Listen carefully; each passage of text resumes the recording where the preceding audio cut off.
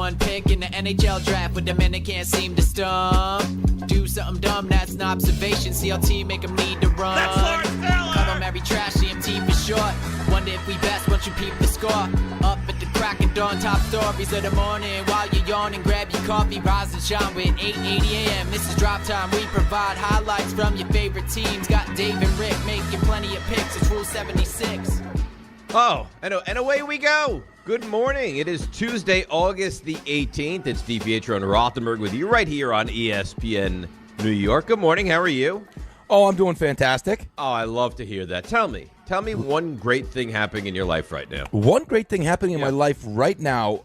There's just so many, David. I don't even know where to start. I mean, if you have 2, 3, 5, I will say this. Yeah. Because yesterday was a busy day. I will say that the best thing going on right now is hockey season has officially started.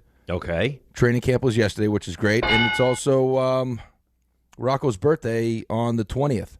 So Rocco's birthday is on Thursday. So let me guess, he's going to be... This is crazy. He's going to be 6? Yeah. Yeah. 6. Ella's going to be 10. Yeah. It goes fast, man. Dude, it's going way too fast. Well, just wait till they get older.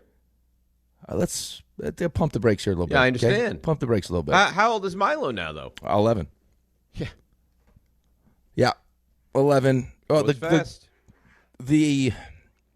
I will say this, though. The daughter turning 10 and, putting on... like a little lip, lip stuff little makeup. here. It's eyeshadow. No, none of that yet. But No? it's it's a very girly girl. Got the nails. Yeah, Mm-hmm. I'm starting to see what my future's going to end up looking like with. I don't know. Hey, Dad, here's my new boyfriend. Yeah, meet Bruno. Great. Yeah. Why don't you bring Bruno by the house for a quick talk? Are you going to be that dad? Am I going to be that dad? No. That I don't think every so. guy she wants to hang out with, you're going to have to kind of give him the once over? I think I want to be able to create the relationship where she'll, at the very least, She'll value want to my bring him by? Yeah, value my opinion. Yeah. What do you think about this guy, Dad? What do you think about Bruno? I said we don't talk about Bruno.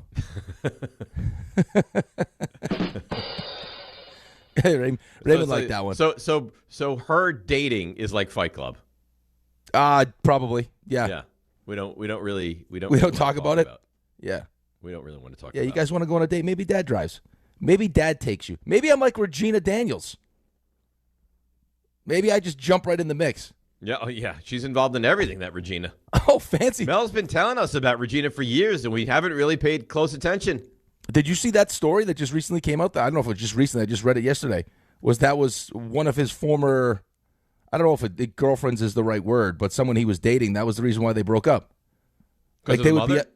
Yeah, she would just pop up. She was always She's always just involved around. in everything? Yes. Well, you saw her on, was a quarterback, right? Yeah. She's highly involved. I could you imagine though that at this dinner and I'm me and you at the other table with the menus?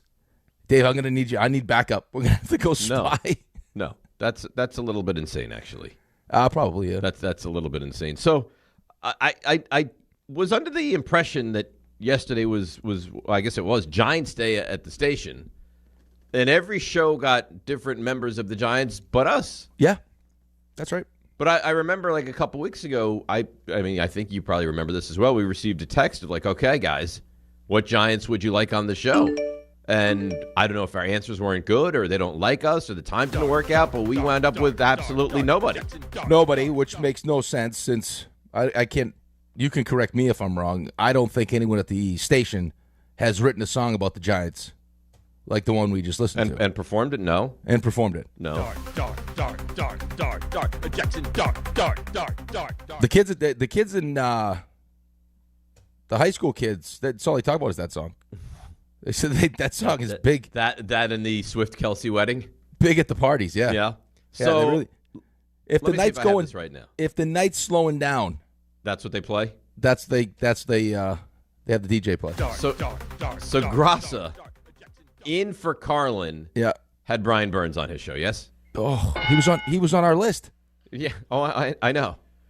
And then Kay had another guy on our list, Joe Shane.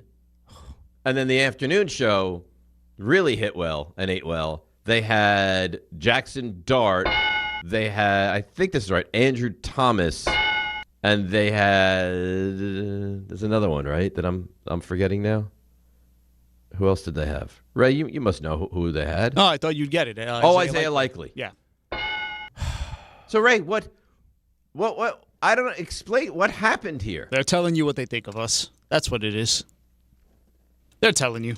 I can't imagine. No, it's I probably, can't it's imagine. Probably a scheduling thing. How? How's it a scheduling thing? We're done That there's no Giants in the facility and or available by 10? That's a question for the Giants, Dave. That seems like a question for the Giants. I thought you were the Giants. I can only look at this and assume it's me. It's the only answer. It's the only possible answer. You are the Giants, though. Well, maybe this version of the Giants isn't something they want to associate themselves with. I got some guy claiming that he's the Giants and he acts a certain way. Do I want to be associated with that guy if I don't? No, I don't want to present that way. Maybe I turn them off. Right. Maybe maybe they don't want that. Oh. But shots fired, right? And you'd think that maybe I'd be like, you know what? Maybe I don't love them. No, now, you know what? Now I love them more. Oh, no. Yeah. Now I really love them. You know what it's like? It's like that girl that you have such a crush and you want to go on a date with her so bad, and she gives you the Heisman, and your guys are like, now you done? No. Now I'm doubling down. Now I really love them. Yeah. It's not going anywhere. I think the problem might be you scare them.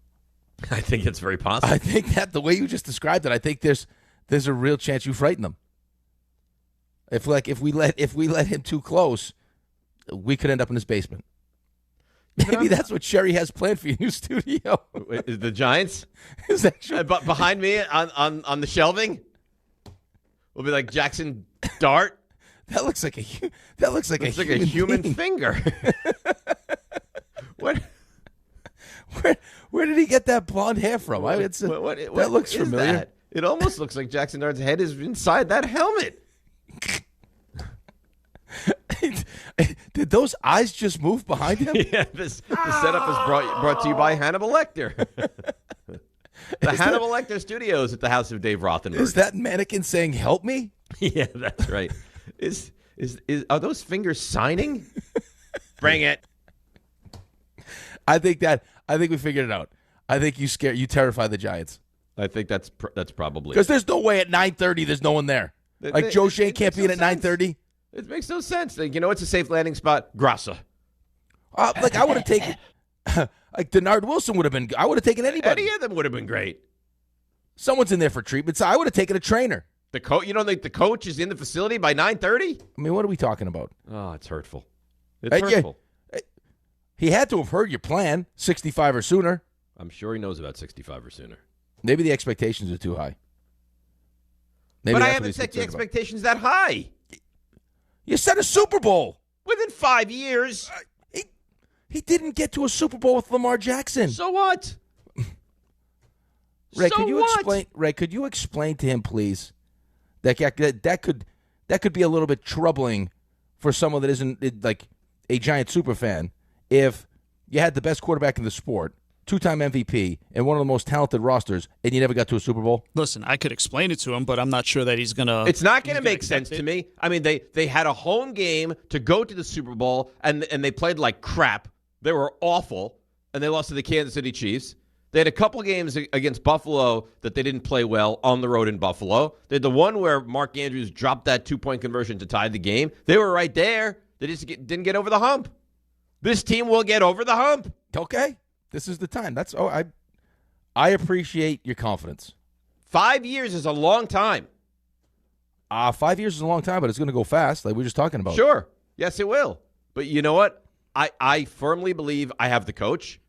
I less believe, but still believe I have the quarterback. And if you tell me a team has a coach and a quarterback, you know what? I believe that they can do something special. And that's what I think. And you should believe that. You should believe that. All I'm saying to you is this, is when you look over the landscape of the NFL in the last, Let's call it 5 years, since your plan is a 5-year plan. Josh Allen, who a lot of people right now would tell you is the best player in football. Yep. Joe Burrow, who got to a Super Bowl, and Lamar Jackson have consistently been 3 of the 4 best quarterbacks in the NFL. Mm-hmm. Agreed? I agree. Right. 2 haven't been to a Super Bowl, and 1 lost in the Super Bowl. John Harbaugh being the coach of Lamar, right? Sean McDermott, not a bad coach. Never got to a Super Bowl. Now, again, I understand Patrick Mahomes was standing in his way and everything else, but, I mean, let's not pretend like, even this year, right, if you take this, like as you ascend from 4 wins to 8 or 9 wins, that you don't even play, like you play in a division where you're the 3rd best team with the maybe 4th best quarterback in the division. Maybe the 3rd best team. Maybe the 4th best team. Yeah, I got to see what Washington is. I mean, losing Tunsil's a big loss. But Jaden Daniels could be just that good. We saw it in year 1. Saw year 1 from him. But I think the coach, I think, is part of the X factor that we're talking about, because I think that John Harbaugh is a better coach than Dan Quinn. So I think you got the advantage there. Jaden Daniels has shown you more. Last year, he spent a lot of the season hurt. But still, I mean, Dak right now is a top 10 quarterback. Dak is a top 10 quarterback. Daniels could be a top 10 quarterback. The Eagles, from top to bottom, probably have top 4 most talent in the entire NFL. I get it. But I'm not sitting here telling you, Giants are going to win 12 games this year and be in the play. Like, I'm incrementally moving in that direction. No, which is, again, how it should be. To say you're going to win a Super Bowl in 5 years is a big ask. Okay. When you just came from a place, it's not like he was like he was toiling around in a place like in Pittsburgh where they couldn't find a quarterback. Right? It's like, well, okay, Tomlin didn't win a playoff game. They couldn't find a quarterback. They had a hard time drafting a quarterback. Kenny Pickett didn't work out. Mason Rudolph's not very good. Aaron Rodgers was on his last legs. Like, you could say, it's hard to win like that. But still, he found a way to never have a losing season. John Harbaugh had Lamar Jackson. I get it. So, I get it. I mean, you would be thrilled. You'd be doing cartwheels, backflips if Jackson Dart turned into Lamar Jackson. Oh, my God. I don't anticipate that. But I think he's going to be a very good quarterback, and I think you're going to build a good enough team around. I mean, you could see the building blocks are starting. Not that they're close to complete, but you can see you can't see the pieces. No, I can see the pieces, but I could see the pieces in Baltimore also. Well, you're let talking me about one ask of the most serious question. Talented teams. Would you say in those games, that in the Kansas City game, the Buffalo games, that you got the best version of Lamar Jackson? No, but that version of Lamar, what is Jackson Dart going to be compared to that version of Lamar Jackson? I don't know. Like, it looks like lesser because he was playing at an MVP Probably. level. Well, but look who just won the Super Bowl. Why does it all have to be quarterback? Well, Sam but Darnold you're just won talking. the Super Bowl and played like crap. But you're also because you're talking about the kind of team you're talking about a team that's going to have to be built to be like, your defense is nowhere close to Seattle's defense. Nowhere close. Nowhere close. No, I don't think it's going to happen yet. I think they're going to build. I think Harbaugh is a really good coach, and he will build this into a championship team.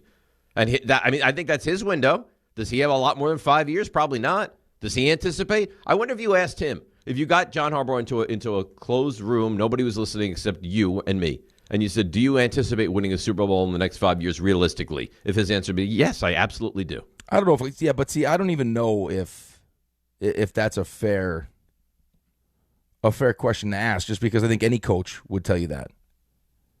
Like, he chose this job. It's not like it's like he thinks that Jackson Dart's going to be good. He looks at this team and says, I'm not even going to take a year off.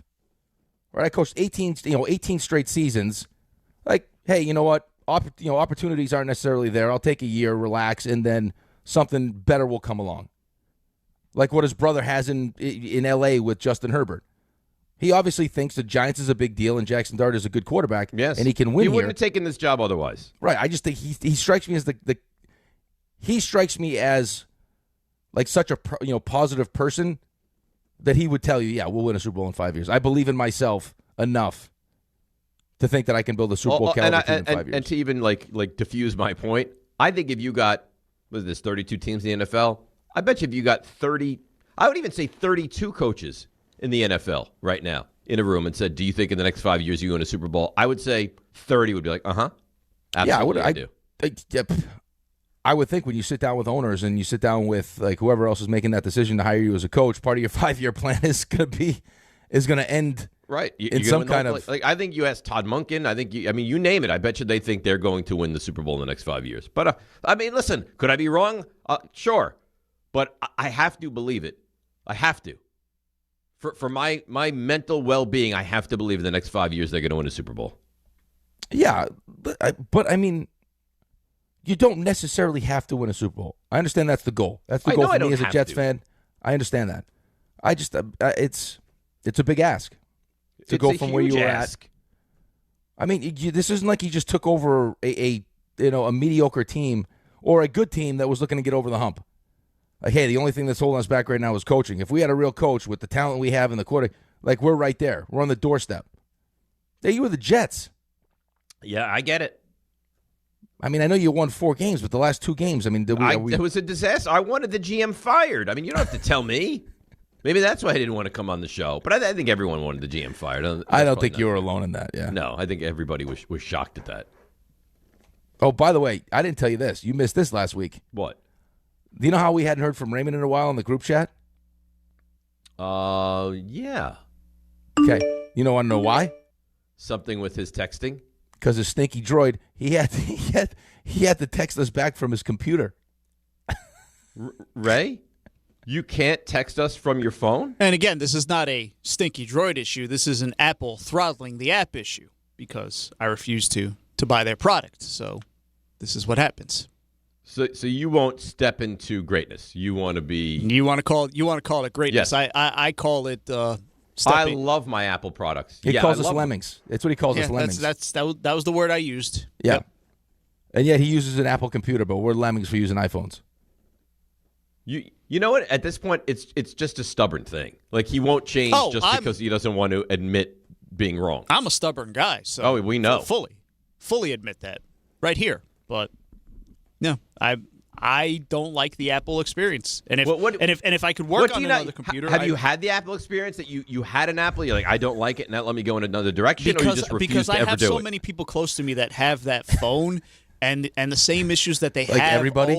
literally, and the same issues that come over and over and over. It's the same thing every time. The point you've got to update the phone inside of 2 years every single time. I'm good with it. What do you mean you got to? I haven't had a new phone in years. You're a rarity. You are the exception. Well, a lot of people tell you if you continue, like if you stay up to date with the new software, yeah, that eventually the software will mess with your phone, so you have to buy. Think about how insane that statement is. How long have you had your phone for, Ray? This phone I've had for 3 years, but I had to replace it because I broke the previous one. I had dropped it. So but the one before fragile, that, but no, not at all. Because the one before that I had almost 5 years. All right, so we're not gonna change his mind. It's just not. You're not. I mean, so would you rather have the Ferrari, which at some point is going to break down, or do you want to just drive the Mazda? I mean, this is not a Mazda. It's probably better than the Ferrari if you're counting software, and I don't have to. Apple keeps getting stuff that the Google or Samsung phones got like 2-3 years ago. So it's like okay. Again. I can take the bandwagon approach and say, well, everybody's doing this, or I can just do what works for me, and it works for me. But you don't know the other way. It's not like you've experienced the Apple. Yeah, and but said, but I know I don't like it. But I know enough. You're I know just so enough. stubborn. I know enough. So how did you send the audio files today? Rick just told you. Use the computer. On a computer. Yeah. He's not afraid to use the computer. Nor should he be afraid. Sometimes he'll carry it around and just that's how he'll communicate. So do you text on the on the subway and stuff? As I need. Oh my God. No, I respond to text. You got hang on a second. Let me get my computer out. I've actually never opened the computer on the subway. Not once. Let me take my backpack out. I got a text message somebody. Everyone's got their phone in hand and they're like texting away, and Raymond's like he's typing. And this is all LOL. And all of this is because Apple just doesn't want to open the software to. Because they want you to get a phone. So what are we going to do? Is there a workaround with this? Well, Rick's broke. workaround is me getting an iPhone. Yeah, I just said get a bit. Why can't you just get like a business phone? Yeah. That's not giving in. That's just like you have to be a lemming for your business. Otherwise, in real life, you're not a lemming. Yeah. You know what? And you can write all that stuff off. Yeah, be a business lemming. Yeah. Have a business phone. I need business savvy people to help me with that. See, how? Walk into the Apple store. Hi, I need a phone. Here you go. Done. And the experience when you go into the Apple store, it's like a spa. They're so helpful. They treat you like family, Raymond. They do. As long the Genius Bar. As long as they can sell you something, they'll treat you like family. See? You're so cynical, Ray. Yeah, I mean, you think they have all these things. I've been in there for people with warranty issues. I've been in there. I've waited in that line. I've experienced all of that. It's fine. It's a negativity you're bringing right now. All right, listen. Mets, another really good win. Benged, incredible stuff. We thought the Yankees' rotation would just be on the verge of getting fully healthy, and now that's not happening. The Giants training camp stuff yesterday. We got the Jets stuff. Sounds like the Breece Hall injury is not that bad. We have CMT today. We have stuff you missed. 1-800-919-3776. We'll get to your calls as well. A lot going on. A very busy Tuesday I guess we're now in late August, we could say, right here on ESPN New York.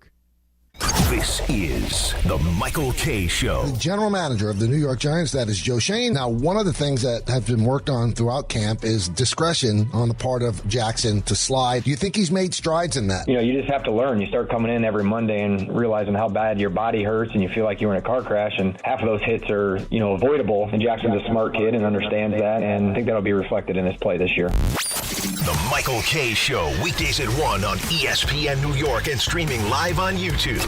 Presented by the Parisman Firm.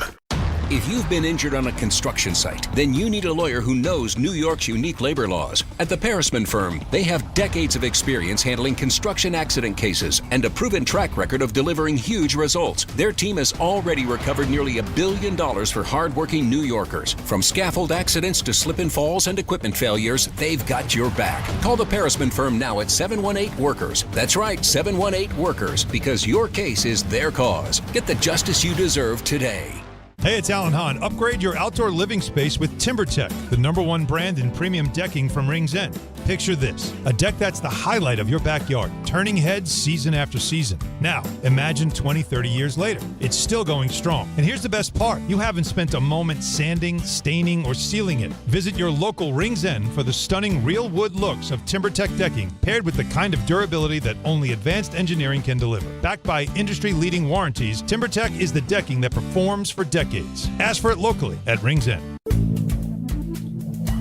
Good Karma Brands is proud to be an equal opportunity employer, providing equal employment, development, and advancement opportunities to all teammates and applicants. To learn more about careers with us, please send an email to talentacquisition@goodkarmabrands.com. That's talentacquisition@goodkarmabrands.com. The 2026 U.S. Open Tennis Championships are back, where the world's greatest city meets the world's greatest tennis players. Fan Week begins August 23rd. Experience the Mixed Doubles Championship on the 25th and 26th. And the U.S. Open Singles Championship starts Sunday, August 30th. All tickets on sale now at usopen.org. The U.S. Open, spectacular awaits.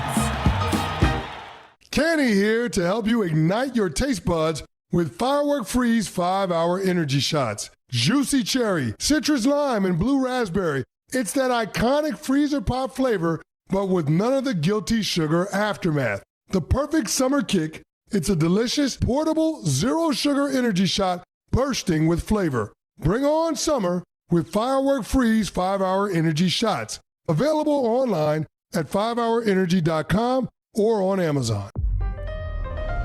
Your ambition just met its match with Robinhood. You push yourself in everything you do, scanning headlines for insights, keeping an eye on the market. Robinhood puts you in control of your money, all on one platform. You expect more from yourself. Expect more from your money. Get started today at Robinhood.com/yourmoney. Again, that's Robinhood.com/yourmoney. Your money, your move.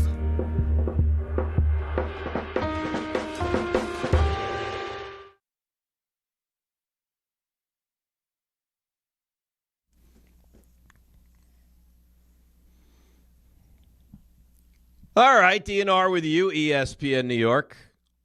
We roll along on a Tuesday morning. The AP poll is out for college football. Yeah. That's how close we are. That's right around the corner, buddy. You can feel it bubbling. You can feel football bubbling, period. Yeah, I know. It's here. I cannot wait for football this year.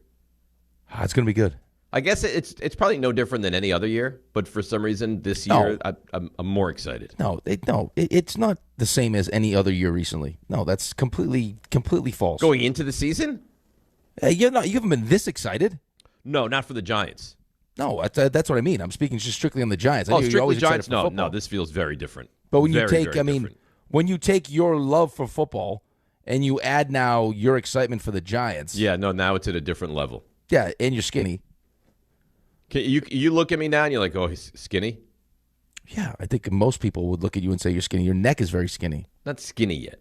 Getting skinnier. Well, no, the problem is that you're probably skinny fat right now still. Yeah. Because you have no muscle tone. That's not true. I have some muscle. Mm. I'm telling you. I think if you had more muscle tone at 200 pounds, you'd look like how you want. Well, I still have some stomach. I got to get rid of the stomach, and then I'll be very happy. I don't know if maybe 190. I can't imagine less than 190 though. Okay. Well, you know what? Let's reconvene at 190. Because you're gonna look real skinny in the face at 190. You think too skinny in the face? That's my fear. Because there's that sweet spot where you look good in the face, like you don't look sick, but you're also tight.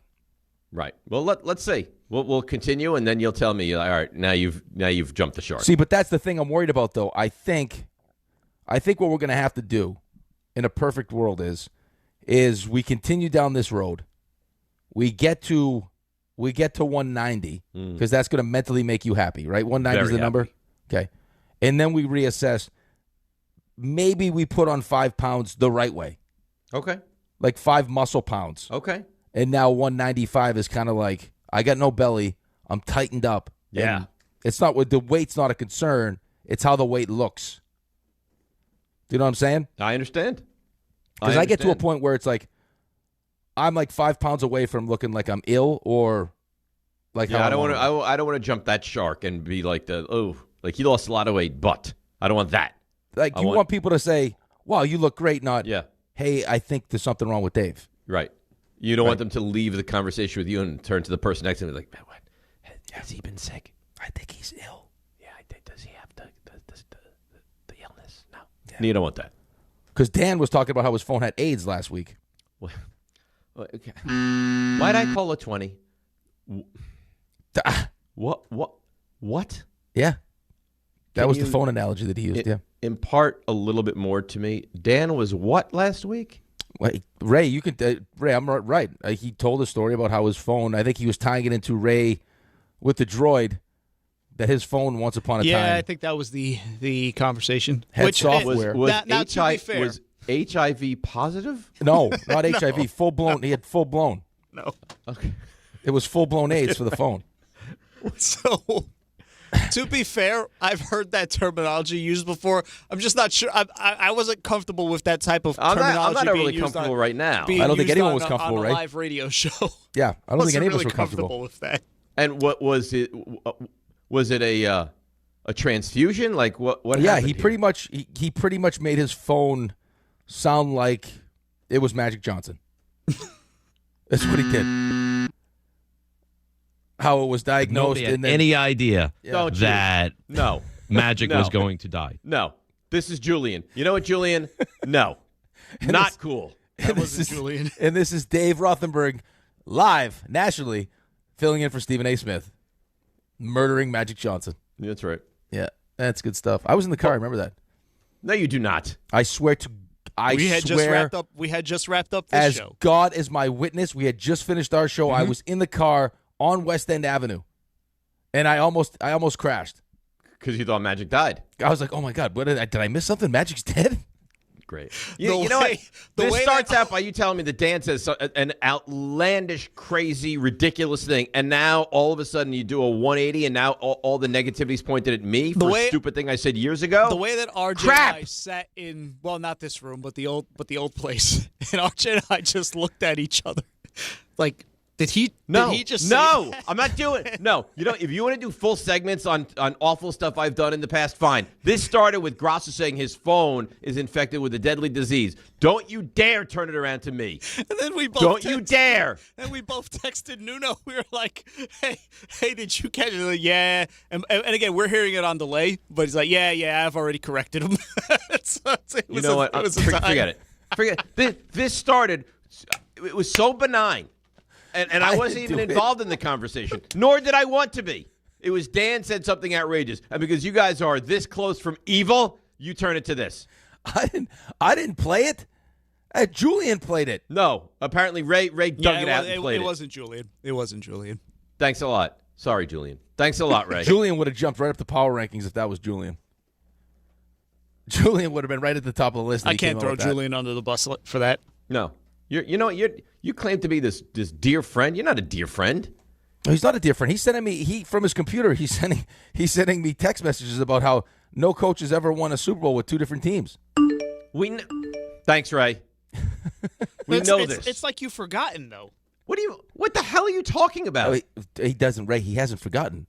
Harbaugh's I know that Mike Holmgren was right there. I know exactly who has done what. He's done his research, Raymond. I haven't forgotten anything, Ray. This guy's dialed. All right, this is what you have when you have all this free time when you're not redoing your studio. Your wife is. Yeah, that's right. He gets you should study. see the stuff that's showing up to the house. I can't wait. I heard some of the little tidbits that you were telling Ray about this thing. Jerseys, and when we bring, she said when we bring Ben back to school on Saturday, she said you have to go into into the a lot of kids are already back into the Franklin and Marshall bookstore, and you have to get something that'll go on the shelf. Yes. Like, okay. Oh, she's got shelving. Oh, there's what's behind me right now. Gone. Will be taken down, I believe, Thursday. And then a sanding crew is coming in. And then a wallpapering will happen. And then full shelving.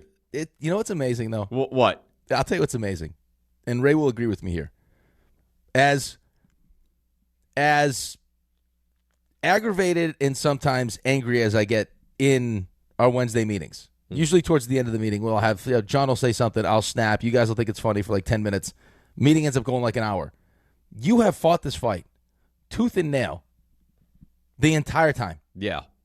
The iPad just as long. And he gets you every time. Because guess what? Guess what you have now? A brand new iPad. Yeah. Guess what's going to be behind you? Out of your own pocket. But you know what the nice And who's responsible for both, though? John. Well, also Sherry. But yeah, exactly. No, but John, but he I'm not tells doing John it. every time, if you want me to get an iPad, you buy me an iPad. If you want me to fix it, if you don't like the soundproofing, you fix the soundproofing. Yeah. So John gets to Sherry. He doesn't get to me. But that's what I'm saying. Like I tell her about these meetings, and then she relents. I haven't relented. She's the one who takes the I initiative. love the padding. That's a drop. I love it back there. If I could do this show in the padding, I would. Would you like a straight jacket to go with that? You in a padded room probably makes the most sense. Yeah. That's it. You should see what she's bought already. There's like one of those old-fashioned radios over there on the right that's going to wind up in the shelving. Oh, yeah. It's going to look nice. I'm excited for it. It's gonna look great. So by the time we're all... I save face because I'm not the one that relented and caved and but did it. But you still paid for it, though. I thought the whole point wasn't like the man hours concerned. It was the paying for it. Listen. You're investing in you. You know what? That's what you're doing. You're investing in you. Good for you. Well, that she just sent a text. You're setting expectations too high for the studio.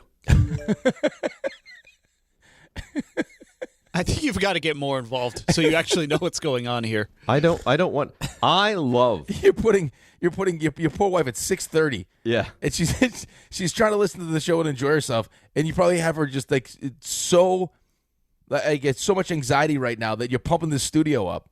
It doesn't get said enough. I have a sanding crew. It does not get said enough. It's going to be one guy with a piece of sandpaper. It's going to be me and her. Sherry, you missed the spot. Over here. Oh, my God.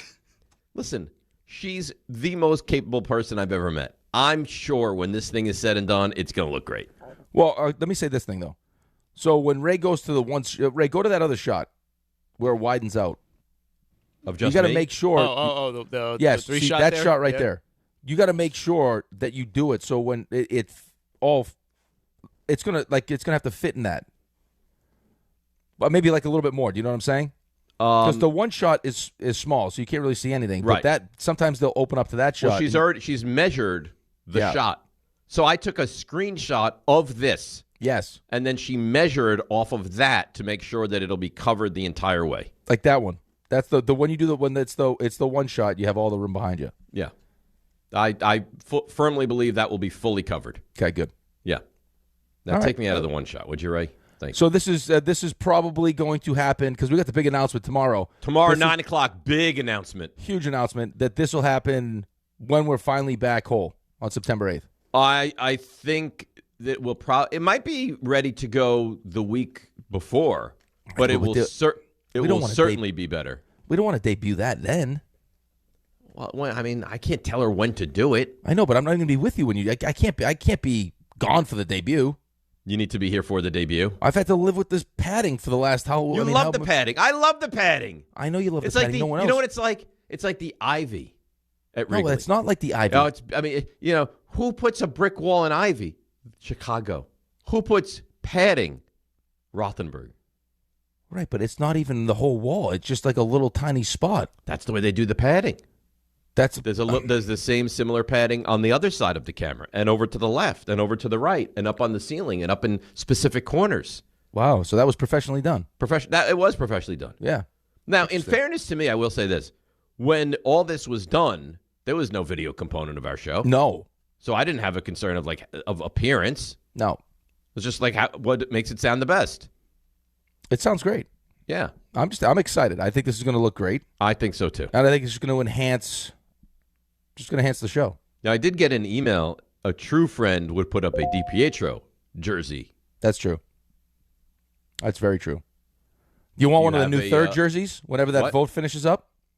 Do you want one of the new third Islander jerseys whenever it looks like it's going to be the Lighthouse? Down to 4 now, right? Is it? That's not the fisherman. It's going to be down to 2 here soon. It looks like the Lighthouse, the Navy Lighthouse, and then the one that says Islanders are the two. Please let it. We can't get the fisherman guy back. I would like the fisherman. Really? Rick is pro fisherman. Hahn's dead set against it. Hahn hates it. I agree with Hahn. The but fisherman. That's not who we are. That's not who we are anymore, though. Right? Like, I mean, when you start winning, it doesn't matter. Does Tampa? I mean, when Tampa wears when Tampa wears the creamsicles, do you like the creamsicles? You love them now. Yeah. And they were the Tampa Bay Yucks in those things. Yeah, when they stunk, they were the laughing stock. It was a joke. When the I Islanders just were think a joke, those Gordon Fisherman jerseys are ridiculous. Yeah, but the only reason you called it the Gordon Fisherman is because we stunk. I didn't like the jersey. Okay, here's the thing too, though. As a goalie, I look for what gives me the best opportunities to do cool stuff with my mask and my pads. Mm-hmm. I got more options with the Fisherman. I got a jersey that just says Islanders. What am I going to do with it? Yeah. I understand that, but I understand Hahn's point. I would agree with him. I don't want listen, the Rangers could be great. I don't want them to look ridiculous. So are you a Liberty jersey guy? I don't like the Liberty jersy. Okay. I actually saw a mock-up. I saw a mock-up. I've always liked the Liberty jersey. I don't understand people's problem with it. Well, look at why are you making a third jersey though? For money. What's the whole right? Exactly right. So you want the kids to think it's awesome and to sell. That Florida Panthers jersey that they made that was that light blue with the hockey stick and the palm tree. People love that. Loved it. Yeah, all right. And no one thinks it looks goofy because the Florida Panthers are awesome. They are awesome. I saw a mock-up of a Fisherman jersey, but instead of so they had the orange one and they had the navy one. They took the teal and made the teal the primary color. Oh, now we're talking. Now we're talking. All right. We got to stop talking. Oh, here we got to take a break. Now, because I want to have a nice conversation about hockey, you want to be a slave to the clock. I don't know that it's slavery. I think it's more. I get it. We're very late now, and we should probably break. Okay. So let's take the break. We'll come back. Yankees pitching. You thought it was going to be whole. Now that's ripped away. Again, not a ton of time on the Mets, but Benj, sensational stuff. 800-919-3776. We'll hear from a lot of the particulars that were on the station, Giants related, but not on this show yesterday. So there's a lot going on. It's DNR with you on ESPN New York. Hey, Yankees fans. Join us at Yankee Stadium on Friday, August 21st as the Yankees take on the Toronto Blue Jays. And don't miss Cody Bellinger Bobblehead Night, presented by T-Mobile. The first 18,000 guests through the gates will take home an exclusive Cody Bellinger bobblehead. Get here early, grab the giveaway, and cheer on the Bronx Bombers. Tickets are available now at Yankees.com/tickets. Hey guys, it's Peter Rosenberg. And listen, you know me. I'm always honest about what's going on with my life. And recently, I've just been dealing with some nagging pain that I've finally decided I wasn't going to ignore anymore. So I ran into my guy, Dr. Jay Shah at Samwell Pain. Decided to set a meeting. And after we talked, I understood why so many people recommend him. He's Ivy League trained, all right? He's the real deal. He's double board certified, and he takes a non-surgical approach to helping people get back to living their lives. If pain is keeping you from enjoying your summer, don't just live with it. Go check out Samwell Pain. Visit samwellpain.com. Trust me. 1-877 Cars for Kids. KARS Cars for Kids. 1-877 Cars for Kids. Donate your car today. Call 877 Cars for Kids to reach a friendly live agent. Donation is super easy, and your car can be picked up as soon as tomorrow. Call us now or go to carsforkids.org. Donate your car today. Did you know you can donate real estate too? Download to see if you qualify. Not all customers will qualify. Transfer fees may apply. No Albert subscription required. Albert is not a bank. Albert loans are issued by FinWise Bank, member FDIC. Not an actual client. Terms apply. Is there anything Albert, my AI financial assistant, can't do? Albert, can you create a financial plan just for me? Yes. I've reviewed your accounts, income, and spending. Here's your plan and a few suggestions. Great. Any savings I'm missing out on? I reorganized your budget and found an extra $500 this month. Would you like me to transfer that to your savings? Sure. Done. Oh, I'm thinking about moving. Can you get me more cash? Albert can get you a loan up to $10,000 fast. How does that sound? Sounds perfect. Looks like Albert really can do everything. Download the Albert app and use promo code CASH to try Genius, your AI financial assistant, and get up to $10,000. Just download the Albert app and use promo code CASH to try Genius and get up to $10,000. Promo code CASH. So I've got this right. Flat repairs or replacement if needed. Rotations and rebalancing every 5,000 miles, all included with the tire purchase. With paid installation and tax? That's the... Don't make me say it. I was going to say it. You don't say it. You back it up. That's the limited lifetime tire guarantee. Free with every tire purchase. So they're the... best around. Nothing's gonna ever keep you down. You're the best. Midas, the best around. Shop the Sherwin-Williams sale and get 30% off Duration, Superdeck, and Woodscapes products August 14th through the 24th. Whether you're refreshing your interior or exterior, we've got the colors to bring your vision to life. And with delivery, getting everything to your door is easier than ever. Shop online to have it delivered or visit your neighborhood Sherwin-Williams store. Retail sales only. Some exclusions apply. See store for details. Delivery available on qualifying orders. Congratulations, New York. The Knicks did it. Through battle after battle, they dominated to become this year's NBA champions. Day in and day out, the hard work paid off, and you were there every step of the way. Enjoy the crown. Own it, because this year is your year. A part of your legacy that will never be forgotten. So celebrate this moment, show your pride, and shop the largest selection of official NBA gear at NBAstore.com. A Fanatics experience.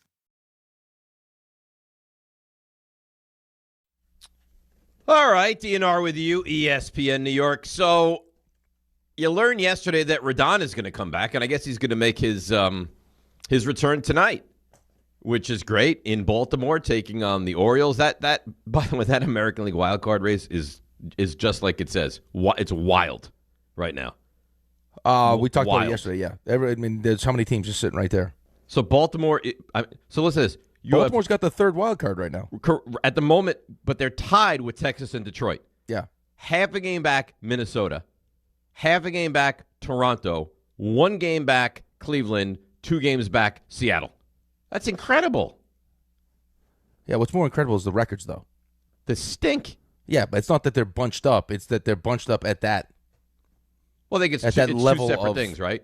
It's the fact that it's all bunched up, which is cool, and then it's the fact that it's bunched up with embarrassing records, which is not cool. Yeah, and again, now I think The hard part for a Yankees fan is your expectations are always what your expectations are, right? It's just the reality of being a Yankees fan. And as much as it frustrates me as a Mets fan, I get it. I just think you get to a certain point as a fan of a team where it's great to be good all the time and to be in the mix. But at a certain point, like, we're all doing this for the same reason. It's to win a championship. Like, you'd like to have the payoff at some point. Same thing for a Steelers fan, right? We were dealing with it as a Knicks fan, right? It was like, okay, like there's a sense of urgency now where it's like, okay, we know we're a playoff team. We've been to the Eastern Conference Finals. Yep. Let's get to let's time win. To get to that next level, yes. So when you take those expectations and you couple it with the idea that we could not have baseball next year, Aaron Judge's age, and how terrible the American League is, it really is terrible. Okay, if not now, then when? Listen, I couldn't concur more. I totally agree. The last thing you want to do is get through the next couple of years of the best version of Aaron Judge and not have a championship to show for it. Listen, that would be very a sin. well might be living that life. That'd be a real sin. It really would. But listen, let's be honest. It very well could happen. It very well could happen. And by the way, just to add another wrinkle into this, Houston, who's leading the American League West at the moment, is 63 and 62. Yeah. So it's not like they had this comfortable lead and they couldn't, in a week be out of the wild card picture even. No, and then the interesting part too is we spent all this time talking about how important the division was and everything else. Just like with Aaron Boone's history, to have the best record in the American League gives you the best opportunity to get to the World Series. And now, as you kind of step back and look at where the American League is at, it's like, I don't know, does having the third wild card play to your benefit, as opposed to being stuck now in that first series that you have to play? Because you're going to end up playing against the Red Sox in the first series. Yankees-Red Sox feels like that's like the most definite matchup of anything in the American League right now. Right, and then from Yankees-Red Sox, you have to go Tampa. Yes. After they haven't played a series, and now you're going to have played, a best of three. So that's not which ideal. is kind of what you had last year. Well, yeah, right? as opposed to the other side of it, though, where it's, you don't look at those teams the same. Like, you look at the best three teams right now in the American League are probably all in your division. Like, that's your division. But the Yankees are as locked into where they are as I guess the Rays are locked into that one seed pretty good. But the Yankees have a 2.5 game lead over Boston. Now Boston had caught them, and now they faded a little bit. But I guess the only question is, will the Yankees host that series or be on the road for that series? Because the Yankees are obviously going to get in, and they're not going to be the third wild card, and odds are they're not going to be the number one seed in the American League either.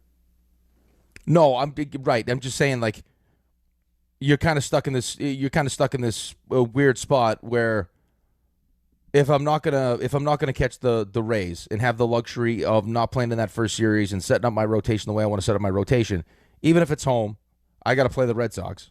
Which, again, you may think you're better, and you probably are better, but still, like, they had a stretch where they were the best team in baseball, the hottest team in baseball, and it's a division rival. Like, so, I mean, those games against division rivals are always just they know you well, you know them well, they're not afraid of you. So, like, that's a tough series as opposed to, and you're not going to do this. It was a tough series last year against Boston. It's not going to happen because you're not going to do it and you're not going to lose enough to have it happen. But, like, in a perfect world, if I'm not going to beat Tampa and have the one seed, I'd probably rather play Houston and then the White Sox. I agree, but there's no way that could happen. No, I know. I'm just right. But the Yankees I don't think they could be bad enough to wind up with the third wild card. Well, I don't think that the teams chasing them could be good enough.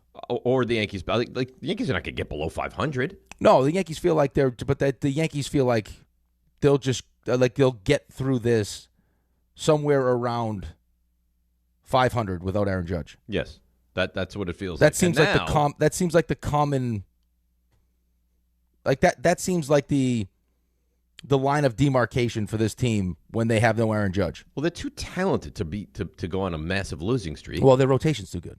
Right, that's what I'm saying. Yeah. But we're talking about the rotation. So Rodon, he's going to come back. There's excitement. This thing's going to be whole and full. And that lasted for about 20 minutes because now you learn that Max Fried is on the shelf again with the same injury that he had a couple months ago and missed considerable time. Correct. So that's very concerning. It's very concerning, but we spent a lot of the show yesterday talking about how good Weathers has been. Weathers has been great, but when you look at this huge, massive advantage, right? And it's Schlittler and it's Cole. Fried is right there, right there, and you don't know if and when you're going to get Fried back now. So, and I was talking to Ray off there. He's like, in 2 weeks he'll be back. He'll be fine. I don't know that that's the case. This is the second time that he's had this elbow issue now, and he missed 10 weeks with the same injury earlier this season. Yeah. So, I mean, now you're August 18th. He's going to miss at least 2 weeks. Now, is he going to have to ramp up after that? It's I don't know the severity, right? I mean, but it's the same injury. It's not good news. Well, no. I mean, it's actually, I can't say worst case scenario, but it's, I mean, the idea that you missed 10 weeks with it the first time, now you re-aggravated it. Maybe it's not as bad, but still, you missed 10 weeks with it the first time. And it didn't completely go away because you re-aggravated it. Right. And it's still an issue.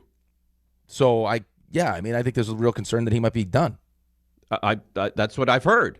And we'll find out. We'll probably get an update today or tomorrow about the severity and the amount of time he's going to miss.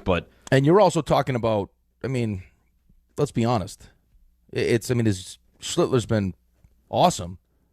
Like, this has been the heaviest workload that Schlittler's ever had.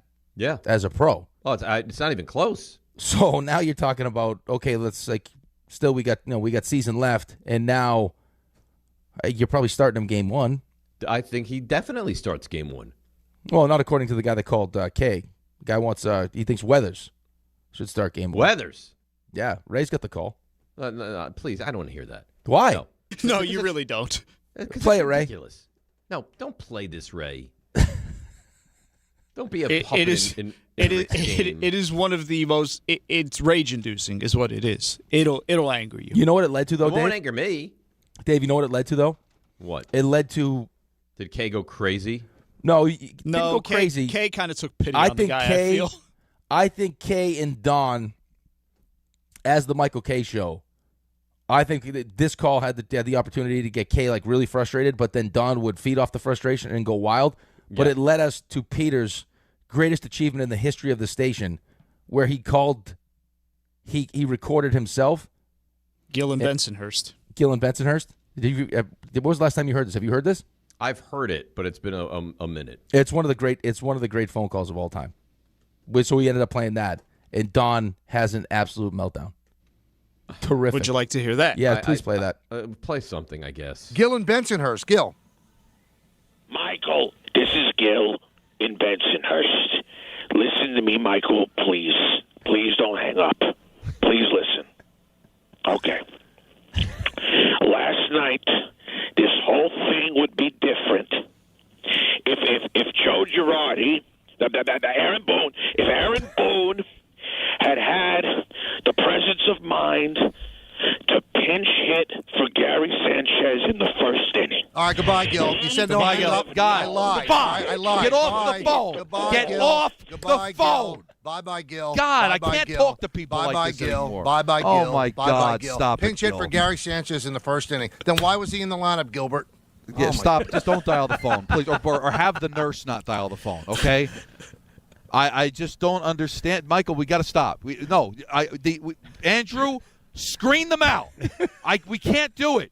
We're on Poor for another Andrew. 3 hours. It can't be done. Screen them out. I'll take an Islander call. I'm not going to do this today. I'm not. I'll get ready for the Ranger game. I'll sit in the corner like Blair Witch with my notebook, and I'll write all the numbers down for the Capitals. I'm not going to sit here for 3 hours and talk to moron baseball fans. You're not going to pinch hit for a catcher in the first inning and then leave yourself with just one catcher for the rest of the game. Austin Romine's going to hit a grand slam home run. Why? He's 0 for 2 in the history of the postseason, for God's sakes. Stop it. Screen him out. He was in Washington, Don. Don was in Washington. Write down the Capitals numbers. He was going to call Rangers caps.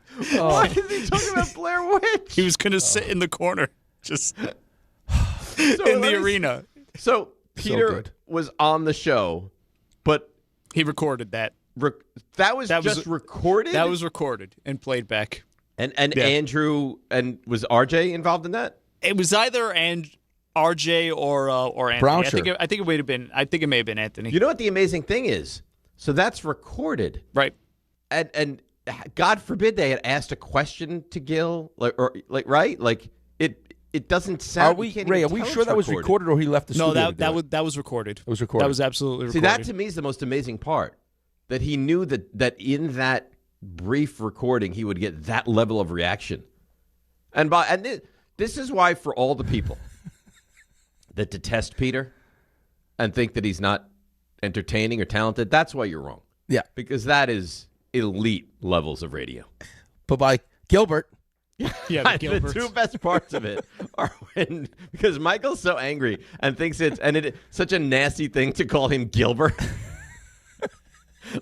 He did it as you jackwagging. Yeah. I'm gonna call you Gilbert. Yeah, and then Don's, I'll be like the Blair Witch. Oh, that is. I haven't heard that in years. That is priceless. Screen him out, Andrew. Screen him out. That priceless. Yeah, it's so good. And Peter's sitting there. Peter was sitting there just cracking up as it was happening. And at what point did he say that, guys, that was me? Shortly after. After that. Good. So he kept the facade up longer than I thought he would. That's glorious. Yeah. Did I hear him laughing at some point? Yes. There? Yes, you did. Right? Yes, you did. How could you not? You could have never in your wildest dreams when you were recording that expected it to go that well. No. That was the absolute perfect, exactly what you could have ever hoped for. I can't believe they couldn't pick up that was Peter. Well, the reason he did it, they had already had, if memory serves correct, they had already had a couple of calls that were pushing them towards the edge. Okay, and so that was the one that and so he just knew that they just needed a little push, and so he recorded that during a commercial break. That was like spur of the moment commercial. That was break. a spur of the moment commercial break sort of deal, and they had played it. In lieu of another call later on, yeah. But he knew, again, that's what you're saying. That was the genius of Peter, right? But you know, right there, you see. I mean, we give him a hard time, and baseball knowledge is really bereft. But I mean, that was just, though, listening to the K Show as much as we used to listen to the K Show, that there were certain days that there would whatever happened in the game the previous night, that they take calls for a lot of the show, and you could feel Michael start to get you could feel when he was getting frustrated. Yeah. And then when Don, just the stupidity of it, and then Don at some point would have a breakdown. So Peter, I mean, perfect. It just that couldn't have gone any better. Perfectly scripted. It couldn't have gone better. It couldn't have gone better. All right. So on that note, let's take a break. 800-919-3776. Come back. We still need to dive into this Max Fried injury. We got to get into the Mets a little bit. You say what you want. They're playing much better baseball, and they're exciting to watch. And Benj is sensational. What are you running Keep on running him on for? him. What? What are you running for? Why run on him right now? Keep running on him. Twice in the first inning. It's unbelievable. First time in the history of the Mets that an outfielder has thrown out a guy twice in one inning. It was the same throw, too. It was perfect. He's throwing 100 miles an hour. It's crazy. All right, so let's take a break. We'll come back. We haven't really done a deep dive into the Giants from yesterday. We got to get into the Jets. The Breece Hall news is good news for the Jets. So a lot going on. 800-919-3776. DNR with you right here on ESPN New York. All right, let's see what's happening on these roads today and bring in the great Debbie Duhaime. Hi, Dave. Hi, Rick. Good morning. Hey, you're pumping the brakes here on the Staten Island Expressway eastbound, slowing down at 440. Watch out, a pothole in the right lane. Then you're heavy on the Staten Island Expressway east into the Verrazano Bridge. Upper level, it's an accident. Cross Island northbound at the LIE, it's an accident. 80 East 6 to 34 in Wharton. Watch for late running construction. Sponsored by RockAuto.com. A bent tie rod can quickly bring a drive to a halt. For the parts needed to get back on the road, visit RockAuto.com. Find a wide selection of quality parts at reliably low prices. Delivered right to your door. All the parts your car will ever need. Rock Auto. I'm Debbie Duhaime on 880 ESPN New York.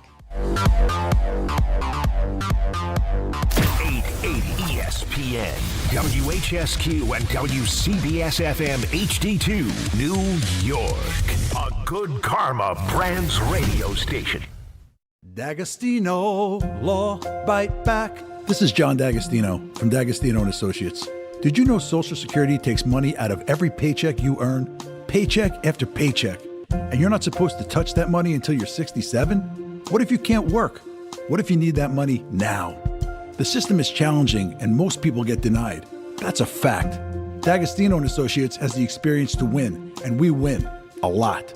If you filed for Social Security disability benefits and were denied, let us appeal.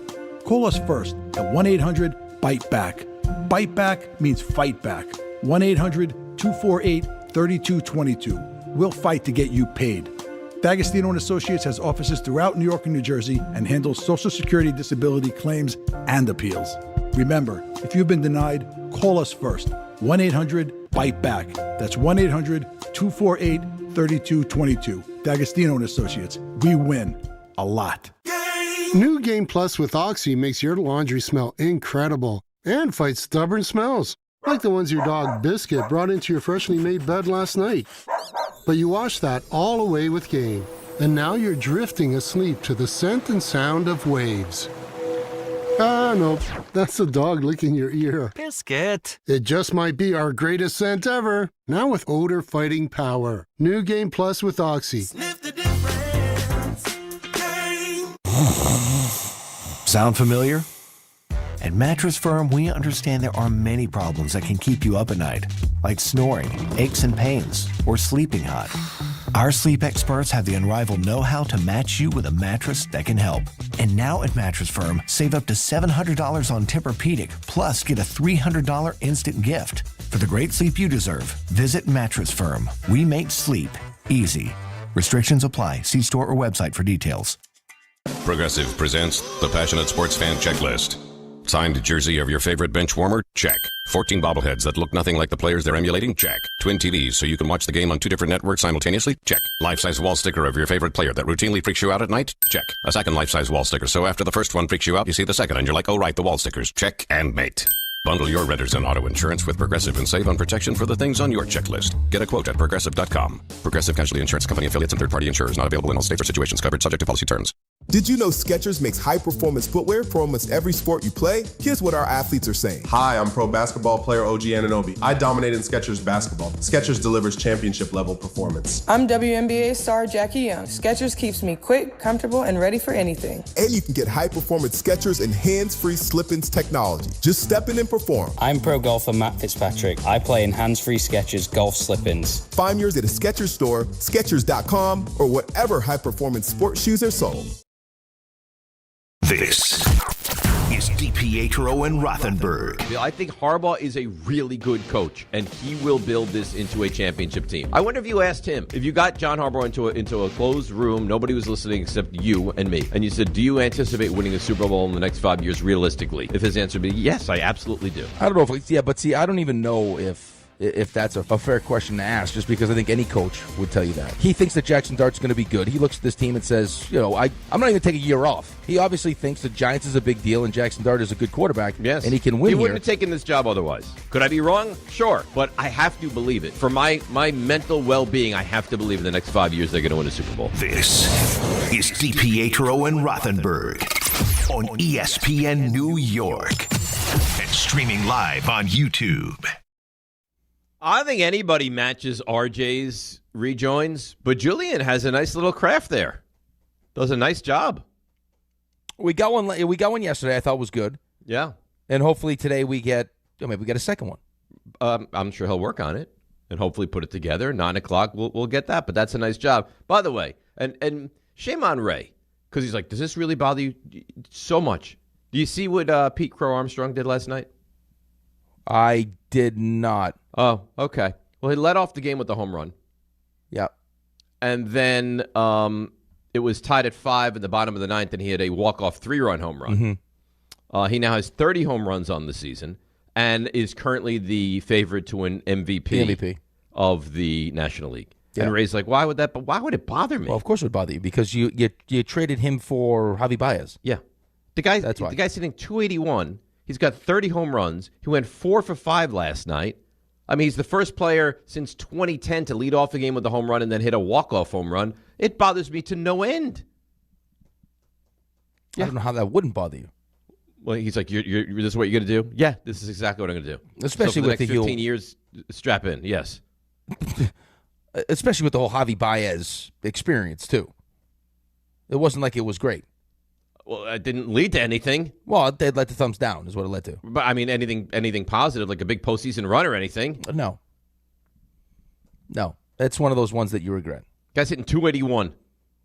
281. Hit 2 home runs. He's got 30 home runs now. He's going to win the MVP. It's the fear, either man. him or Ohtani. It's the fear. It's easy to be critical when, the players that you draft that you don't necessarily want to trade because you feel like they're going to develop into good players. When you don't trade them and they don't work out, it's easy to complain about it. We hear Yankees fans do it all the time, and rightfully so.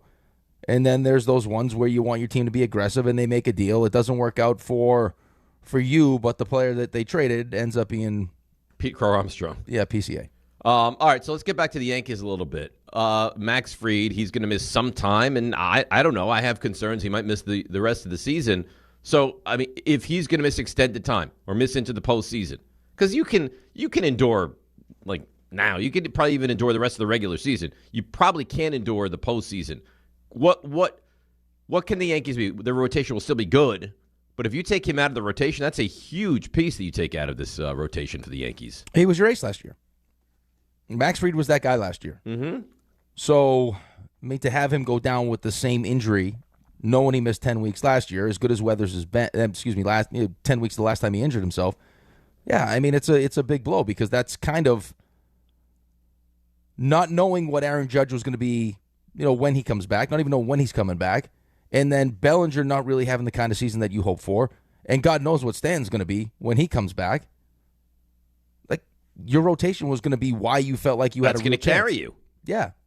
And losing Max Fried is a big piece of that. Huge piece. Not to mention the bullpen. Not to mention the bullpen part of it. I think we all just assumed that Weathers was going to be the big lefty out of the bullpen. The big bump to the bullpen. Well, if you don't have Fried, what does your starting rotation become? Schlittler game 1, right? Schlittler, Cole, game Rodon, 2. and Weathers. You think Weathers game 3 over Rodon? No, I said Rodon and Weathers. Oh, Rodon and Weathers. Okay, yeah. Depending on what Rodon looks like as he comes back now. Well, you'll find out tonight. I don't know if tonight is. I can get your final determination, but he's looked good in his minor league rehab. The rest of the season will determine. Yeah, but still, I mean, the amount of money you're paying him, you would expect Rodon to be slotted in there right after Cole. There's no reason to think that Rodon won't be good. No, I don't have any reason outside of just the injury. That's it. Right, but not having Max Fried that's a big loss because when Max Fried is right, your rotation is second to none. It really is. Yeah, you're right up there with the Dodgers. Rotation-wise. Because the Dodgers' rotation, I mean... That's when it's healthy, it's filthy. You see what Edwin Diaz is doing? They put him in last night. You see that? They put him in for like a mop-up inning, and he got demolished. Yep. His ERA on the year is over 11. It's not going well. He has been brutal. Brutal. But they can afford... They can afford to do these things. They can. It's funny, I was watching Baseball Tonight or Sports Center or whatever, and they talked to Eduardo Perez. They're like, do you worry about the Dodgers? And he's like, no. Couldn't worry about them less. He's like, they're not even a top 2 team in the National League right now, and they're not going to get the bye. He's like, not even a little bit. Not even a little bit. I just think it's got to be hard for those guys. To keep focused the entire... Yeah, just to go through... I mean, it's hard enough sometimes when you win a championship in... It's not sometimes. It's hard just in general, like 82 games. NFL, you play 17 games. When you have the kind of success that a team like the Dodgers has, and you emotionally get to that level with how important these games are and how meaningful, and all of a sudden you got to go back to playing 162 games just to get to inevitably get back to where we all they all know they're going to be back in the postseason. It's like, okay, get me to the finish line now, please, so we can get ramped back up for another championship run. And it's not like they've been bad. They're 74-51. Right, but they're having a bad stretch now. They're having a bad stretch. Yeah, the crazy part of them, though, is just over the last couple of years, you've seen with the incredible amount of depth that they have, win championships with, bullpen games and Jack Flaherty to last year where it's like, highlighting how good their rotation is. Sasaki's, you're bringing Sasaki out of the bullpen.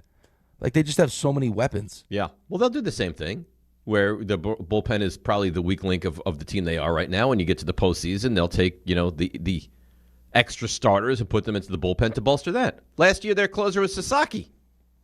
I know, and I mean that's too where they tried to beef it up with Tanner Scott, and they went out this offseason and got Edwin Diaz. Right. He really has been. I mean, and Pete, again, just continues to rake. But we were upset about Nimmo, Pete, Diaz. Diaz has been brutal. Diaz has been brutal, and I think it's the risk you run sometime with bullpen arms. I think what aggravated most people was playing games with it. If you're going to offer, if you just told that's, I think that ultimately becomes David Stern's biggest problem with a lot of Mets fans outside of the results, because that's number one on the list. But it's just like Aaron Glenn goes through the same stuff. Like, careful what you say. Don't tell me that the reason you're moving off one of everyone's favorite players that has the opportunity to be the greatest Met of all time position wise, like just the everyday kind of guy, and tell me because it's defensive run saved, and then bring in a guy that's never played first base before, who's going to do the same thing that Pete would do anyway, which is play first base and eventually transition to a little first base and DH. Like, that's what Polanco was going to be. Yeah, you completely misread the situation. That has an injury history as opposed to the guy who never gets hurt, plays every single game, and oh, by the way, you're only locking him up through to 35. Right? It wasn't like you were like he wanted a deal that was going to bring him to 40. And you knew the fan base was going to be apoplectic over the move. It was the guy. It was a homegrown Met. And then your home run leader, and then the Diaz part of it was you bring in Devin Williams, who we just saw stink with the Yankees, and it sounds like you told him he was going to be the closer, which pissed off Edwin Diaz, and then you offer him $66 million. If you didn't want him, just say you don't want him. Don't say, here, we'll give you 66, but we won't go to 69. You're going to lose him over $3 million. How much did you really want him then? Yeah, it very, very strange. Listen, David Stearns has had an awful, awful postseason. So let's talk about the Mets just for a minute, what they are right now. This is, and for obvious reasons, the most fun I've had watching the Mets all year long. Like, no Soto, but, the entire bullpen has been revamped, and they are unbelievable and keep running on bench. The guy has an absolute cannon in the outfield, and for some reason, teams continue to run on him. He threw a ball last night, almost 104 miles an hour to the plate, and the guys they're cooked by feet. I mean, this guy he's a complete five-tool player right now. Yes, then it's exactly how you would teach it to. Right? I mean, just like mechanically how he does it, where the throw, I mean, where he lands the ball, how easy it is for the catcher to. Now, on the second one, Alvarez made a nice play because it kind of was like a little short hop, but right. I mean, even Ewing. That's why you love watching this team right now. I thought he was safe on that Ewing play. It wasn't safe. Well, I thought he was. It doesn't matter what you thought. He was out. Might have been. Doesn't matter. You got two really good outfielders, two young players that you're excited about. You got three really good outfielders. Who's the third really good outfielder? Oh, you're talking just defensively? Because Soto's not a good defensive outfielder. outfielder. I thought you were talking just overall. Well, no, your outfield's going to be really good. Really great, maybe. But he's not playing right now. I'm saying, like, as far as like watching this team right now, you had McClain on the mound, which you're excited about. He was weird last night. Like, he didn't really have his great stuff, but his stuff is so filthy. But the expectations were through the roof for him after what you saw last year. The expectations for him were Schlittler-like. Yeah, and didn't get off to a great start, but now he's figured it out.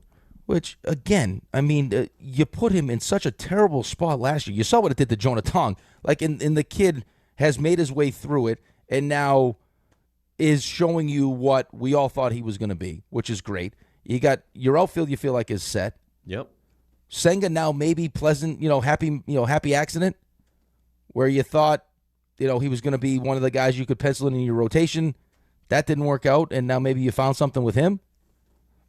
And hopefully he, as much as he wants to be a starter, recognizes that this is a good way for him to have some success. Yeah. I mean, Lavender looks like he might be okay. Duarte looks like he might be okay. Jan, I don't like the antics, but he looks like he might be okay. Well, he's got good stuff. Yeah. What'd you say? Jan's got good stuff. He's got filthy stuff, and he does it from the left side. Yeah. So, yeah, I mean, again, I'm not putting lipstick on a pig. This has been a complete failure, disaster, disgusting season. But there are some positive things as you come down the home stretch of this year and looking towards next year, right? You can't deny that. No, I don't think anyone would deny that. It's just the results this season haven't been what you want. An F, a huge F. That's it. And I'm not making light of what the expectations were and what they turned this season into. I think most of it, though, most of the trepidation comes from just not trusting David Stearns, though. Well, I don't know how you could. Right, you can't. I think it's part of the reason why I have such a hard time with the Jets. Because the guy in charge, I agree with you, it has given me no reason to believe that he's going to be good. I still and I'll be completely frank with you, could not have less belief in Aaron Glenn. I don't believe that he can be a decent coach in this league. For me, I've seen enough. Maybe I'm wrong, but I think I've seen enough. It's not just what you've seen, though. It's what you've heard also. Right? I mean, just like I told you yesterday, I was listening to stuff throughout the last week and everything else. It's normally how I would do it. And it's like this, these rave reviews about, him kind of being humbled, and I made a mistake, and I should have called plays, and now I'm calling plays. It's like, wait, that's not what you wanted to do. So it's like, it's the results last year, what you saw, 0-7, and then what you've heard kind of as we lead up into the season, where it's like, yeah, I don't know how I would trust them until I see it actually on the field. I don't think you can. And they're a more talented team, and I think the GM might be okay. But for the same reasons that I think you kind of have some semblance of faith in the Giants. The only problem with the GM is going to be this, is not really having a full answer as to who's responsible for the last two quarterbacks. Because I'm with you. I think that Muji has definitely separated himself from Aaron Glenn. Oh, right? It was Aaron Glenn's by far team, better. And we'll have a longer leash than Aaron Glenn, too. Yeah, but I think for the people that wanted to be, negative about the both of them, they would say, you or I could have traded Sauce and Quinnen Williams. Right? That's how hard was that? But you did it, and you got massive returns. I'm with you on that side of it. And then they would say, well, who's responsible for Justin Fields and now Geno Smith? If Geno Smith's not good, was that Muji brought him in, or was that Aaron Glenn? When you don't have a quarterback, what are you supposed? You take shots. No, you take. Were you wrong on Justin Fields? Horrendously, he was awful. He's not a capable NFL starting quarterback. He's not. I don't. But my issue with those people is last year in year one, knowing that Glenn was hired first, and it felt like Glenn was going to help figure out who the next GM was going to be, and this was going to be Aaron Glenn's team. That leads me to believe that Aaron Glenn had the bigger say as to who the quarterback was going to be, and they went with Justin Fields, which was a failure. A monumental mistake. And now when you hear Aaron Glenn talk about Geno Smith and how he's going to lead us to the promised land, I don't know, maybe it's just me. I get the sense that Aaron Glenn had a lot to do with Geno Smith being the quarterback. Right? Muji's talked, he said nice things about Geno Smith, how well he throws the football, and everything else, but he's not talking about how Geno Smith's going to lead you to the promised land.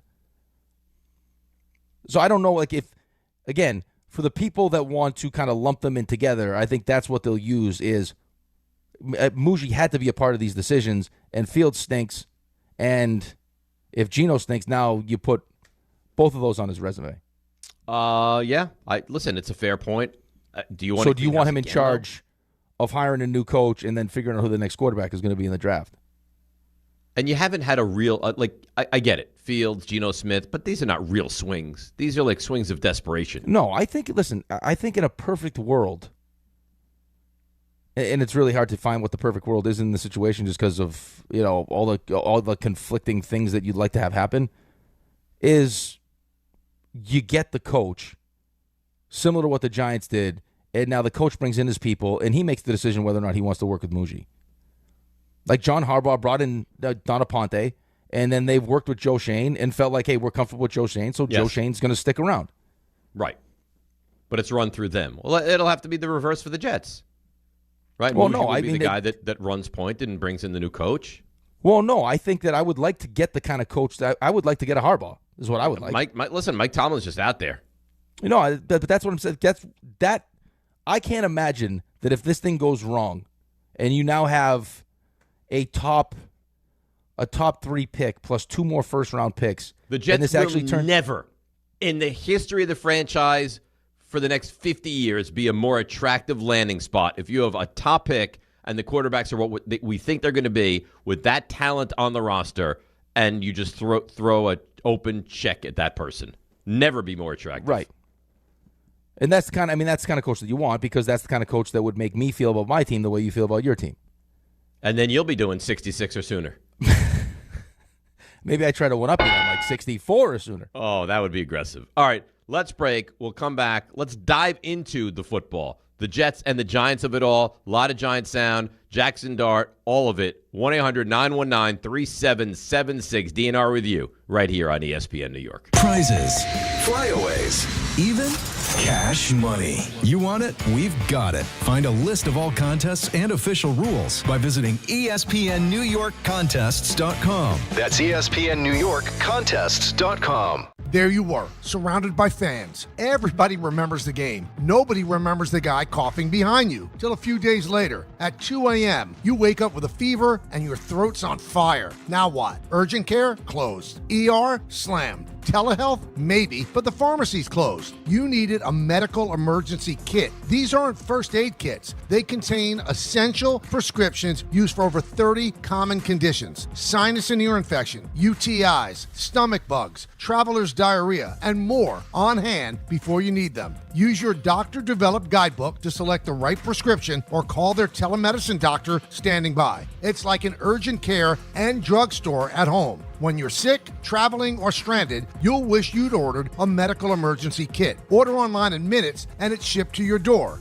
And save $45 with my promo code 880 at urgentcarekit.com/880. That's promo code 880 at urgentcarekit.com/880.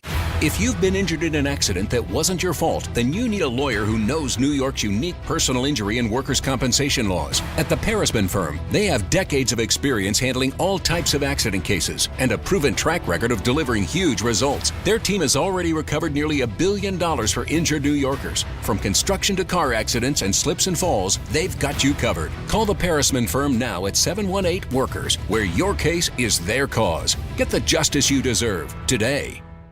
Download to see if you qualify. Not all customers will qualify. Transfer fees may apply. No Albert subscription required. Albert is not a bank. Albert loans are issued by FinWise Bank, member FDIC. Not an actual client. Terms apply. Is there anything Albert, my AI financial assistant, can't do? Albert, can you create a financial plan just for me? Yes. I've reviewed your accounts, income, and spending. Here's your plan and a few suggestions. Great. Any savings I'm missing out on? I reorganized your budget and found an extra $500 this month. Would you like me to transfer that to your savings? Sure. Done. Oh, I'm thinking about moving. Can you get me more cash? Albert can get you a loan up to $10,000 fast. How does that sound? Sounds perfect. Looks like Albert really can do everything. Download the Albert app and use promo code CASH to try Genius, your AI financial assistant, and get up to $10,000. Just download the Albert app and use promo code CASH to try Genius and get up to $10,000. Promo code CASH. Hop in a John Deere Gator XUV for a day's work. Let's see what's on the to-do list. There goes the tree. And the fence. Not a problem. Because you've got a cargo box filled with solutions. Up to 4,000 pounds of towing capacity. And you're ready to roll. The power's out! Here we go again. The Gator XUV. Built for every kind of workday. Learn more at johndeere.com/Gator XUV. Nothing runs like a deer. My name is Whitney Allen, and I'm a widow. My husband, Ryan, died. We never thought we'd ever have to use life insurance, but the unexpected happened. With Ethos, signing up was fast and 100% online. You can get a quote in seconds, apply in minutes, and get same-day coverage. No medical exams, and you can get up to $3 million worth of coverage. I'm grateful we were prepared. Get your free quote at ethos.com/play. That's ethos.com/play. Paid spokesperson. Time spent on application may vary. Online health questions required. This is the Michael Kay Show. The general manager of the New York Giants, that is Joe Shane. Now, one of the things that have been worked on throughout camp is discretion on the part of Jackson to slide. Do you think he's made strides in that? You know, you just have to learn. You start coming in every Monday and realizing how bad your body hurts and you feel like you were in a car crash, and half of those hits are, avoidable. And Jackson's a smart kid and understands that, and I think that'll be reflected in his play this year. The Michael Kay Show, weekdays at 1 on ESPN New York and streaming live on YouTube. Presented by the Parisman Firm. All right, DNR with you, ESPN New York. I just said to Ray, how upset would you be if the Giants beat the Cowboys week 1? His quote was, irate. Absolutely irate. There isn't a fiber of his being that believes that's going to happen. Nope. I've never seen him this confident going into a season. Which is kind of wild. I haven't felt this good in a long time. Two I will say touchdown that. favorites. You're favored by 3 points in this game. Take it. Take 3 points. He thinks that number's not even close to enough. Really? Yep.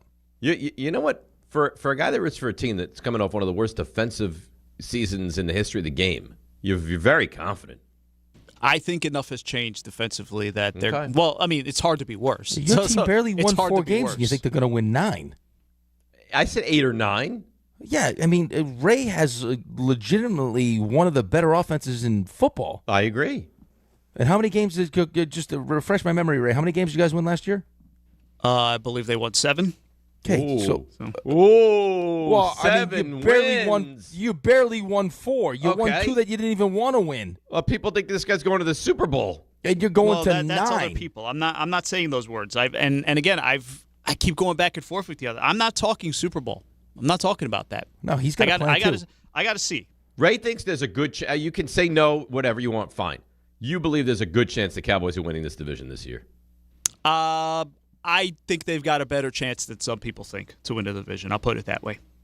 Who are these some people? Because I'm hearing a lot of people that think the Cowboys are going to be. Yeah, I don't like that. I don't like that. Are going to be what? Winning the division and Super Yeah, Bowl. like a lot winning of this people division, think bullish on the like Cowboys. Louis Riddick is on board. Oh yeah, Canty's on board. Canty's on board. Yeah, I'm a little nervous about just the amount of people that are jumping on the I back. think people have real love it. questions about what the Eagles' offense is going to be this year. They still have a great offensive line, though. It's getting older, and I know. and guys, and listen, Lane Johnson said this is it. By Lane the way. Johnson gets hurt a lot, and he says this is it. Dickerson gets hurt a lot. Oh, he's always hurt. Yeah, so I don't know that the Eagles are going to be as high powered as they've been in the past. Now they said they Another made new changes. offensive coordinator, no AJ Brown. Now they said they made the changes this time. A lot more that Hurts feels comfortable playing under center and throwing over the middle. We'll see. We'll see. Big boy now.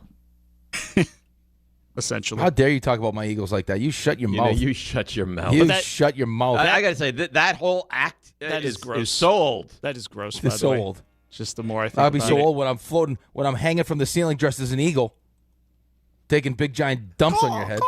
Ray, you and I come together very little when it comes to the football, but we need to, like the Wonder Twins. We need all to it unite takes. and- All it takes is a little meeting in the islands. It's unbelievable. Oh yeah, me and Sirianni, baby. Yeah, and Big Dom.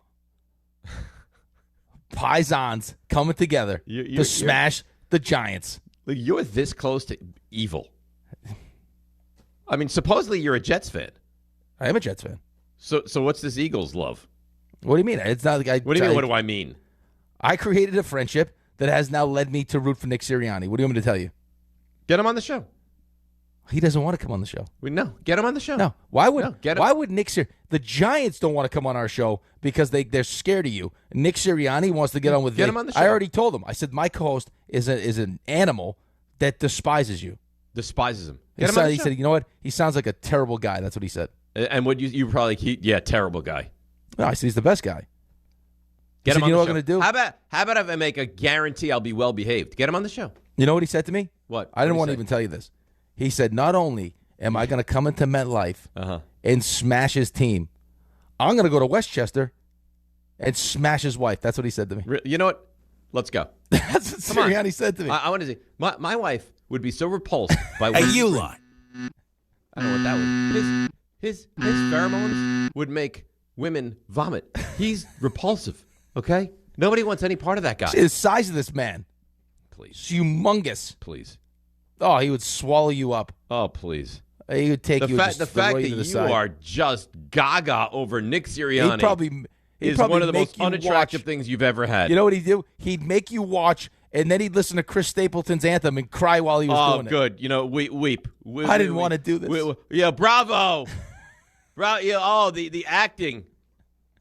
The acting, the acting chops that this guy has with his fake tears. With He's Big like Dom. the Meryl Streep of football coaches. It's because he likes to emote. Oh, please. He's an emotional He's guy. a fake. Stop it. Please get him on the show. He's not going to come on the show. There's no Why? way he'll want to come on the show. Because you're an animal. Because I'm an animal. How do we not have Giants on the show? It was Giants Day. I got text messages. What do you guys, what's your list look like? Yeah, It's we not all got rough. those text messages. What's your list? We responded. This is what we'd like, and then nothing. The level of disrespect.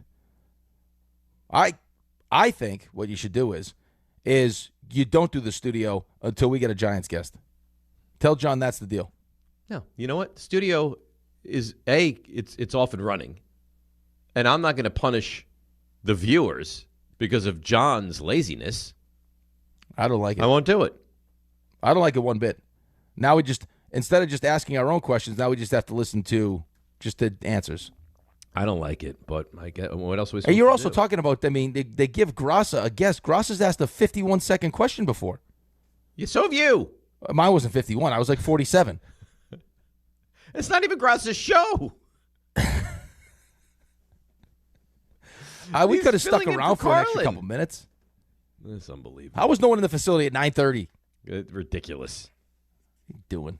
Ridiculous. All right, so let's take a listen to a little bit of what the guys had to say. We'll start with the GM. Joe Shane was on the K Show yesterday. Can you change Dart's style of play? Yes, and he understands that now, and we've had a lot of conversations. I've had conversations with him over the last couple of years, and there's been other quarterbacks I've been around that were in similar situations and similar type of competitors and athletes and dual threats, and you just have to learn. You start coming in every Monday and realizing how bad your body hurts, and you feel like you were in a car crash, and half of those hits are avoidable if you slide or get out of bounds or whatever it may be. So again, some of it's the learning and the maturation process, and Jackson's a smart kid and understands that. And, again, like I said, I think that'll be reflected in his play this year. It better be, because I'll tell you what, if it's not reflected in his play, he's going to be spending a whole lot of time where he doesn't want to, which is the blue tent. There's nothing he can do about the hit he took in the preseason. No, that wasn't him. That's not him. Did you see, by the way, that the Giants had Najee Harrison right away? Yeah, well, you actually, to your credit, you said that, though. That they wanted another running back? Yeah, you said that. Yeah, well, I've heard that. Look at you. You really are. You're like a Giants insider. Yeah. I had heard James Conner, and I'd heard, what was the other guy that they signed there in Arizona? He used to be on Atlanta. I don't know. Backup. Oh, whatever. But I didn't have Najee Harris. We didn't play that game. Conner, boom, boom, boom. We didn't play that game. We only played the backup quarterback game. We didn't play up the backup running back game. No. I got yelled at. If I didn't get yelled at, there's a real chance that we do play the backup running back game. But Dan didn't want to play. He didn't want to play. No. So, but Dart, he has to be smarter.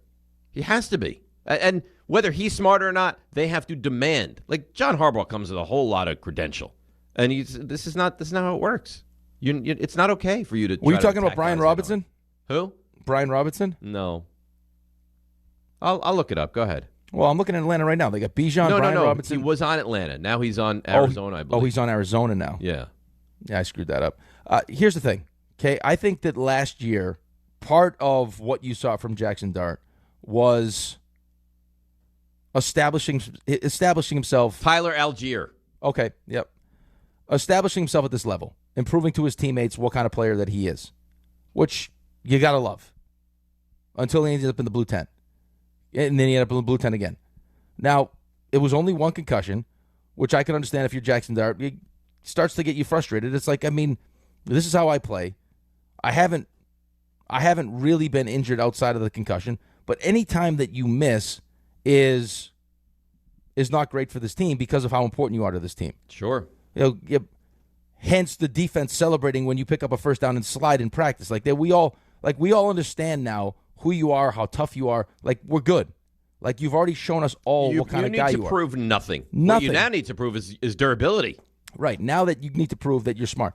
The problem is that you would much rather this than the alternative.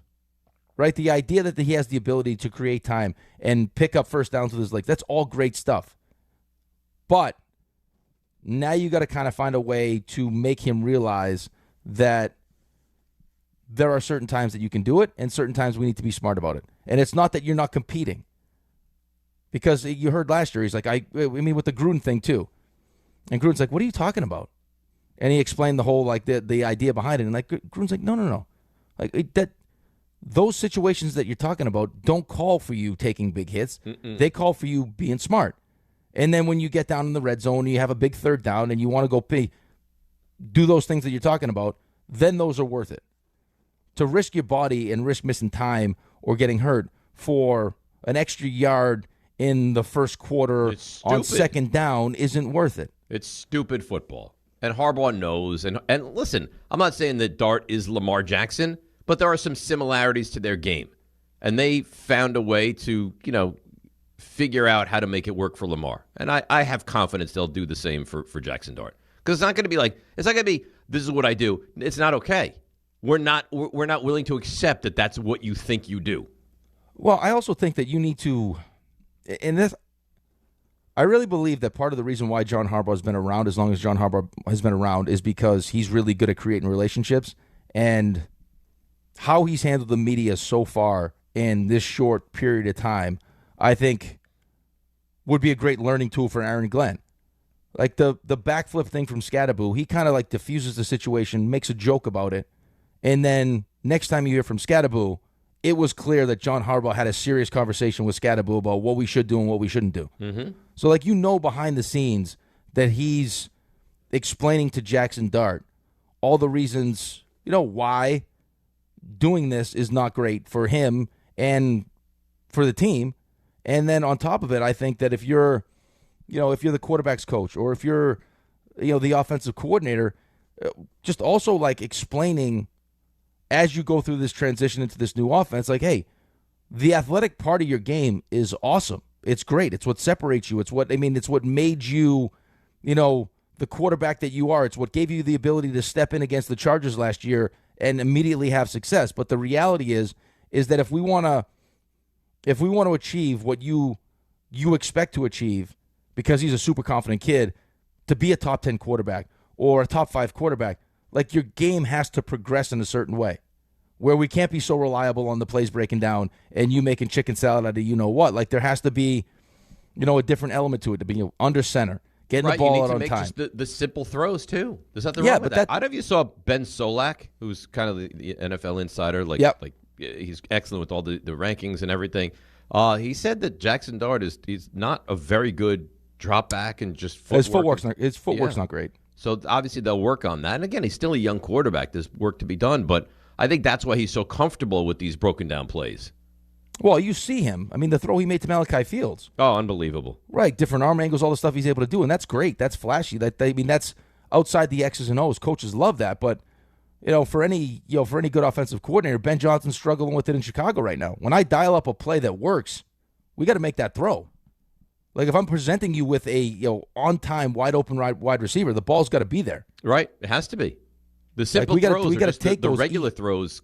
You can't miss them, and you can't turn them into difficult plays. Right. I can't turn a play that works into all of a sudden now a broken play because you either you don't want to make your comfort zone. Yeah, that's not how this offense can. We're not going to get where we want to go, and you're not going to get where you want to go as a quarterback if we can't make that happen. I got an email from Benson Toms. Good morning, guys. I know there's some big show news tomorrow. We all listened at the office all morning as a group, and we're all hoping the news is Gross is moving to Oklahoma. We hate him and his voices. The email you had yesterday was maybe the greatest email of all time. Which was what? The coma email. Oh, yes. It's messed up. I told someone that yesterday. They're dying laughing. That he's been in a coma and then had... He was able to wake himself up and walk over and shut off the radio when Grasso was on. You know what the thing is, though, with the whole Jackson Dart thing? Is he's so comfortable doing those things and has success doing them that I think that when you have the level of confidence in yourself and also when you have that ability to always feel like that competitiveness, like I can do something, like there's a better play out there to be had as opposed to kind of taking the boring. I think Caleb Williams struggles with it also. It's like, oh no, he definitely does. I can, rather than just take this, if I hold on to it for an extra second, I can make a bigger play. And it's like, no. These guys are trying to set you up into spots where, the offense moves at a certain, stays on schedule. And these throws that we need you to make keep us on schedule so that, hey, in the rare instance that this play that we call doesn't work and the defense does their job and it breaks down, we know you can do that. But that can't consistently be the offense because there's nothing consistent about that. 100% agree. Because no one else knows what the hell's happening either. There's nothing wrong with simple and normal and easy. There's nothing wrong with it. No, everyone, you may know what you're doing, but not everyone else. It's a broken play. Now, if it works, great, but it's not.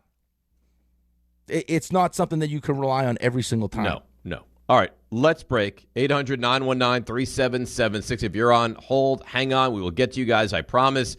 We have CMT on the other side. A lot going on. DNR with you, ESPN New York. They know going the extra mile takes hard work.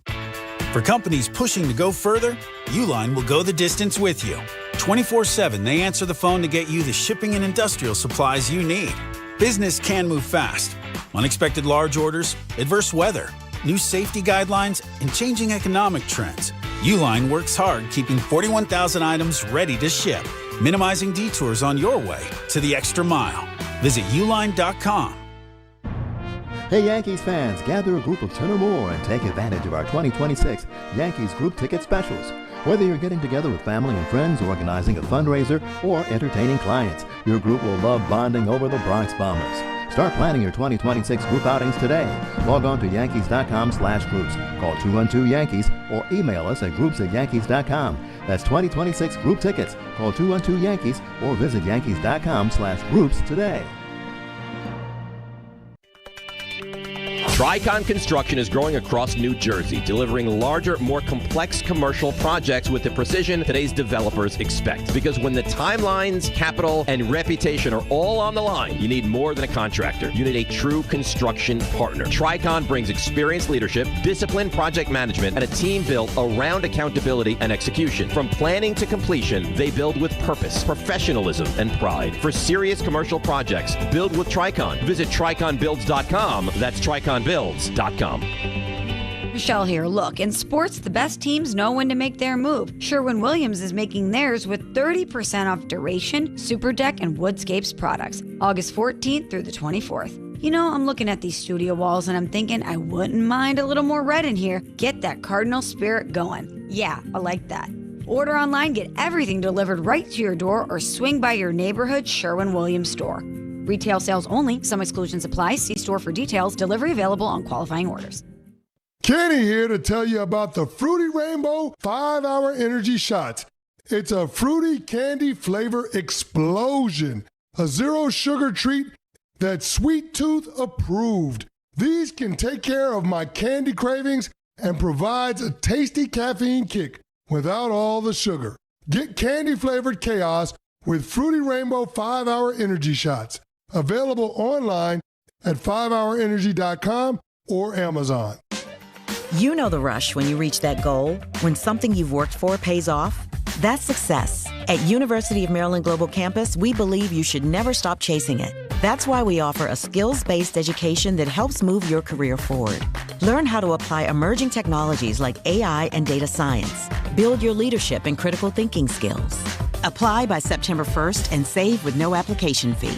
Learn more at umgc.edu. Certified to operate in Virginia by Shell. In a contracting business, you're either growing or you're grinding. Success is no longer about hard work alone. It's about using AI to accelerate impact. Service Titan is the only integrated intelligence that seamlessly automates your entire workflow, from first call to final invoice. Born in the trades, built for visionaries ready to stop operating and start automating. Service Titan, AI for the trades. Congratulations, New York. The Knicks did it. Through battle after battle, they dominated to become this year's NBA champions. Day in and day out, the hard work paid off, and you were there every step of the way. Enjoy the crown. Own it, because this year is your year. A part of your legacy that will never be forgotten. So celebrate this moment, show your pride, and shop the largest selection of official NBA gear at NBAstore.com. A Fanatics experience.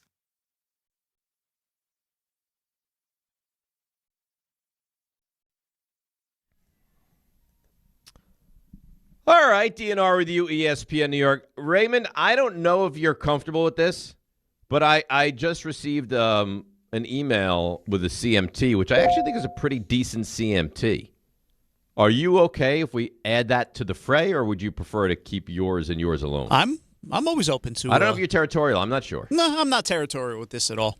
I'm always open to one. Is it more on the funny side, or is it more on the... not at all. It's like a legitimately good football CMT. Okay.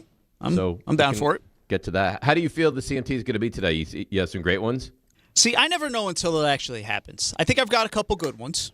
I always try to throw in the occasional funny one, as RJ does. He's really good at that. Mm-hmm. And, we'll see how it lands. I always feel like I'm not a good enough judge of them because the ones that I feel, I don't feel great about this one, and you guys will say it's great.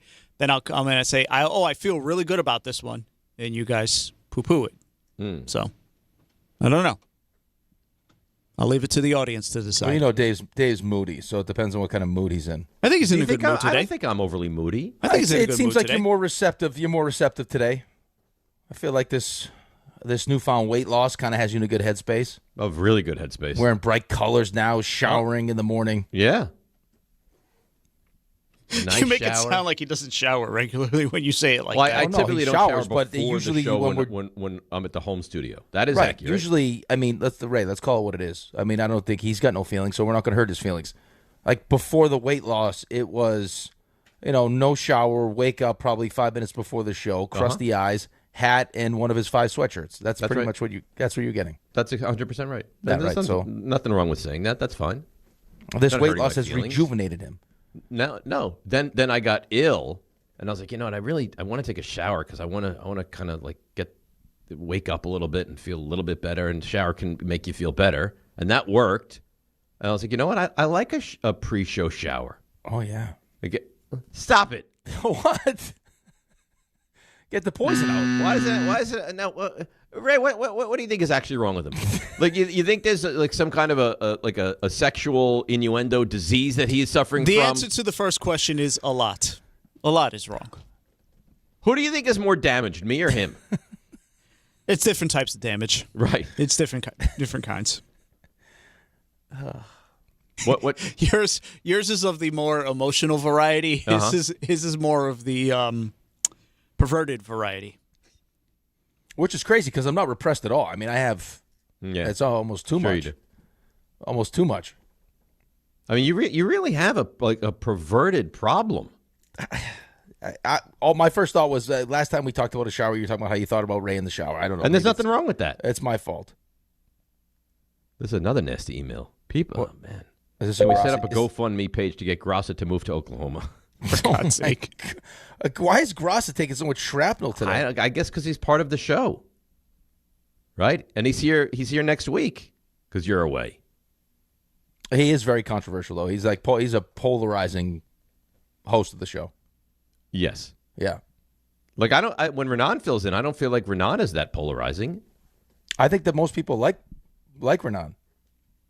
I think Renan has established himself as one of the more well-liked fill-ins. I'm the conductor. I think we currently might be in a fight after the elbow comment, but that was so mean. We'll figure it out. All right, let's get to a couple calls, and then we'll get to CMT. Let's go to Ira, Staten Island. Ira, good morning, buddy. You're on ESPN New York. Hey, good morning, gentlemen. Hey, before I get to Breece Hall, first of all, with Moogie, he's only going to get one more crack at the quarterback situation. I mean, regardless how much input Glenn had in bringing in Justin Fields and Geno Smith and drafting Klubnik, it's still on the head of Moogie because he's ahead of the show over there. And sure, not too but many how many GMs get more than one crack at a quarterback, Ira? No, they don't. But, the first two, you give them like a little bit of a pass because, they're reclamation projects. He drafted Klubnik. He traded up, so he gave up draft capital for that to get him. And then if he strikes out next year, if they happen to have to draft one, then he's going to be gone. But I'm really calling about Breece Hall. It's amazing. I talked to you guys yesterday about the running back room, and then an hour later find out this happened. And, Rick, you were a pro athlete. You know it more than I do and more than anybody else. I don't care if it's a minor groin, if it's a major groin.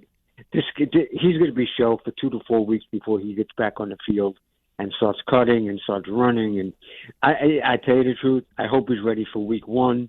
I'm trying to be optimistic. I think they have to be smart, and I hope they're not going to push him. Ira, I think it's easy to say you have to be smart, and I don't disagree with you, but I have to imagine that we're not the only ones that look at week 1 as a pivotal game in your season. You better have Breece Hall for week 1. I mean, let's call it what it is. You can say, hey, probably aren't going to have Micah Parsons, or Josh Jacobs could potentially be suspended. Green Bay is a good team, a really good team. And I can also listen to the argument that, hey, first 4 weeks of the regular season, kind of, teams figuring things out, not a lot of preseason, not a lot of training camp. Like, it's still, you go into week 1 and you lose to Robert Saleh, and then you turn around and you got Green Bay and then Chicago and Detroit on the road. After starting 0-7 last year, like what, 0-4, you lose. I mean, you don't win a game in the first month of the season. Well, your season's not, and thanks to the call, Ira, your season's not done. Like any of the excitement, any of the is gone. It's I right know out you the could. window. I know you could beat Green Bay. I know you could, but still, like, are you going to feel if you lose to Tennessee? Are you going to feel good about the your Green Bay chances game is a home game? Yeah. Mm-hmm. And then it's you're- what, at Detroit, at Chicago? Yeah. Yeah, Hey, you really do need to win that opening game. Yeah. I mean, after what happened last year, starting 0-7, and all these, all the conversation about, his superpowers calling plays and everything else, the excitement about the offense, and Geno Smith has taken us to the promised land, and you go into Tennessee and lose to Robert Saleh, of all people? Be bad. They did you Big no New York favors for flavor that. to that Tennessee team. That's where they all ended up. Yeah, all of them. I forgot. I was watching the Giants, and I was like, where did Cordell Flott wind up? Tennessee. They paid him, too. Yeah, they all wound up at Wandale Robinson, all of them. Yep. Wound up in Tennessee. This is nice for Grassa. Tom D emails in. I used to hate Grassa, but I've grown to love him. Stop the Grassa hate. He's awesome. So that's nice. I like that. Yeah. Starting to even out a little bit. There you go. Ted in the truck. Sexy Ted. What's going on, buddy? Hey, guys. How you doing? Great. How you doing? I'm doing good. I'm getting excited for opening day. I'm going to be there for the Giants, opening night against the Cowboys. And hearing Ray be so bullish on the Cowboys, I just wanted to let him know that we're not only going to beat the Cowboys, we're going to bludgeon you. We're going to trample you. We're going to run the ball down your throats. And the Giants are going to show you why the Cowboys are just a little bit worse than us. And on opening day, I'll take Harbaugh against a Schottenheimer any day of the week. Scadaboo, Ricard, our line, we're going to trample them. And I can't wait to see the look on his face. But, Ray, I also want to tell you this. We will be tailgating before the game, and if you'd like to come by and get a hamburger or a hot dog, you're more than welcome. You're going to need it. You're going to need it. You're going to need it because the game's going to be it's going to be a bloodbath. Hang on, Ted. Don't go anywhere. Ray, you have a retort to that nastiness. So, well, I won't take the pity burger, hot dog, or whatever that is. But, Ted. A beer, Ted, if you recall, I think it was during the Knicks championship run, you went off on me at one point for my confidence in the Knicks. I was very mad at you, Ray. I was very mad at you for taking that picture. Okay, and I told you what I felt about what you were saying when that happened, right? And then I told you again after the Knicks won. And I did tell you this, how I felt. Yeah, after. Well, I don't know about all that, but after the Knicks won the thing, I tweeted to you. That hey Ray, we need you to take pictures with the trophy more often. As a matter of fact. Right. So I told you how I felt in that moment. I told you how I felt after that moment, just like I'm telling you now, and I will remind you again after this phone call. when that game is final, we'll reconvene. That's all I can say. Listen, we will, but just because you were right about the Knicks does not mean that you're some oracle, okay? You guys have an aging quarterback who isn't good, who can't move, and our guys up front are going to absolutely annihilate him. Dak, hey Dakota, meet Arvell Reese. Arvell Reese, meet Dakota. We're going to absolutely destroy you, and I cannot wait because I'm going to call up and I'm going to get Dave all riled up. Dave, just so you know, the Giants are here, baby. It's finally here, and we're gonna shove it down everybody's throat this year. Don't let these guys in the booth, mess with your head right now. Rick wishes he had Jackson Dart. Wishes, absolutely wishes. You're not wrong. This is a great call. You're not wrong. I wish I had your coach and your quarterback. Yeah. My that's right, Ted. For the season would be much different. Of course you do. And you know what? The Cowboys would do in a heartbeat at this point. Dak is finished. He can't. You think he's going to run away from Abdul Carter and Arvell Reese? Because I have my doubts. Okay, I really do. I have my doubts. You've made that very clear. You haven't been able to stop the run, Ted, and you got secondary issues. Yeah, Ted. Our defense is not, 100%. Listen, it's going to come together. I don't know how well you match up with Dallas's offense. Oh, not Dallas's offense. I cannot wait until Arvell Reese hits Williams in the hole and he's out. I cannot wait. I can't wait because it's going to be funny watching Malik Davis and Blue run. It's going to be funny. I'm telling you. I can't wait for the game. Ray, like I said, you're welcome to come by and have a beer. We're going to be tailgating. We'll have the TV going. We'll be watching the games. You know, you're more than welcome to come by. I think it'd be lovely, Ray. I think you should take him up on When was that the last offer. time Dak lost to the Giants? I believe it was last year. No, I don't think No, he didn't finish that game, and he left the game. They were winning. Yeah, I know. But He was afraid to finish the game. You're right. You're right. He was afraid. That still goes. I was rooting for Dallas in that game. Thanks for the call, Ted. That goes on his ledger, though, right? That loss against. I don't know how that works. Well, when was the last legitimate time he lost to the Giants? I think his rookie season. His rookie season. I think his rookie season. Right. So, I mean, I love Ted's enthusiasm and the fact that he offered him a burger or a hot dog. That's generous. A pity dog. But I mean, it's preseason. It's preseason game 1, and still, and I know you weren't whole. Like, I have to be a little concerned about A, the ability to stop the run. Yeah, you and should then be. B, you know, you got a lot of secondary questions here, and you're going up against one of the best offenses in the league in week 1.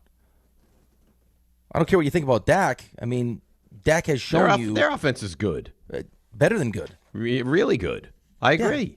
Yeah. They got you didn't hear this from me. I didn't. No, say I that. know. It's just, but it's calls like that it dilutes your enthusiasm. Not mine. Because I love it just that is call. Not. Oh, how do you love that call? What do you mean? Because the guy's excited. Because Right, but can't you hear the Giants there's a fan is difference actually between- excited for the No, first but time there's in a difference years? between excitement and that. That's not excitement. He's Dak excited. Dak doesn't stink. No, of course not. You're Dak not is going to good. kill the Cowboys. Williams is good. The Giants are going to kill them, but I've never said anything like that. No, but I know you haven't, and that's why I appreciate you and I respect you as a fan. That phone call went from enthusiasm to crazy talk. Because he's all amped up. He's all amped up. This is what happens. This is what happens. We've been given a little bit of fuel, and we're running all over the place. Were now. you not excited the year coming off the playoff win? Were you not excited? Yeah, of course I was. So when you say years, I mean, it's only been a handful of years. You did have a playoff win, I know. That playoff win was the worst thing that could have possibly happened. At least you were in the playoffs. Yeah, we were in the playoffs. Yeah, give me that. I have a taste of the playoffs. You're going to get there. It's been 15 years. Listen, I didn't say you're going to get there now. You're going to get there at some point. And I'm going to be right here next to you when that happens. Yeah, because that's what you'd want to hear. Like you're flying somewhere. I wonder what our ETA is. We'll get there sometime. Yeah. Listen, Yeah. we may take an alternate route, but we're going to get there. Yeah, we'll get you there. Right. We don't know when, but we'll get there. Right. Yeah. Promised land, here we come. Piloted by Well, Geno Smith. I don't think you're going to get to the promised land with this coach. Geno Smith and this coach. I actually firmly believe, and this spits in the face of what I think most Jets fans would want, the best thing for the Jets would be just to have a brutal season. Yes. A 3-win year, quarterback stinks, coach is outclassed and is a disaster, and you can bring in a real coach and have top pick of this draft. That to me would be the ideal, but I know you can't root for that right now. No, you can't root for that now. I think if you start 0-4, you can start thinking about it. Because I don't even know. So you turn around 0-4 and you beat Cleveland. What does that do? You better Anything? beat Cleveland. No, I know, but what does that do? If you lose to Tennessee and Robert Saleh. It puts a tournament on the bleeding for a minute. No, I know, but I'm just saying, like in the grand scheme of things, It does nothing. It makes you feel good for a second, but if you're beating Cleveland and Vegas and a crappy Miami team in Arizona, what does that actually prove? There are real winnable games on the schedule. I know, but what does that prove though? Outside of you just winning games, it proves that you're not as bad as the worst teams in football. But like, could you beat the Raiders? Yes. Could you beat Cleveland? Yes. Could you beat Arizona? Yes. Could you beat Miami twice? Yes. That's 5 wins. I know. But that prove what? Outside of that, you're not the worst team in the NFL. It proves. Does nothing. it prove that Aaron Glenn can be a good coach? I Does don't it prove think that you I trust? can't imagine Aaron Glenn is going to show me or anybody he's a good coach. Okay, but that's not what I'm concerned about. My concern is Woody making the decision whether or not the guy he just hired that he has an affinity for has shown him enough. Because now we start talking about the worst case scenario, whereas you win those 5 games, Woody brings him back, you draft the quarterback. Oh no, that's and bad. now we're going through the Giants portion of this, where quarterback goes into second year with whole new coaching staff. No good. Can't happen. You'd be better served just having a disaster. Well, here's the thing. You got a lot of talent. I don't think you can argue that. How this talent performs with this coaching staff, we're going to have to wait and find out. If you do, by chance, have a season where Geno Smith actually plays pretty good football and the offense is good, and you beat those teams that you just mentioned, and then steal a win against somebody else that, on paper is a better team, and now you're looking at 6, maybe 7 wins, knowing that Geno Smith is 36 years old. I think now you start talking about, okay, what veteran quarterbacks like a Baker Mayfield are available? Yes. Like, financially it's going to cost you, but let's not forget, you got $100 million. Like, you're going to have a boatload of money. Yeah, you're going to have 3 first-round picks and a boatload of money. So, I mean, do I choose to spend that on a quarterback like Baker Mayfield and then use those 3 first-round picks to now add to this team and really jumpstart this thing? I don't care what anyone tells me. You can win a playoff game with Baker Mayfield. I agree. I don't know if you can win a Super Bowl. He has won playoff games. I don't know if you can win a Super Bowl. I think you can win playoff games with Baker Mayfield. You're listening to DiPietro Rothenberg on WHSQ, WCBS FM HD2 in New York. I completely agree. You absolutely can. And I will go further. I think you can win a Super Bowl with him. I do. I love your confidence. I do. But I've also heard Jordan Renan talk about how that's not how he builds a Super Bowl team. He has a different opinion. I'm not. If you told me I can have Baker Mayfield, you have a different opinion, but how could you? But seriously, like, yeah, I think under the perfect circumstances, that would be the way I would want to do it too. Where it's like you draft this stud, and then by year 2, the kid has emerged as a really good quarterback. That's what I was going to say. And you're not paying him, but I mean, you just watch Seattle do it with Sam Darnold, right? But that's a bumpier road, right? Like I know Mayfield's good. And I know I'm not going to have him for 15 years, but I know I'm going to have him for 5, I would imagine, really good to very, very good seasons. In a perfect world, of course I'd rather take the quarterback 2 and have that guy at no money and have him for 15 years at a homegrown guy. Of course. Right. The interesting thing, though, was like time-wise, how does it line up? That would be my argument to Jordan. So you draft the kid, you live through the growing pains in year 1, and now he goes into year 2. And I guess you're hoping in year 2 that he just takes that next big step. And then by year 3, you could win. That seems like the perfect. That is the perfect. I mean, that's like what the Patriots just did. That's the perfect. But you also have guys that are already on second deals that can you afford to wait a couple more years. As opposed to just plucking Baker Mayfield and throwing him into the team next season would give, like, you would have a legitimate chance to be a playoff team. Yes. But Jordan wants the whole thing. He doesn't want to just get into the postseason. I get that, but you're also talking about, I mean, I know you wouldn't want to spend $50 million a year on a quarterback if you didn't have to, but I also have, like, what are those 3 first round picks at what position is going to give to you? You know what I mean? Because you're still talking about, you still like to add talent. So if I'm adding a shutdown corner, right? That's saving me. What does a shutdown corner get paid now? $40 million? Yeah, a ton. You're adding a stud receiver, a shutdown corner, and another edge rusher? Like that's also saving you money now. All of it. Tons of money. But regardless of that, you need a quarterback. That's the most important thing is coaching quarterback in the sport. And you need the coach. You don't feel like you have either. I mean, that's and I feel like last year was the same thing. Was figure out what the quarterback position was going to look like and see if Aaron Glenn could be a good head coach. And you still don't have either of those answers right now. You don't. I have no idea if Aaron Glenn, I would lean towards no. And then Geno Smith's going to be 36 years old. It's not good anymore anyway, we don't Coming off a horrendous year. Peter Schrager, Cowboys defense is as good as advertised. Uh-oh. Oh boy, Ray. Uh-oh. What does that mean? It's as good as advertising. What because does that the advertising mean? says it's going to be great, and he's saying also great. And the conversation right now on Get Up is, can the Cowboys defense exceed the hype? I don't need this. Well, you got it, buddy. I don't like this. I don't like Raymond, this at all. people are talking, Raymond. It was nice to fly under the radar for once. You're not under the. You're the Cowboys. You're never going to be under the radar. You're never under the radar. The Yankees are never going to be under the radar. At least I have, like I said at the beginning of the camp, it's all about football. It's not there's not nonsense going on over there, so that's nice. You have a child defensive coordinator. You have it's all coming together. Von Miller's older than a defensive coordinator. It's something. You guys are going to be. He's older than him by like 3 years. It's great. I like him though. I really like Christian Ray, don't Parker. let Peter Schrager stand in the way of your confidence. Okay? Why would that stand in the way? He should be booing I'm bullish because he doesn't like it. He doesn't like the hype. I'm bullish. I don't like that everyone's suddenly jumping on board though. I don't like that. He likes the idea of just kind of like, hey, he wants to go under the radar. That's it.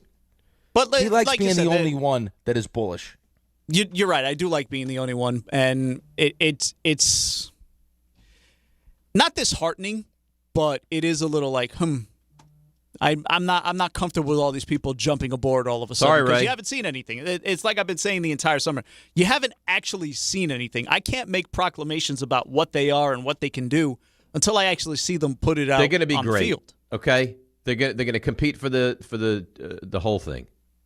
See, why do you do that? What do you mean? Why do you do that? That's what they're going to be better than advertised, and the advertising is sexy. I expect them to be better. They're going to be great. That much, but why do you do a futures bet on the Cowboys? How much should I put? All of it.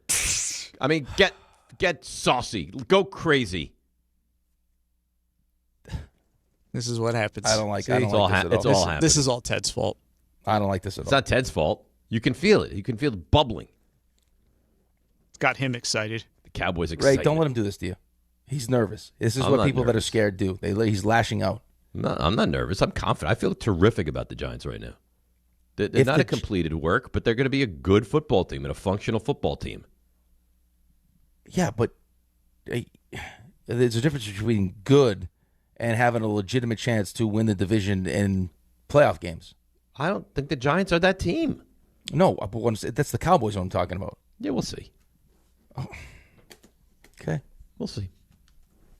Remains right now, as we sit here today, not having seen one football game, regular season football game, you as a diehard Giants fan would still have to admit that if you're talking about like the best unit between those two teams, it's by far the Giants, the Cowboys offense. Yeah. You know what else? 1980, the Russians were much better than the Americans. And did it matter that one night in Lake Placid? No. And September the 13th at Giant Stadium, will it matter? No. The Cowboys might go on for great, grandiose things, but not in our house, and not that night. What was the biggest problem for the Russian team? They had zero respect for us. Zero. Mm-hmm. None. Never in their wildest dreams would they have ever thought that this U.S. team could beat them. They'd already smashed them. That's not what's going to happen now. This is a division game. Cowboys aren't going to take the Giants lightly. You're not going to have to worry about them going into this thing and just thinking they're going to roll their helmets out there and win. We'll see with that elite defense. I mean, who knows what the Cowboys think. The defense doesn't have to be elite. Those are your words. That's the problem, though. It was so bad last year. If it's middle of the pack with that offense, they're going to win. We'll see. I am counting down the days. We are 3 weeks and 5 days. And someone's going to be happy and someone's going to be sad. And I think Ted and I are going to be having a soapy shower because I think Raymond is going to be very upset. Wow. I don't know what to say to that. A soapy shower. Troubling. I actually can't wait for this to happen now either, just to see what it looks like. Yeah, but you're going to root for the Cowboys because you're bad. Oh, I'm rooting for the Cowboys just because I think on Monday, you, after no sleep and a loss, right, is going to be. That'll be good. I think it's going to probably lead to maybe microphone eating, Pinheiro talk. That could be bad. It could be real bad. Because Ray's not going to say anything. He's going to sit there with a smirk on his face. No, he'll say something. Nah, he'll be real smug. No, because that's not what he's doing this year. Ray's going to do the same thing he did with the Knicks. He's got the recipe now. It worked. He's going to sit there super confident, smug, and it's going to drive you crazy. Well, we'll see. Well, I'll tell you what. If the Giants win that game, it will not be my tact. I'll be all up in your face. Yeah, but I would say, as far as how angry you'll get if you lose, Ray just sitting there with a smirk on his face will get you way angrier than Ray actually coming in and like busting your chops. I think that's don't know accurate. about that. I think that's accurate. 100%. You think? Well, hopefully we don't find out. Because you're going to want to fight. Because you're going to be upset and you're going to want to fight. And Ray's he's just not going to be that like, oh, so that kind of talk. And he'll say something real like wise-assy where it's like, wow, we beat the Giants again. Yeah, he'll be like, you know what, there's still like secondary stuff, or like we got to clean up. Yeah, he'll that's nitpick fine. his own team. I'm here for it, Ray. I'm not backing down. I'm here for it. That is a valid point, though. It's like when you've beaten a team so many times, how excited are you supposed to get? Okay, then don't be. Then Ray, you know what? Then quit. I beat myself all the time and still get excited. Then don't even watch. if it's so pedestrian for you, then don't even watch the game. Oh, we beat a team all the time. Then don't watch. Then go to bed at 8 o'clock that night. Ray, Wake you know up what? in the middle of the night. Ray, I'll tell you this right now, Ray. For the goddamn boys, okay? If you really want to swing it, like just take it out on the table and just slap it. You show up at the tailgate with Sexy Ted, and you eat his burgers and you eat his hot dogs and you drink his beers and watch your team steamroll them. That's what you do. So wait, did Ted imply that he's just watching the game in the parking lot? No, he did not imply that at all, Ray. No, because the game's it's Sunday night. Right. So what he's going to do is get there before early. The game. So you'll get to watch the 4 o'clock slate on the TV, and then you'll go into the game. Yeah, I'm not doing all that. Why? I'm not doing all that. He's opening up his tailgate to you. Yeah. Go hang out. I'll hang out for the hour or so before the game or after. But you're going to the game? I plan to. He lives right next door. Of course he's got to go to the game. It's pretty much the only opportunity I'll have to watch them this year. So, yeah. You're not going to Dallas this year to watch the Cowboys? The schedule's not going to allow for it. So with the elite defense and all? The only reason he'll go to Dallas is on a search and rescue mission for his cousin who's still missing. She got caught up in the locker room. She's gone. Ray. Ooh. You ready for some CMT? Not really, but. Well, if you could, that'd be great. To cuddle.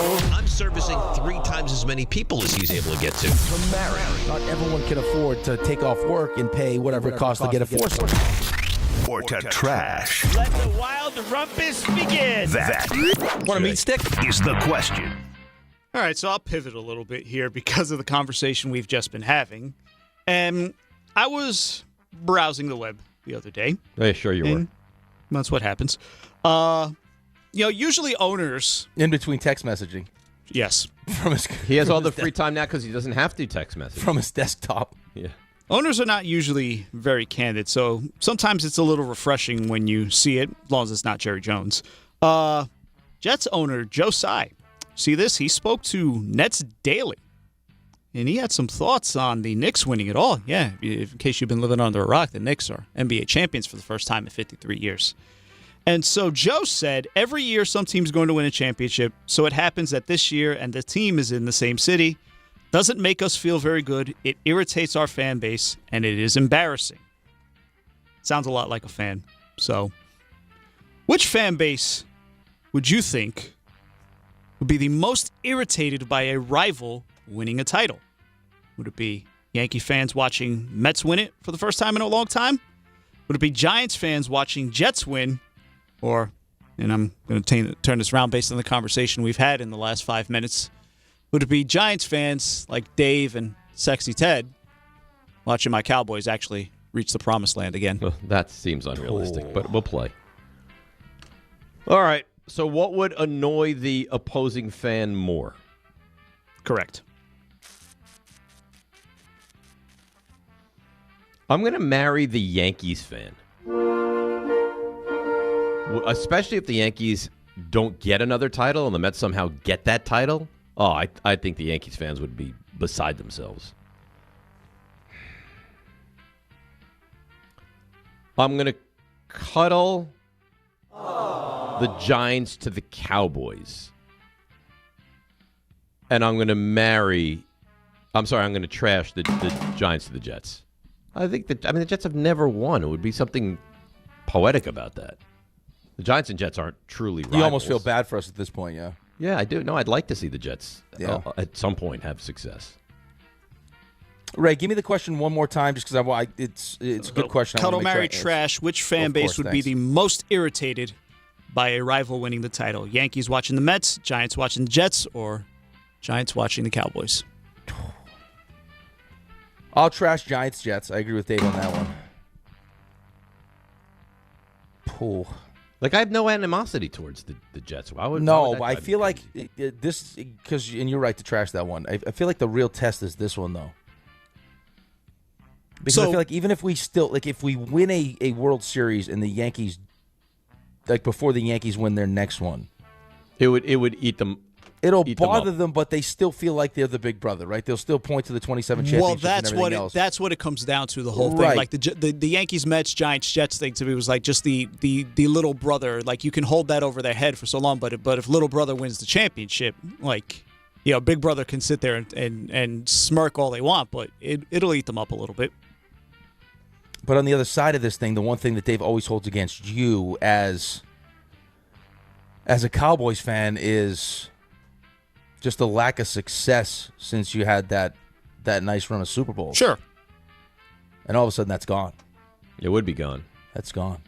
Especially now knowing that he's got the 65 or sooner. And if he just won up the 65 or sooner and you're doing it, I mean, hoy. That really would be a terrible life to be living. I think for Dave, that would be the absolute worst case scenario. But this is not a for Dave, right? Right? This is a... No, just Giants fans. Well, we're in the same city. I just threw you in there. We're in the same city. Because we're in the same city, I think the answer to this question has to be I got to marry the Mets, Yankees, and then cuddle the Giants, Cowboys. But I think that would devastate Dave. Well, you're not wrong. Yeah. Devastate. I think it would be. Ray, if you want to see Dave die inside, have the Cowboys win a Super Bowl this I don't year. want to see Dave die. I might actually perish. I don't want to see Dave die. You can't perish now. You have never looked better. I know, but I can't live in a world where the Cowboys. Yeah, but this is health related. That's why I always get a little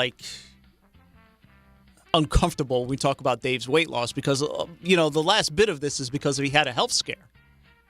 It's trouble. Well, that kind of buoyed it, but I mean, Ray, I got down to 209 with that, and now I'm down to 201.9, and that's what's really important. Continued diet and exercise. And you haven't had any flare-ups, I assume? Mm-mm. It's all been good. So that's good. That's good to hear. We'll go back to the Jets real quick. So the NFL Future Power Rankings came out the other day. And the Jets, they rank 29th out of 32 teams. But Darren Muji's deal-making was cited as a reason for hope. And Seth Walder boldly predicted that the Jets will be a playoff team in 2027 with a new head coach and a new quarterback. So CMT, the biggest reason. How could you say the Jets? Whatever. That's Seth Walder's words. How could you say not be a playoff team when you don't know who the quarterback, anything? So Cuddle Marry Trash. And I imagine that's probably going to be a rookie quarterback that's going to lead them to the playoffs that year. Mm-hmm. Okay. Unless they have some other veteran in like the Kirk Cousins role, but yeah. Okay. The biggest reason for hope with the Jets, is it the young talent throughout the roster? Is it those shiny first-round draft picks, 3 of them, count them, 3. Or is it the idea that it'll be a new coach and a new quarterback leading the charge in the near future? Ooh, another good one, Ray. What were you nervous about? This is a good start to CMT. So just the youth of the team. Well, not just the youth, but it's young talent. Young talent. They have talent. The Jets have talent. The bevy of picks or the promise of a new coach and quarterback. What gets you most excited? Yes. Yeah. Oh, goodness. The unknown kind of gets you the most excited here. Always, right? What those picks would, you'd think those picks would lead to the, quarterback and the coach.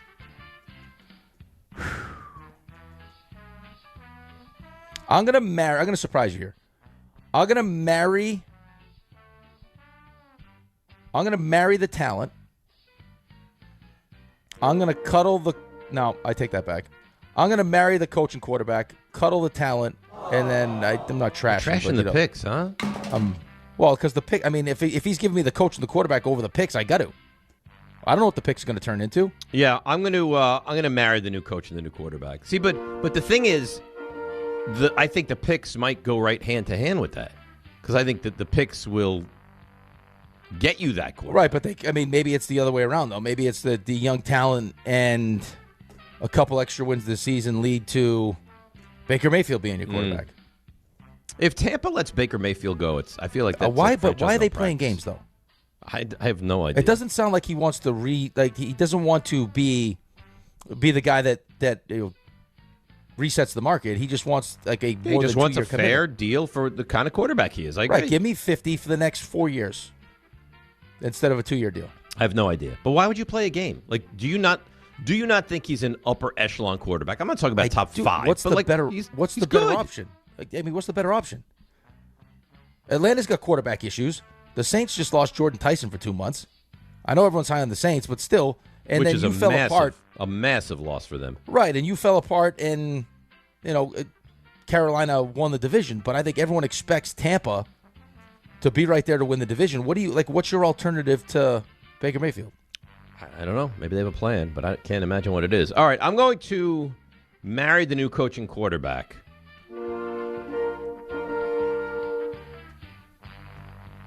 I mean, all three are attractive. I don't think there's really a wrong answer. I guess I don't know. I'll cuddle the 3 ones and I'll trash the young talent on this team. I don't feel trash good my about that talent. answer. What? Are you trashing my talent? That's not right. Well, I don't want to trash any. I like all 3 things. Nasty. I can't continue down the road with this coach. Okay. I can't.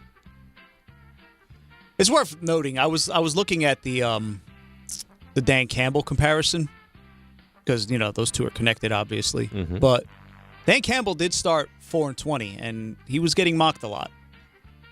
I'm not saying it's going to turn out the same, but he was another one that didn't do himself any favors with his press conference. Right. Right. The biting Was kneecaps. the biting the and everything kneecaps, else. right? They did also have, Jared Goff though. Well, you can say what you want to say help. about Jared Goff. I mean, he was the first overall pick and took his team to a Super Bowl. Like he's Right. not Matthew Stafford, but he's Geno very Smith. good. He's not Geno Smith or Justin Fields either. Oh, he's very good. I mean, if you told me right now, he's had himself a very good career, buddy. What would the expectations with this team be if they had Jared Goff as the quarterback? The Jets? Yeah, I think you Be could much say higher. That's a borderline playoff team. correct. you're at least competing for playoff spots. I mean, offensively, you should be really good. I mean, look at the production, and I know he's got weapons. He's got tons of weapons all around him, but still, let's not pretend like the Jets are bereft of talent. You got two. I mean, you got a good offensive line. You got a stud receiver. You got a good You group should of have at running least backs. one good tight end. But it is the hardest part of roster building. I always go back to the old Bill Parcells quote, like, you think you can dial 1-800 get a quarterback. But you guys it's do. Tough. It's tough. You somehow walk into Tony Romo, and then you somehow walk into Dak Prescott, and you still can't win. But Dave, they fell backwards into both of them. They didn't want both of them.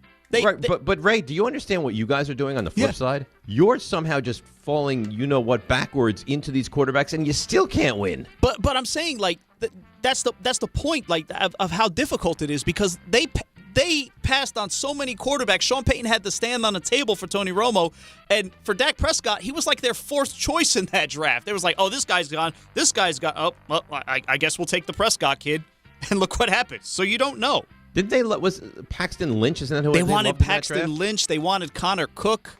Johnny Manziel, allegedly. It was a mess. Let me ask this one that was sent in from Dylan. Cuddle, marry, trash. Who will Okay. win a Super Bowl first? All right, here we go.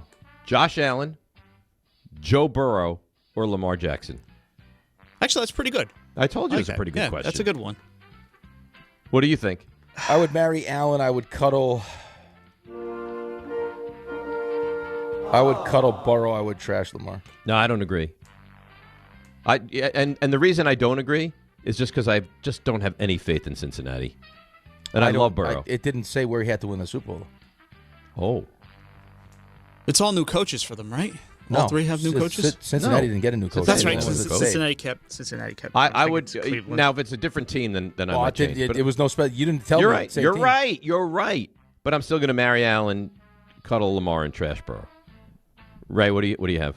I think I'm marrying. Boy, I think I'm with you on that one. I think I'm marrying Allen, cuddling Lamar, and trashing Joe. Not Joe's fault, but No. just but Not what's at all. around him. Yeah, that's a good one. All right, you're up. Go ahead.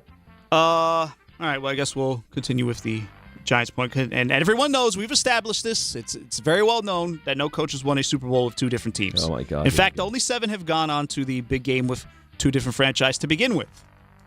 So how fast, Cuddle Mary Trash, will the Giants actually go back to the Super Bowl? Not win it, just go back. Oh, just merely go back. Just merely go back. So Okay. 65 or sooner still stands. Not quite 65 or sooner, but they will return under John Harbaugh, or it will not happen in the Harbaugh regime. So what is it, 65 or sooner? 65 or sooner, not quite 65, but they will get there, or it won't happen. At least not in the Harbaugh. Who goes here? Am I first? This is number 4, so Rick would be Well, first. yeah, one of the questions Dave asked. Right. So Well, I we went don't count first that. last time. We don't count Dave's question. Yeah, but I so this went is number first. 3. So Dave should be up. All right, then Dave, go. All right, listen. I'm bullish on 65 or sooner. I'll marry 65 or sooner. I'll cuddle post 65, but it will happen with Harbaugh. And I'll trash. It doesn't happen under this regime. Wow. Yep. I mean, just talk about a fanboy. Just Say what you an want. Absolute fanboy. I'm going to marry. I'm going to marry. Not going to happen. I'm going to marry. I'll cuddle. Excuse me. I'll cuddle 65 or sooner, and then I'll trash.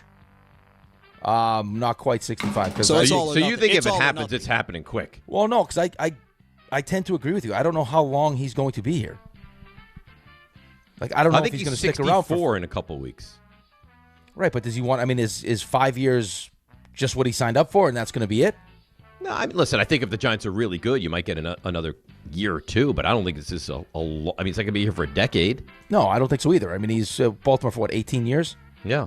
With He's no gonna be break. 64 and years old. Yeah, Typically, but then guys don't coach well into their 70s. Right, but you're not talking about like a guy who's actually had a chance to like, hey, you know what? Like, let me enjoy life for a year, get away, re-energize. He went from Baltimore, jumps right into the Giants. I mean, how many more years are you going to get after 5? I would say maybe 2. All right, so I don't know if the things answer are to that. good. All I know is that he's guaranteed. I mean, he's going to be here for 5. Yes. So that's why I answered the question the way I answered the question. Okay. How would you answer it, Ray? I'm interested by Rick's take that it either won't happen or 65 or so all or nothing basically. He thinks it's going to happen in the next 5 years, or it's not going to happen. I think that's the more I think about it, I think that's accurate because how long is the runway here for John, right? This is only going to be made all that much more sweeter when the Giants do win the Super Bowl quickly. You've never been more confident in anything. No, I love this. Very confident. So Harbaugh will make history, is what you're declaring. That's right. He will make history. That's right. So is it Shula, Vermeil, Holmgren, Reed, and we can come back to it. I'm gonna marry that it's not gonna happen. Oh, I think there's too much. I think there's too much working against him here. Time is one of them. I will cuddle. I like where Rick's head at. I do think that if it does happen, it's going to have to happen quickly. And so I'll trash the not quite 65 because once you get past 65. Well, it's going to not get sure more he's gonna difficult, be you got to there. imagine, too. Yeah. So Jackson Dart's going into year 2, then year 3. Now, all of a sudden, you can reopen his deal. Are you paying him? He's going to get more expensive. Yeah, good call. Now the financials play a big part of this, too. All right. I think that's been part of, if you want to be completely honest about it, and Ray, I don't know if you will be just because of, I think you will be. I don't think you let your fandom stand in the way. I think he will be. I think that having to pay Dak what you pay him has also hindered your ability. If Dak was more reasonable with how much money he made, I think even more than that, some of the stupid things that ownership or that's GM the wise bigger they thing. do with not paying their guys properly. right, being proactive instead of reactionary. Yes. Where it's like, Yeah, oh, big just we'll wait, and then you If pay. you were pay top of the proactive- market. If you were proactive, They're never proactive. as well, they were with Quinnen Williams just now. Like Quinnen Williams is going to look like a bargain in 2 years. Like, why couldn't you just do that with the other guys? It didn't. Stubborn. Maybe something has finally changed, but I doubt it. I'm going to need more proof. Dave's getting a shiny new at-home studio. Yeah, it's a big deal. I love the padding. What are you most excited about? Or actually, what's going to be the most impressive aspect of this new studio? I love it back there. Will it be the erasure of that padding behind him? Oh, that padding is so timeless. If I could do this show in the padding, I would. Will it be the addition of a much more, let me say, aesthetically pleasing background like what Rick has? Or is it the fact that, and these are his words, he has no involvement with how this is going to play out? Once again, this is all Sherry's handiwork. Oh. What's the question? So what's most Could you listen impressive? to Ray one time? You asked for him to repeat a question. No padding, better background. No, or- I don't need the answers. I need the actual question. What's most impressive? What's most impressive? Yeah, I most mean, impressive I think about there's it. only one. No padding, the better background, or that Sherry is completely in charge of this. There's one answer to this question, Ray. You marry this all 3 times. It's that he somehow weaseled his way out of doing none of it. It's that Sherry's completely taken over the project. I'm not a project guy. That's the marry. Life has worked out so well for you. Cuddle is a gorgeous new background. The trash is... the trash is easy because it's the result of the better background, which is the padding is gone. Yeah, I'll agree. I love the across padding. the board. Yeah. Yeah. I don't understand. If you marry well, and she's the yin to my yang, then these things just work out. The problem is, They is that keep working she's out. the yin and the yang, though. No. She's the entire diagram. Yeah, she's the whole thing. You're she's the whole dinner. So what am I then? I'm I don't just know. a sloppy fool who shows up. What comparison are we making? Are we making a food? Like what kind of I mean, analogy? what am I? He's the garnish on Yeah. top of the food. I'm Yeah, a you're like radish. You're like the chopped up parsley, Great, or like the little sprinkle of cilantro on top. great. Well, you So know what you I are. I'll just- tell you what you are. Maybe a little salt on top. I'm of the it. coup de grace. I'll tell you what you are. You know, like when you get a burger and they put the lettuce and tomato on the side, and then you get to choose what you want. That's what you are. You're the lettuce and the tomato. I'm the side vegetable. And then Sherry, the sexy, delicious Luger burger. Now I get to decide how much Dave I want on it. Speaking of the Luger burger, Do I want Dave? Do I want Dave to go grocery shopping? A little lettuce. I want I Dave do to be good with shopping. vendors. A little tomato. I do that. By the way, Dishes. how about Buster? We didn't even talk about this. What? Canceled on us that Wednesday. well, Couldn't it's do not it. like you were here anyway. You weren't here. But I would have. Yeah, he said he had to go on. He Get Up and First Take wanted him. I know. He's a big excuse guy, huh? Big TV star. You can hash it out with him tomorrow. Buster's on tomorrow. if he shows. So we have Buster tomorrow and the news also tomorrow? That's correct. It's a big Wednesday. Shaping up to be a big show tomorrow. And Stump Rothenberg. Oh my God, that is right. So Jim Fan, who emails a lot, he says, "Is this one of these teases for a big announcement that Michael always does, and it's like a new weekly guest?" No, it's not. If you Ray, like you the agree? show, Like this is it Yes. fair to say this is massive news? I think I said this yesterday. It's as massive as can be. Yes. if you like the show, you like consuming the show, you're gonna like the news. Yeah, massive, massive news. All right. On that note, oh no, you have a read. You have to do your sexy spine read. You know what's amazing? What is how little you appreciate my reads. What do you mean? And you wonder why the people that are nice enough to help with the show and sponsor the show don't like you. I love NSPC. You don't, brain and because you spine. don't prioritize them the way I have a brain. I have a spine. I mean, I'm right in their demographic. Some would say Have you a brain, don't. I have a spine. Yes. Some would say you're spineless. How about that? You need It's any not back nice. work? Would you like to set up back work? Because I'm going to set up some back work. I'm going to go take my X-ray today, I believe. At the moment, I don't need back work. Before but I head thank into the old MRI tube, since this back issue is just not going away. Well, if you're like me and you're dealing with a very, very painful back situation, I got the perfect place for you to call. The neurosurgeons at NSPC Brain and Spine Surgery are leaders in minimally invasive treatment for neck, back, and brain conditions. NSPC is the largest independent neurosurgery practice in the New York metro area. You got 7 local offices on Long Island and in Manhattan. I was in Long Island. Place is beautiful. I met all the doctors. Great guys. To request a consultation, all you got to do is call 1-800-355-1100. Most patients are seen within 48 hours.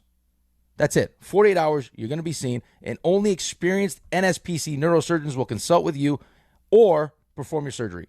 So the person you speak to, that neurosurgeon, is going to perform your surgery. Since 2024, Castle Connolly has ranked NSPC as the #1 neurosurgery practice group in New York State.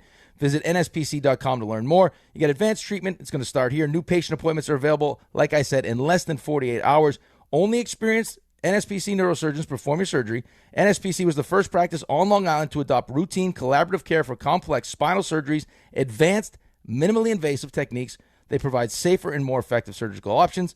Like I said, they're independent. It's a private practice, and all you got to do is call 1-800-355-1100. That's beautiful. Absolutely beautiful. And the best part of that is I get an appointment within 48 hours. That's it. Because how many times you call to make an appointment with a doctor? Like, we can see you, 7 weeks from Friday. Well, I'll tell you what. Okay, and they explained this to me, which I've had happen to me before, and this happened when Cassie was given, I don't know if it was Rocco. I think it was Rocco. So the anesthesiologist comes in, and now the anesthesiologist has his, what are they not actually the anesthesia, the person that's training to be an anesthesiologist. What's that called? Like a fellow or an intern or something? Yeah. So I said, whoa, what's happening here? He's like, well, I will consult, but he'll be the one that administers the drugs. The meds, yeah. I was like, no. I want you to do it, not that person to do it. Here's the beauty of this. NSPC, that doesn't happen. You have, that's the guy that's going to do the surgery. Like, he's not going to consult with you and then pass it off to someone else. He's going to be the one that does the actual surgery. That's the guy. Yeah. That's the guy. I left my primary care physician years ago because I was sick and I needed to go see him. And I thought I had strep throat. And I called and they're like, he can see you a week from Friday. I was like, forget it. I was like, I'm done. This is why you get a pediatrician like me, buddy. You just walk right in. That's right. I get there nice and early. Had I had a pediatrician, I could have gotten to see him. All right, let's take a break. We'll come back. We'll hear from the Giants head coach that will lead them to the 65 or sooner. It's DNR with you, ESPN New York. All right, let's see what's happening out there on those crazy roads. Here she is. It's Debbie Duhame. Hi, Dave. Hi, Rick. On this CMT Tuesday, watch for delays on the PATH trains, Journal Square to 33rd. Also seeing some delays on the Uptown A trains. Troubles on the Cross Bronx westbound getting out toward Jerome Avenue with a collision. Watch out for an accident on 80 West exit 59 in Patterson. Sponsored by RockAuto.com. Grinding and squealing are signs it's time for new brakes. Give the hassle of searching for the right parts and shop RockAuto.com. Find trusted name brand parts at lower prices and have them shipped directly to your door. All the parts your car will ever need. Rock Auto. Alternate side parking rules in effect. I'm Debbie Duhame on 880 ESPN New York. 1-877 Cars for Kids. KARS Cars for Kids. 1-877 Cars for Kids. Donate your car today. Call 877 Cars for Kids to reach a friendly live agent. Donation is super easy, and your car can be picked up as soon as tomorrow. Call us now or go to carsforkids.org. 7 Cars for Kids. Donate your car today. Did you know you can donate real estate too? Monkey Sports, built by players for players, is your one-stop shop for hockey, baseball, lacrosse, and more. Find top-name equipment and expert in-store services like sharpening, break-ins, and relacing. Shop in-store at Monkey Sports in Farmingdale or Woodbridge or online for all the top brands. Whatever your sports, Monkey Sports gets you game ready fast. Monkey Sports, where athletes shop. D'Agostino Law Bite Back. This is John D'Agostino from D'Agostino & Associates, and I know how a serious accident can change your life just like that. I'm Jenna D'Agostino, and I understand that with pain comes medical bills and time out of work. Let us get you justice. This is John Ryan, the closer. For over 35 years, our family has been getting accident victims every dollar they deserve. I started this firm for the injured so they can bite back against the insurance companies. Our legacy is to get you justice. Bite back. To get you paid. Bite back. At D'Agostino & Associates, bite back means fight back. When you're hurt and they blame you, we bite back and get you every dollar you deserve. We have offices throughout New York and New Jersey, so call us first at 1-800-BITE-BACK. That's 1-800-248-3222. 1-800-248-3222. I've been there, and I'll be there for you. We expect our information in real time. US Med carries continuous glucose monitors, which provide real-time readings of blood glucose levels. US Med is an approved provider for Medicare and over 500 private insurers. So call 888-665-0696 today for a free insurance and Medicare benefits check as easy as... That's 888-665-0696. Skechers elite athlete OG Anunoby has been making history on the basketball court. Anunoby tips it in. Unbelievable. What a shot. He's been balling out in Skechers high-performance basketball sneakers, and the world is noticed. But how does OG train off the court to keep in peak physical condition? Hands-free Skechers Slip-ins Aeroburst. They help prepare OG for the physical demands of playing at a championship level. Get your pair of Aeroburst for only $165 at a Skechers store, Skechers.com, or wherever high-performance running shoes are sold. This is the Michael Kay Show. The general manager of the New York Giants, that is Joe Shane. Now, one of the things that have been worked on throughout camp is discretion on the part of Jackson to slide. Do you think he's made strides in that? You know, you just have to learn. You start coming in every Monday and realizing how bad your body hurts and you feel like you were in a car crash, and half of those hits are, avoidable. And Jackson's a smart kid and understands that, and I think that'll be reflected in his play this year. The Michael Kay Show, weekdays at 1 on ESPN New York and streaming live on YouTube. Presented by the Parisman Firm.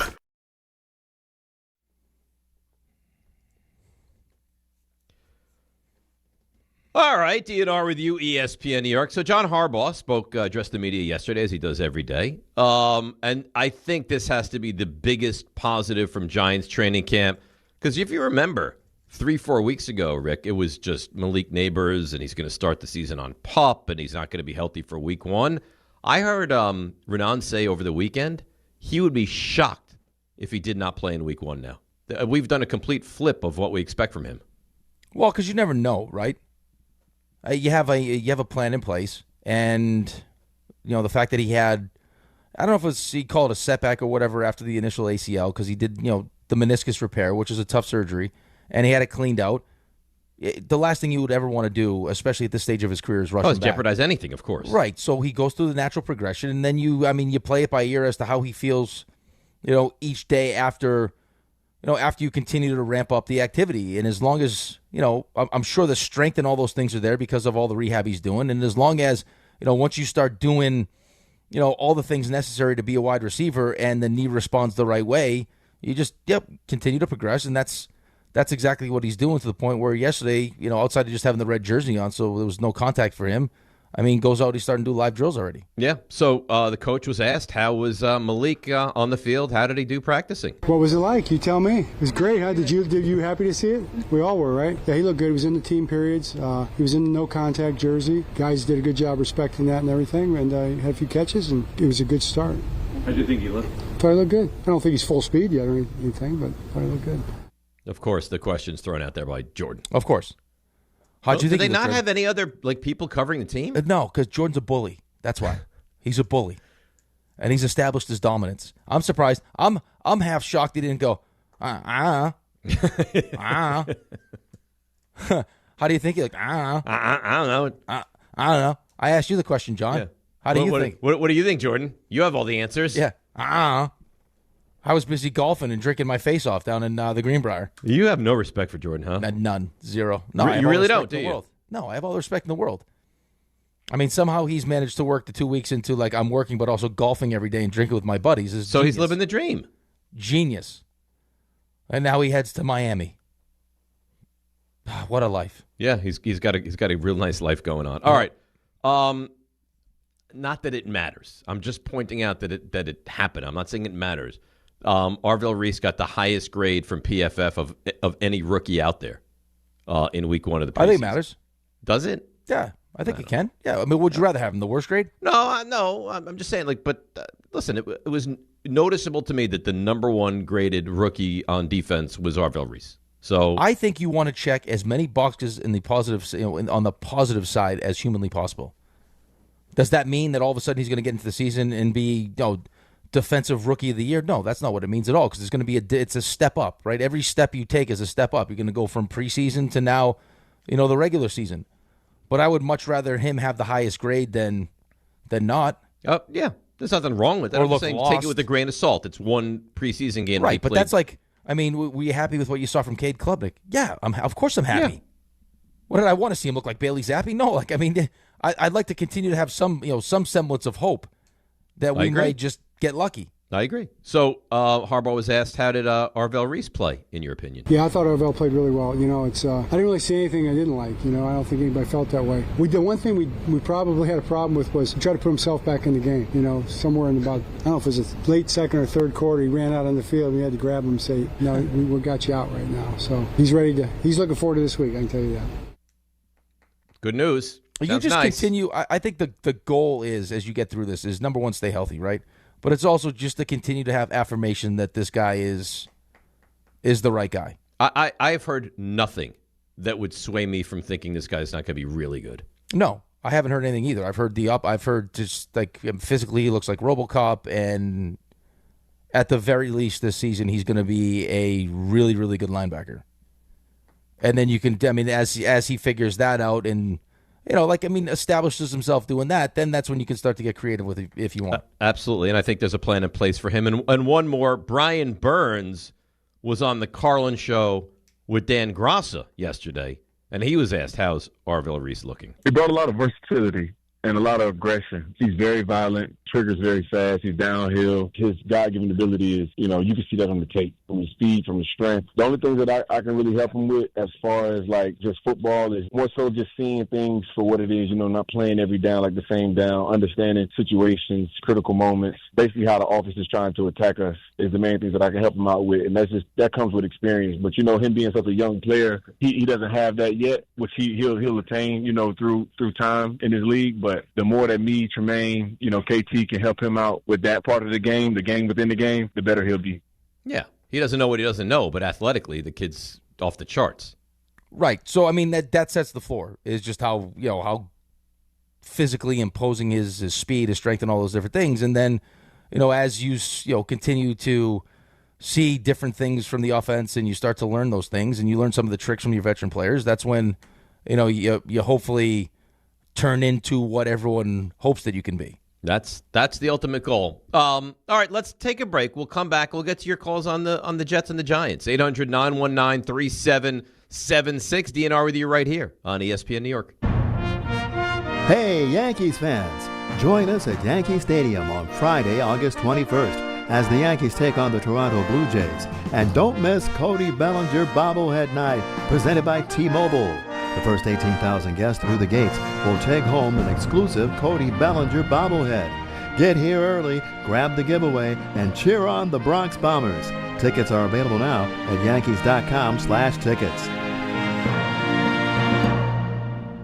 Hey, it's Alan Hahn. Upgrade your outdoor living space with TimberTech, the #1 brand in premium decking from Rings End. Picture this, a deck that's the highlight of your backyard, turning heads season after season. Now, imagine 20, 30 years later. It's still going strong. And here's the best part. You haven't spent a moment sanding, staining, or sealing it. Visit your local Rings End for the stunning real wood looks of TimberTech decking, paired with the kind of durability that only advanced engineering can deliver. Backed by industry-leading warranties, TimberTech is the decking that performs for decades.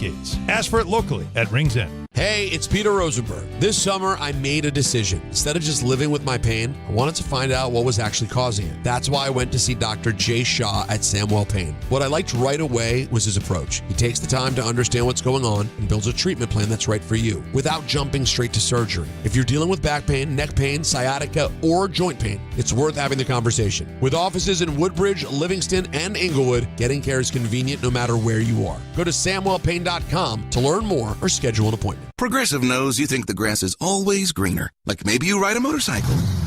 But today, it's raining. So you wish you had an RV. But if you did, you'd have to listen to some guy parked next to it at a campsite plays acoustic guitar. Now, before you start wishing you had a boat, remember, your brother-in-law would invite himself every weekend. Permission to come aboard, Captain? But one thing that is greener is the money you could save when you bundle your RV, boat, or motorcycle with your home or auto with Progressive. Progressive Casualty Insurance Company affiliates and third-party insurers. Not available in all states or situations. Evan Cohen here. When it comes to your tires, you want the best quality, the best value, and the best service When you buy tires at Midas with paid installation, their limited lifetime tire guarantee is included at no extra cost. Free flat repairs or replacements if needed, and complimentary maintenance like tire rotations and rebalancing every 5,000 miles. All included. That's the limited lifetime tire guarantee. Only at Midas, the best around. Congratulations, New York. The Knicks did it. Through battle after battle, they dominated to become this year's NBA champions. Day in and day out, the hard work paid off, and you were there every step of the way. Enjoy the crown. Own it, because this year is your year. A part of your legacy that will never be forgotten. So celebrate this moment, show your pride, and shop the largest selection of official NBA gear at NBAstore.com. A Fanatics experience.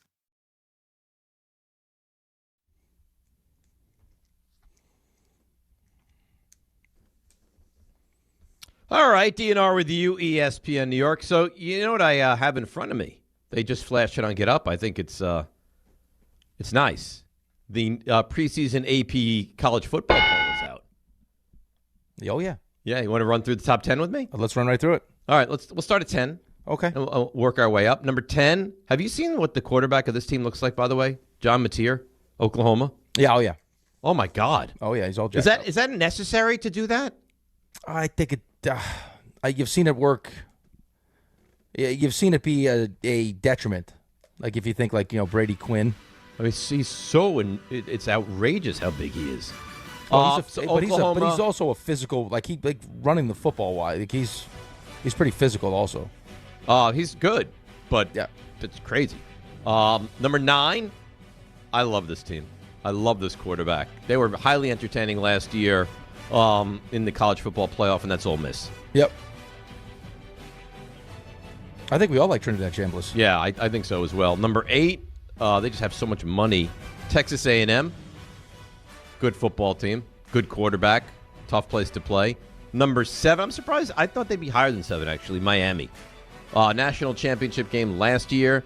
Added one of the best transfers in quarterback Darian Mensah from Duke, and they're off and running. Miami, number 7. Well, and they got number Tony, 6. too. They got Tony, too, who could win the Heisman. Oh, he's awesome. He's a true sophomore also. Number 6 is your defending national champions. Obviously, the quarterback is different, but Indiana under Kurt Cignetti is number 6. Always. They're going to be good for... Well, that's the thing, though. How do you bet against what Cignetti's doing there? You don't. Right? I mean, you just go undefeated national champion. It took 2 years. They got money.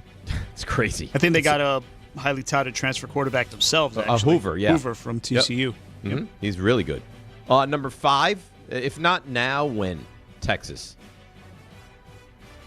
Yeah, it's a big year for Arch. I've actually heard from, I forget who was I don't know if it was Aaron Rodgers' brother or whoever it was. It's just, like some of the things that you saw early in the season, I think concerned him a little bit. Then by the end of it, you started to actually see what all the hype about Arch was. Yeah, by the end of the season, I mean, listen. Think of he stepped into at Ohio State. Look at this defense. They had 3 guys taken in the top 10 off that defense. Yeah, I told you the other day. I was looking at I think it was Schrager's list of most impactful rookies, and the first 3 were all Ohio State defensive players. They were what, Styles, Reese, and It was Downs? Downs, yeah. Yeah. Number 4, and I don't think their schedule is bad. I think they do host Miami, which will be a huge game. That's Notre Dame. He's a good coach, too. He's a great coach. We had him on the show the one time. I loved him. Yeah, everyone and then falls on top in of love that, with him. Yep. They have C.J. Carr, who I think a lot of people think is going to have a really good year. Do you see that? Did you? I just did this the other day. Have you seen the video of their new football facility? Notre Dame? It's like $100 million facility. It's outrageous. Really? Dude, I'm telling. The idea. Like, the idea was always as a young kid, like, you're going to, these are my goals. I'll get to, hopefully play, Division I somewhere, and that'll be great. And then I'll get to the NHL, the NFL, then it's going to be like the best of the best. There is no way that those kids that are going to Notre Dame right now are going to go to a better facility than they have right now. It's that nice, huh? I'm telling you right now, during the next break, just Google. I'll look it up. Number 3, and they're good every year. I guess Ohio State and this team are probably the top programs in college football now. That's Georgia. It's every year. No? Yeah, I mean, Kirby Smart does a really good job. He's awesome. It feels like things are trending more more towards the Big Ten now, though, with just the amount of money Well, the they have Big more Ten money. has to. Yeah, but you still hear the SEC argument, though, where it's like, well, look at our school. We're playing all these SEC teams. Of course, it's a grind. It's harder, But you know what? Losing Alabama from one of these big brothers is a massive loss. Number 2, and the Jets wanted the quarterback last year. He didn't come out. He's going back for another year. That's Oregon is your number 2 team in the preseason AP. And number 1 is, as it typically is, Ohio State. Yeah. So. Yeah, he's done a really good job. I know that the people. He's amazing. Yeah, I know that people want to get all over him for just Michigan winning and everything else, but I mean, he has them in the conversation every single year, and that has something to do with the fact that they have the money to go out and buy these players in the transfer portal. But still, people are excited about their quarterback. Patricia's defense last year was lights out, and they got arguably the best player in college football. Jeremiah Smith is arguably the best player in football. Yeah, I agree. And all they do is just produce great wide receivers. And their defense is crazy every single year. And so they go, remember last year, Arch Manning went to Columbus that first game. It's not the first game of the season, but Ohio State goes to Texas this year. Yeah. So that'll be obviously a massive game. I'm all geared up for college football this year. Well, I'm especially geared up just because of having the 3 quarterbacks picks. And to figure out who the quarterback is going to be. As you should be. Let's go to Dave and Edison. Dave, good morning. You're on ESPN New York. How you doing? Yeah, hi, guys. Real quick, I just want to say, when you said Soapy Shower, I just thought of Mr. Deeds. I don't know if you ever saw that movie when Peter Gallagher walked into the shower to talk to the reporter. I love that movie. I don't know if you ever saw that. Yeah, it was an underrated Sandler movie. Yeah, definitely. Please, let me touch your feet. feet. Very sneaky. I like feet. I'm a Cowboys I do fan. not know why. And so take what you want about the Jets, but to me, it's like it's been 16 years. You got to win games. You got to build a culture. To root for 3 losses. I mean, if you trust the GM, you build a winning team. Imagine if you could win 6-7 games, start having confidence, a winning culture, and then you go out and get a quarterback. How? Okay, Dave. I win 7 games. You tell me, how am I getting this quarterback now? Well, you could probably trade your first-round picks, but to move up. But also, what about how do you know? Mayfield, maybe Burrow? Maybe right. But how do you know though? Burrow. Like, I don't like playing that game though. Like, everyone plays that game. Don plays that game. Did the Giants want to move up and get Jaden Daniels and or Drake May a couple years ago? Would the Jets have traded up to get Carlos Mendoza? Fernando. Yeah, but they got Darts, the Giants. So you're happy with that? He was in the top 5 pick. That's not the point though. That's not the point. Is could you back into somebody at pick 16? Of course you could. But wouldn't you rather in a draft that's supposed to be so good at the top, and Arch Manning and Dante Moore, wouldn't you be able to get one of those guys? Well, but what if you get the 5th pick and you can't get? Nobody wants to trade up for you to get those guys. Then what? Right, well, but it doesn't change. I guess. Okay, I'll give you both sides of this. Okay, then thanks for the phone call. So the 2 sides of this are: what exactly are we talking about? 6 or 7 wins doing for your culture? Like, is it that? Is it that big a deal to win the 6 or 7 games, or is it a bigger deal and a bigger culture changer to get the quarterback? It's definitely the quarterback because and the coach. But you just saw with the Giants, right? And hopefully the coach, and quarterback, they come together. His part of this thing, which I would argue is that maybe it's not Dante Moore, maybe it's not Arch Manning, maybe it's someone later in the draft. But there's a much better chance that quarterback has the opportunity to be successful, even if he's not one of those can't-miss guys, because of the amount of talent that they have. Okay, and I understand that. Give me the better quarterback. And also, I got to tell you, I don't want to keep this coach. I don't want to win 7 games and bring in a new quarterback and have to groom him with Aaron Glenn as the head coach.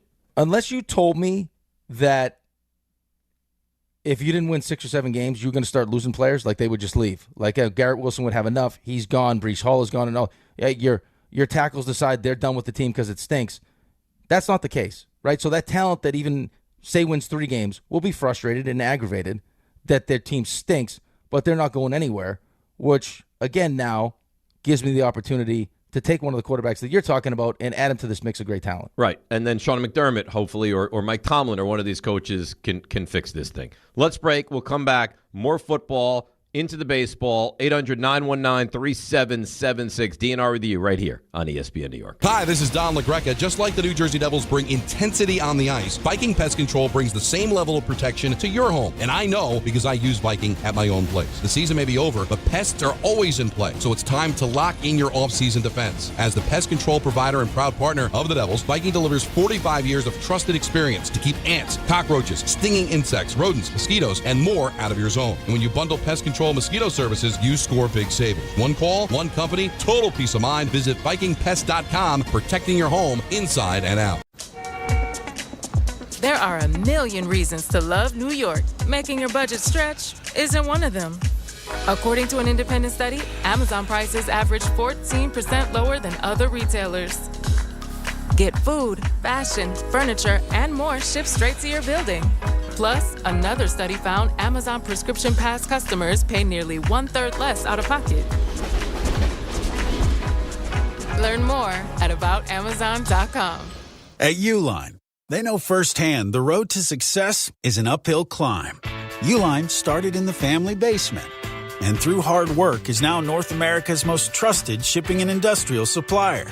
They get what it means to have the support of reliable, hardworking partners. So they keep 41,000 items ready to ship. Whether your company is still in a basement office or expanding cross-country, Uline will be there on your road to success. Visit uline.com. Okay, girls, ready to go? Yeah! Mom, I'm hungry. Can I have a snack? Me too, Mommy. You want a snack? Yeah! Got it? Children learn from our behaviors. Mommy, can you open this? All right, hold on 1 second. Okay. Okay, here. Thank you. They learn what is okay from the adults they see. Mommy, are you on your phone? If you're a distracted driver, chances are they will be too. What kind of driver are you raising? Funded by the Governor's Traffic Safety Committee. Empower. After wanting one for years, Kevin is finally enjoying his new hot tub. This is the life. He worked with Empower to help him get good at money, so now he can be a little bad. Oh, no, not my phone. Oh, Kevin. Kevin's phone may be in hot water, but his finances aren't. Invest well, live a little. Start today at Empower.com.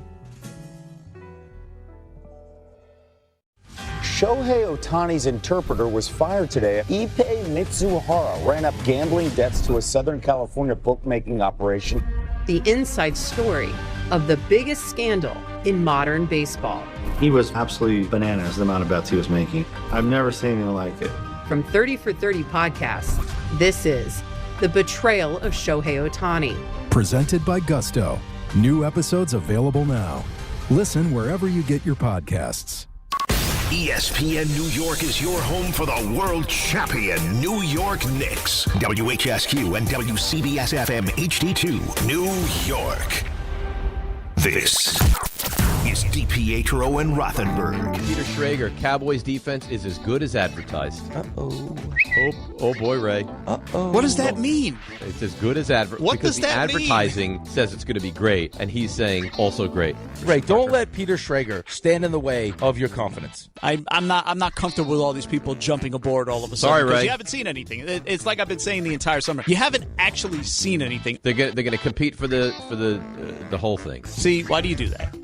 They're going to be better than advertised, and the advertising is sexy. I expect them to be better. They're going to be great. That much. This is DiPietro and Rothenberg. Ted and I are going to be having a soapy shower because I think Raymond is going to be very upset. On ESPN New York. And streaming live on YouTube. Oh, look at Julian. You can see that he's slowly making his mark in the show. Yeah, he's doing a great job. Yeah, really nice job. You rock a mustache like that, though, there are expectations. That's a good mustache. That's a great mustache. It's a really good mustache. I do like how he kind of threw in that one sound to you where your brain broke there for a second. You're going to win it all. I like that. I don't think you need to give me a hard time. And then you soapy shower with Ted, which is just sensual and erotic. Yeah, well, you know what? Ted and I are going to be having a soapy shower because I think Raymond is going to be very upset. Oh. Yeah, you'll be soapy showering while Raymond's eating pity dogs. He can have pigeon for all I care. I do not care. He can have roasted pigeon that evening. I don't know if anyone wants to eat roasted pigeon. I'm sure. Well, you know what? We'll serve it up for Raymond. Roasted pigeon if the Giants win that game. You wouldn't know the first thing about roasting a pigeon. No, I don't know any of that stuff. Yeah, no. right. Of course not. And your local deli doesn't have pre-prepared pigeon waiting. Mm-mm. No. I did see the video of that halal guy, though, just take the pigeon right off the street. And he cooked it up? I don't know what he did with it. Once he took the pigeon. I don't think he took it in as a support animal. What's the most wild food you've ever eaten? Ooh, I've eaten a lot of wild food. Yeah? Have you had escargot? I've had escargot, yes. Have you had tongue? I've had tongue. Mm-hmm. Horse, probably. I ate horse. You ate horse? Yep. Buffalo? I've had buffalo. Snake? I've had snake. So you're not afraid of any of these things. Alligator. Gator? Gator. I've heard gator's good. Beaver. My hand is hovering. It's hovering. Well, go. You know what? Push. It's hovering. No, push. He hasn't done anything wrong yet. But I'm waiting. We're just naming animals that I've eaten. But I'm waiting. I'm just waiting. It's not my fault. It's not my fault. You have a sick mind. Oh yeah, right. Look, the word didn't even finish leaving his mouth. This is what he's done to us. You have some real damage. This is what he's done. You have some real damage. Ray, where do you think this stems from? You think this is like a childhood issue? This is something that was he neglected as a little boy? Like, what is this from? I maintain that it goes all the way back to the whole booby time thing. It all goes to that. That's where it began. It only got progressively worse. Mom, is it booby time? Tell me I'm wrong. That wasn't my fault. Start. It wasn't my fault. I didn't say it was your fault. Yeah, that's where the it child was started. never to blame. Yeah, but it doesn't mean it doesn't do irreparable damage to you. And now we see it 40 years later. It just hits. When Ray says it, it just hits different. When Ray says it. It sends it back to the whole booby time. You got to put the little, because it's not quite booby, it's bubby. Bubby. It's cuter when you say it that way, though. Yeah, it's like bosom. Yeah. Correct. I mean, if you're 3 years old asking for booby tie, you'd have to be kind of cute about it. You know? Once you can verbalize sentences, I think you passed the point where it's like once you can ask for it and then walk up to it. Right. Yeah. Wow. Yeah, you're not wrong. That's something. Yeah, you're not wrong. Isaiah Likely. Oh, yeah. Was on, because everyone was on some show except ours yesterday. He was on DHR. He was asked a couple interesting questions. Let's take a listen. Do you sense the excitement around this team? Absolutely. I mean, always just trying to keep a level head, be where my feet are, but knowing, the opportunity in front of me, in front of the team, in front of all of us, what we could do this year and being special. All right, so I've said this 8-9, right? That's my 8-9 wins. Upper echelon, what the Giants could possibly do. What do you think it is? What do I think it is? Yeah. I think you're probably somewhere around 7 or 8 wins.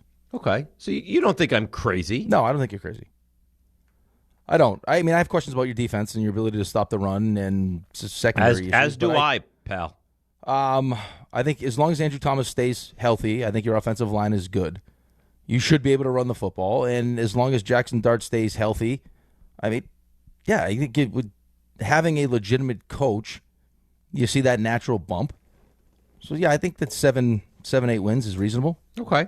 More from Isaiah Likely on following John Harbaugh from Baltimore to New York. Yeah, I mean, obviously, having trust in Coach Harbaugh having a great deal of trust in me and knowing that, once he came to the Giants, it was just, I felt like it was a win-win for me. And then, just getting together with Jax and then really just getting on the same page with him day in and day out, whether it's in the film room, on the field, off the field, making sure we're on the same page, and then just getting around everybody on the offense and making sure that being the leader I am now, going into my 5th year, understand that vet role, and just trying to be my feet are and make plays when plays are there to be made. Why does he keep saying "be where my feet are"? That's one of his mantras.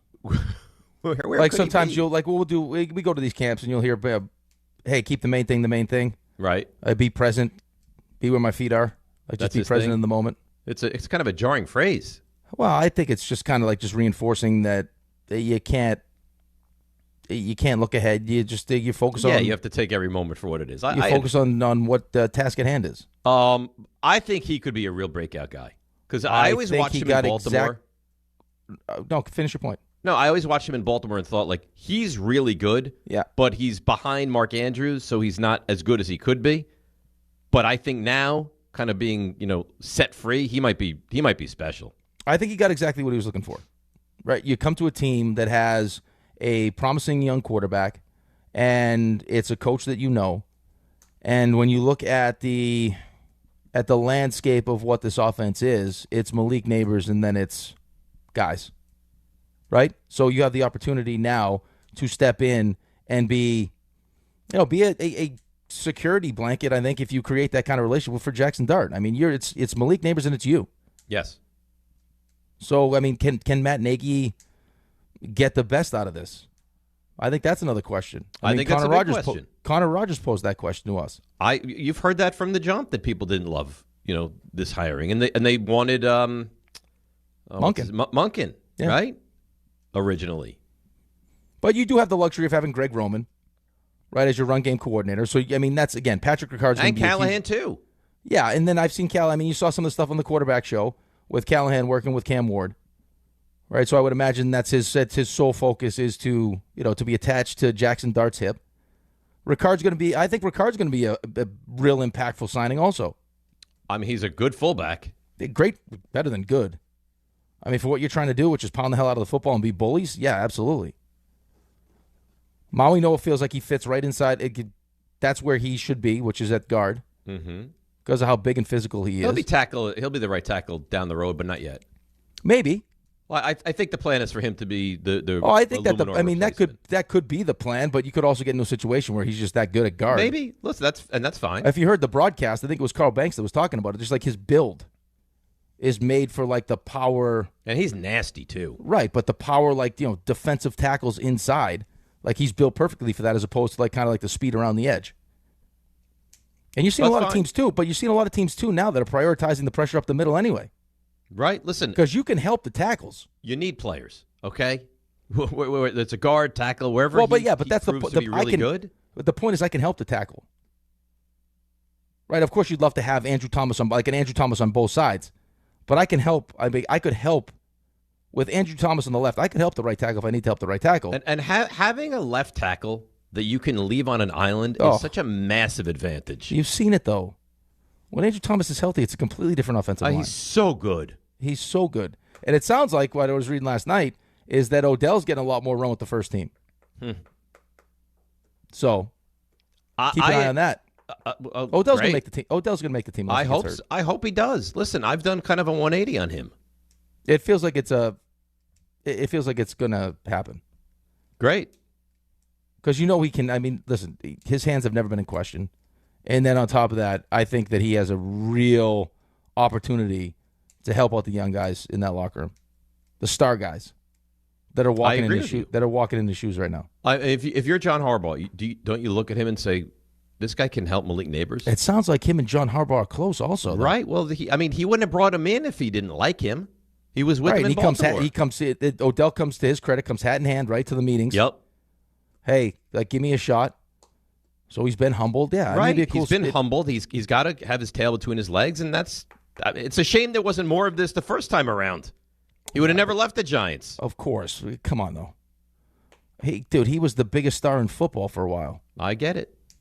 He transcended sport. Like, yeah. He was bigger than football. Remember we went over to, Germany or wherever he was? Yeah. That big crowd of people, and he was a massive star. Not a massive football star, a massive star. That's right. Period. He was an athlete that stars wanted to be around. Yes. Let's go to Everyday Edgar. Edgar is on ESPN New York. Good morning, Edgar. How you doing, buddy? Good, man. Odell Beckham got to make the team. I know about 30 people that are going to that game just to see him. Like the couple of 16-year-olds, my brother's kid, he's like a 10-year-old again. I get to see Odell Beckham live. I never saw him live. I'm going to go. Hope he gets a touchdown that game. It'll be epic, man. It'll be epic. Dave would love it. I'll take all I can get, absolutely. What else? Let me make Anything two else? quick points, boys. Okay. Anything else? Yeah, Cade Klubnik. I know it's a small sample size, but you're throwing him right into the fire. Like Geno starts out 0-3. It's Cade time? I don't think it's K time yet. Aaron Glenn needs to win games. Yeah, well, I mean, what does it look like? 0-3. If Geno Smith stinks. How bad is Geno Smith? Once you go to Klubnik, it's hard to go back. So, yeah. And you don't like your other. No, here's the problem, though, Edgar. And it's why they need to – listen, let me answer your first question before you make your second point. They need to bring in a experienced backup. As excited as you were about Cade Klubnik in the first preseason game for a couple of the couple drives, he can't be an injury away from being the starting quarterback if you're Aaron Glenn. Well, You answer my second point, Rick. Who's the veteran though you get? Oh, they got to wait to see who shakes free. They'll be veterans. And I saw Rich Sweeney talking about that they should trade for J.J. McCarthy. Oh, okay. I got a quick question for Dave. It might be off the cup. What happened to Justin Tucker? He can't kick no more because he got a couple of massages. He had a couple of massages. Yeah, but Deshaun Watson is competing for a QB spot, and he had some massage issues. Yeah, but Deshaun Watson at that point when he got signed to that $230 million guaranteed contract was still like a top 5 quarterback at the time. Because he can't make 40-yard field goals, Justin Tucker, no more? I think he why would you, and thanks to Chloe. Why would you bring that on, though? Why would you have a guy that has all those strikes against him as your kicker? Then he wasn't the same guy by the end. And I don't know if he wasn't very good at the end, if you remember. Yeah, I don't know if he has all this stuff going on. If he was still Justin Tucker, the kicker that we thought was the best kicker we've ever seen, he would still be in the NFL. If he was Brandon Aubrey right now, he probably would have a job somewhere. I can't stand that guy. I know, because he's a weapon. Oh, God, he's so annoying. Speaking of weapons, could I bring this up quickly? Yeah. So you know, I spent a lot of time talking about my baseball teams. One of the baseball teams, I just got this morning. How many teams is Milo on? He's been multiple teams. Okay. Very proud of this young man. So this is our catcher on the Hop Hog team. His name is Brett. When I tell you, and this is not me, I'm not trying to overstate this, you've been around a lot of youth baseball. A lot. To have a good catcher at this age is very rare, and when you do, it gives you a humongous advantage. So we just recently won the Summer League, and Brett threw out 3 guys trying to steal. Right? Which, I mean, usually it's almost impossible because the runners are stealing off the pitchers. Gunned 3 guys out. Just an absolute cannon. So you can you're playing the game where Full you can lead. steal before the Full lead. Ball crosses the plate. Full lead, real baseball. Okay. All right. Yeah. The only difference in 11U from like full-on real baseball is that you get a balk warning first. And you're not playing 60-90. No, 60-90. Right. No, that's 13U. You make that. That's crazy. So anyway, so I got this morning, and I'm really proud of him. So he's up for Youth Athlete of the Year. So what I'm going to do is, so everyone can vote, and you get a free vote for, I think, 1 free vote for the next 9 days. And you can also donate if you'd like to donate to the charity and get more votes. That also would be great. But he's up for Youth Athlete of the Year. He's going to represent 3 brands in Sports Illustrated and on CBS. Oh, wow. So I'm going to post it on. He's a 3-sport athlete. He's really good at football, too. But this kid is an absolute weapon, stud, and he deserves to get your vote. So I'm going to put it up on the socials for us. Is he going to Cooperstown with you guys? He is not next year. He just turned 11. He just recently turned 11. Like, he could be playing, like, he can play 10U. He can play 10? He plays 10U, and he plays up for us on 11U. Wow. Yeah, hits bombs. He's legit. Is and his dad, by the way, sport? His dad told me actually football is his best sport. Oh, how about that? And by the way, his dad, so you know, also a weapon, Howard Johnson once touched his dad's abs. How about that? How about that? You're not going to tell me the father's like an Eagles fan, are you? No. Of course not. No. Hop on, I know Eagles, you butter this whole thing up to tell me how great the family is, the kid is, and then you're like, oh, but he's an Eagles fan or something. No, of course not. This is not. I don't know. I'm not voting for this is not a Philadelphia award. I like want to be Nick sure. Sirianni. Live with it, okay? No, I will. I will never accept your relationship And you know with what? Sirianni. I think you would have liked Nick Sirianni. No. I think Ray, you would would've. I have liked Nick Sirianni? Even if I liked Nick Sirianni, I wouldn't have liked Nick Sirianni. I wouldn't give it an opportunity. I would not give Nick Sirianni the opportunity to allow me to like him. Exactly. I would walk up to Nick fell in love. Sirianni and be like, "Oh, you fake crier. Well, I know your game. He would have punched you right in the face. Good. You know what? Then I'll coach the Eagles. You can't coach. You would never coach the Eagles. They wouldn't let you because you would purposely dive bomb their whole season. I would love to. We wouldn't throw the ball. Just run the ball every time. Be honest here for a minute. Can you stop joking around here for 1 second? Go ahead. Giggles. Do you think that the Eagles win the division or the Cowboys win the division? Eagles. They still the Eagles. Mm-hmm. Give me Until your proven otherwise, I think I would go with the Eagles. Yes. And for what reason? Until proven otherwise. Listen, the last time I know the Cowboys have made these massive strides defensively. The last time I saw their defense, it stunk. Okay. The Eagles are just a very well put together football team. Now, if you said what quarterback is better, I think Dak is better. But the running back is great. The offensive line, older, yes, still good. They did their due diligence to try to replace A.J. Brown. Defensively, they still have horses on that defense. I just think the Eagles are a better all-around football team. So you have more questions about the Dallas defense than you do about Jalen Hurts and then the offense? Yes. Okay. Yes. I think that's fair. I think Philly can consistently put up 24 points, and they can hold you from scoring 24 points.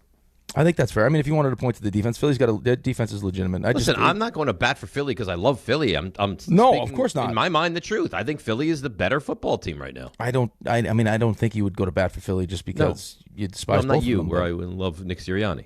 Now, coaching wise, I'm not sold on either coach. I can't fight my feelings. Can't do it. Tell you what, if you told me I can pick one coach in that division, I'm taking mine. One coach in that division? Yeah. Yep. And so would you. And so would he. Yes, I would. Yes, you would. And so would Raymond. You'd be foolish not to take John Harbaugh. I do think at some point, though, like the Sirianni is an idiot conversation should stop. Though. I think that you're probably right with that. Right? Like, I mean, you might like the antics, the crying, and everything else, but still, I mean, having to deal with having a new offensive coordinator every year, like he's won a Super Bowl. He's been in 2 Super Bowls, for God's sakes. So, I think the Jalen Hurts part of this is probably the most interesting. You know, new offensive coordinator, all the conversation last year. A.J. Brown's gone. I mean, is he willing to change and do some things that he wasn't last year? That we look at a team and say, we don't really like their quarterback and don't really think he's all that great, yet they are good every single season. That's very strange. I know it's strange, but I've also seen Jalen Hurts play at a high, even in the Super Bowl they lost, he was awesome. Like, you've seen him have the ability to do that. I know. Now, having a great offensive line is really nice, too. Right. I think the interesting part of them winning the Super Bowl that year, though, was, you see the league trending in the, hey, let's be explosive passing the ball, and they were the complete opposite. They were explosive running the ball with Saquon. Amazing. He was amazing. So, Saquon's also getting older, too. Correct. And he's not coming off of it. Last year was... No, he was not great last year. You know, my understanding of what they're doing offensively, like the changes they make, are supposed to benefit Barkley, too. So, we'll see. Like, having the quarterback actually under center, because Hurts couldn't do that, is supposed to benefit Barkley majorly. So we'll see. Well, and that should, and then if you can effectively do that, that should make the play action pass a real weapon. But it should. Remember, they don't have A.J. Brown anymore, which is a huge loss. Huge loss, but Devontae Smith's a good receiver. Very good. They added Mekhi Lemon. Yep. Who I don't think has practiced yet, though. I think he's hurt. Yeah, he's been hurt. And their tight end is good. Goddard's a good tight end. Yeah, listen, they figure it out. That's a good football team. That's a big year. It's a big year for Jalen. The problem with them is that the guy that runs it is terrific. Yeah, he's great. Howie Roseman is amazing. That could be an interesting. That actually could be an interesting. Philly could be an interesting spot as to Edgar's question about veteran quarterbacks available. Because right now you got Dalton and McKee going back and forth for who the backup's going to be. I think Tanner McKee. Well, there's no way McKee's not going to be there. He's going to be their backup. Oh, is Dalton stay if he's going to be the third string quarterback? So if you're the Jets and you could land Andy Dalton, you'd be very happy about that. Well, if you're Aaron Glenn, this is more about Aaron Glenn than it is about me. Would I like to see Cade Klubnik play? And if we lose, great, that's fine. Yeah, that's probably in my best interest just to get an idea if we actually have a quarterback. But for Aaron Glenn needs to win. Like, Geno Smith starts off slow, and they haven't won a game yet. Are you going to feel like, I'm trying to save my job, I'm going to be good, feel good about Cade Klubnik? If you start out 0-4, I don't think it's salvageable.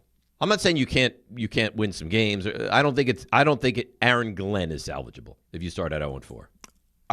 You may not think that. Do you think that's what he's going to think? No, I'm sure he's going to try. Right. So would you rather try with a rookie or Andy Dalton? Andy Dalton.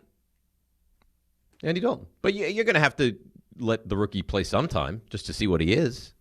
See if he's your future backup quarterback. No, I understand that. But, I mean, there'll be a time and a place for that. Absolutely. I think you have Jets fans already going, why are we playing Geno Smith? Let's play Cade Klubnik. You've already heard that. Because you need to try to win games at least. Raymond? Hey. How you doing? Great. Good. You ready? Always ready. Stuff you missed? Of course. Let's go. Now. Walk-up three-pointer. He got it! See ya! Oh! Put him in the box! The you missed. So, big deal happened last week with the Lakers, and you would think everyone's happy, but not everyone's happy. Jeannie Buss, not happy. So she's contesting her siblings' vote to sell the family's remaining 17.8% share of the Lakers, according to a letter from her lawyer obtained by ESPN. So Shams was reporting that the Buss family voted to sell their remaining shares to Josh Kushner and Bob Iger at the same valuation, that would be $12.5 billion, that Mark Walter agreed to last week. So what did they buy for $12.5 billion if the 18% wasn't included in that? Well, the valuation is for $12.5. So Okay. then you take whatever it's worth minus the 17 or 18% that they owned, and then you're paying for that. Correct. But the fact that the problem for Jeannie Buss now is if they do obviously sell that, she's no longer on the board of governors. And actually, she has like a controlling interest. Like she can basically be ousted as governor now. There was a provision in the previous sale to Walter that allowed her to remain on as governor, even though her siblings wanted to just do away with the whole thing. Right. So they believe they have the right to sell based on this provision that had been included in the previous sale last year to Walter. So she's going to be removed from anything with the Lakers. But she's fighting it through her lawyer, and she's still dating Jay Moore. I didn't know that they were a thing. They're married. I didn't know are that they? I did not know that they were a thing. To be honest, really? Yeah, I think it's a weird thing too. Like they don't stay. They have a weird thing going on. Yeah, and I think he's considerably younger than her, right? Well, I would think because she was spouse Jeannie Buss. Yeah, spouse. Yeah, interesting. Controlling ownership. She's 10 years older than he is. So controlling ownership, as Rick pointed out, would be at stake because she would no longer have the needed percentage to remain governor of the team if the transaction goes through. And that's been her life, her entire life. Yeah, the Lakers. Yeah. Oh, here we go. This is it. Okay, this is what I heard. So she said in an interview that right now her and her husband Jay live in a building that has 3 units. I live on the top floor and Jay lives on the first floor. That's really strange. So we live together, except I'm in unit 3 and he's in unit 1. That's a bit excessive, strange. no? Yeah, we don't want to What's change going it on in unit 2? I like my space. That maybe that's where they in unit 2. maybe that's like the communal area where they meet. They meet. I'll meet you on the second floor. I'll meet you in the second unit. Goodness. Meanwhile, in the other, if you'd like my unit, meet me in the second unit. And we'll just move right along. Yeah, just power story, yeah. Meanwhile, with the Clippers, the NBA has found no evidence showing that Steve Ballmer funneled money through team sponsors to pay Kawhi Leonard in order to circumvent the salary cap. That's according to 3 people with knowledge of the discussions between the two sides in recent days. Instead, NBA is focused on whether the introduction of Leonard to the team, or rather to team sponsors, constitutes a violation of the rules prohibiting the salary cap circumvention. So the league is examining whether the Clippers, are guilty of failure to supervise employees, though it's unclear what specific rule the team would have violated or what the penalties would be, according to 2 sources. So that's an 11-month investigation, Dave, into salary cap circumvention. Come on. Come on.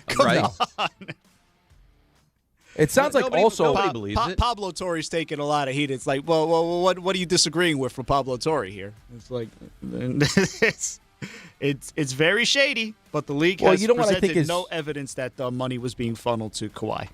I heard this yesterday too. What I actually think is also shady is that it sounds like behind the scenes that Ballmer is working out the punishment with the NBA.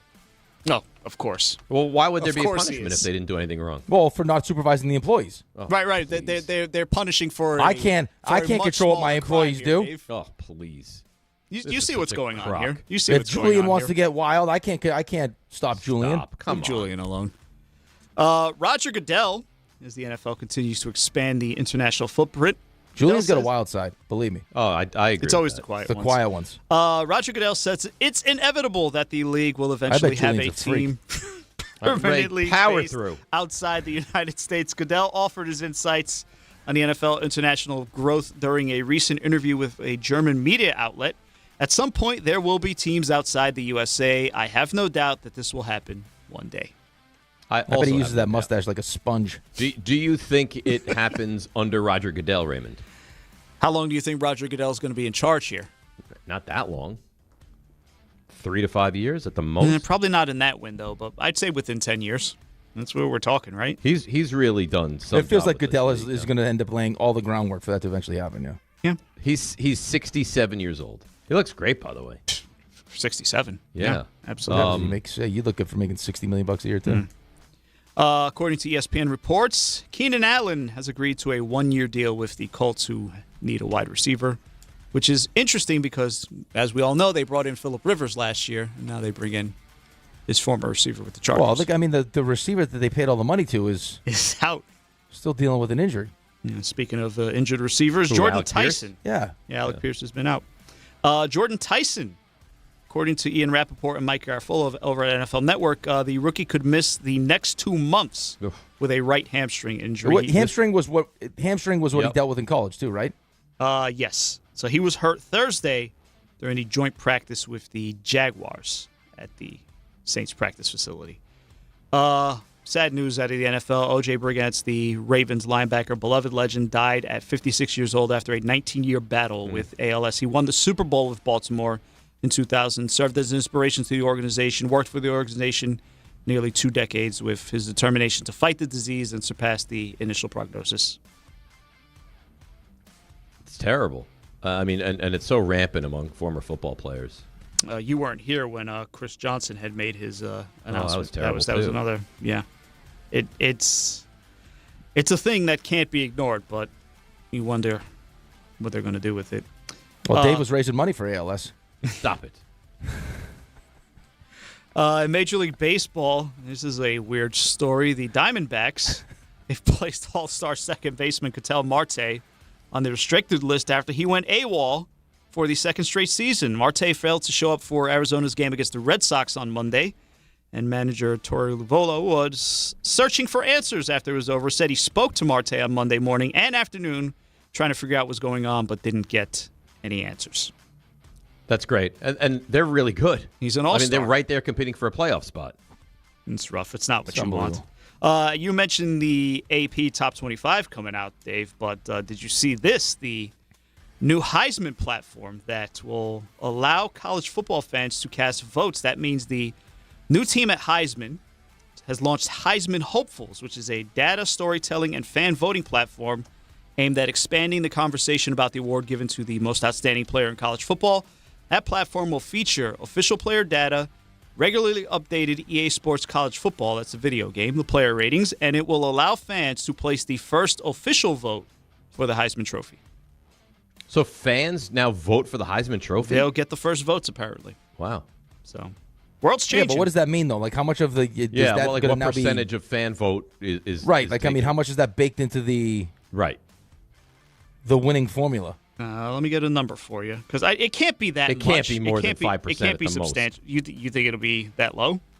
I don't think it's going to be like 33% or anything. No, but like, I'm going to guess 5 to 10%.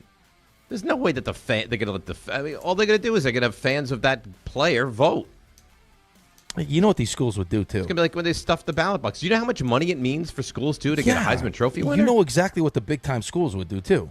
They do Like what ad campaigns. Don's people did during our Host Sadness when they bought the bots. Right. So the winner of the fan vote will be unveiled on ESPN on the weekend of conference championship games. The players rank first. So it means nothing. Yeah.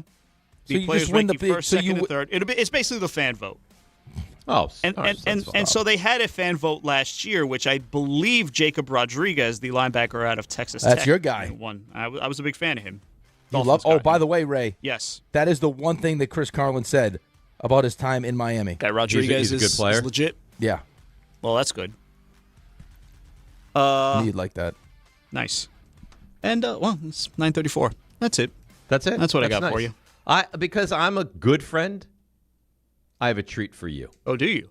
Yeah, for you and everyone else listening next. DNR with you, ESPN New York. Oh, yeah, let's see what's happening on the roads. Here she is. It's Debbie Duhane. Hi, Dave. Hi, Rick. Have a great day. Good morning, company. Watch for delays as you head over to the Cross Bronx West. Lots of company getting out to the outbound George Washington Bridge with some ongoing construction outbound lower level. Watch for slowdowns eastbound BQE at the LIE. It's emergency roadwork 110 north at Executive Boulevard in Farmingdale. An accident blocking 2 lanes. Alternate side in effect. Again, that FDR Drive southbound bumper to bumper through the 70s with a crash. Sponsored by RockAuto.com. A failed truck can turn any drive into a rough ride. When it's time for repairs, Rock Auto makes finding the right part easy. Shop name brands at lower prices and have parts shipped directly to your door. All the parts your car will ever need. Rock Auto. I'm Debbie Duhame, 880 ESPN New York. Hey, New York and New Jersey, Boost Mobile has an unlimited talk, text, and data plan that's only $25 a month forever, meaning you'll only ever pay $25 a month for the rest of your life. Who wouldn't want unlimited wireless when it only costs $25 a month forever? If you don't, you must be one of those people who enjoy overpaying for their phone plan. $25 a month forever is truly as good as it gets, so go online and switch now at boostmobile.com. After 30 gigabytes, customers may experience slower speeds. Customers will pay $25 a month as long as they remain active on the Boost Mobile Unlimited plan. There you were, surrounded by fans. Everybody remembers the game. Nobody remembers the guy coughing behind you. Till a few days later, at 2 a.m., you wake up with a fever and your throat's on fire. Now what? Urgent care? Closed. ER? Slammed. Telehealth? Maybe, but the pharmacy's closed. You needed a medical emergency kit. These aren't first aid kits. They contain essential prescriptions used for over 30 common conditions. Sinus and ear infection, UTIs, stomach bugs, traveler's diarrhea, and more on hand before you need them. Use your doctor-developed guidebook to select the right prescription or call their telemedicine doctor standing by. It's like an urgent care and drugstore at home. When you're sick, traveling, or stranded, you'll wish you'd ordered a medical emergency kit. Order online in minutes and it's shipped to your door. And save $45 with my promo code 880 at urgentcarekit.com/880. That's promo code 880 at urgentcarekit.com/880. There are a million reasons to love New York. Making your budget stretch isn't one of them. According to an independent study, Amazon prices average 14% lower than other retailers. Get food, fashion, furniture, and more shipped straight to your building. Plus, another study found Amazon Prescription Pass customers pay nearly 1/3 less out of pocket. Learn more at aboutamazon.com. Chris Canty here. Football season is back, and Lids has you covered. Just in time for kickoff. Want the latest headwear to rep your team at the tailgate, at the barbecue, or at the game? Shop the 47 brand NFL collection. Exclusively in store at your local Lids. This collection puts a new spin on retro NFL gear. Lids has every fan covered with all 32 teams, featuring the big time hits and alternate team logos. You'll find the perfect fit for every Sunday. Selection may vary by store. This is the story of the one. As a maintenance engineer at a beverage manufacturing plant, he starts his day knowing every line is ready to run because Grainger delivers the industrial-grade products he needs to keep mixers, conveyors, and packaging equipment moving. With Grainger's vast selection of bearings, belts, and motors, he keeps operations running smoothly, so nothing grinds to a halt. Call 1-800-GRAINGER, click Grainger.com, or just stop by. Grainger, for the ones who get it done.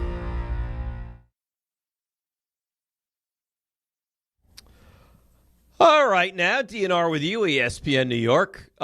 Did I see this correctly, Raymond? The Ass Man is in for Carlin today? That's on the schedule. Oh, that's nice. I haven't seen him yet. Uh-oh. That's not great. That's not good. I'm sure he's here. Bauer doesn't look panicked. Okay. Would Bauer be running around all nervous if the Ass Man was not there yet? He wouldn't be running around, but you would know. How much different would Bauer's appearance look if he was panicked? is my question. Are you saying he has that kind of face? He has the kind of not perfectly put together situation. Don't be mean to I love Bauer. I'm just saying.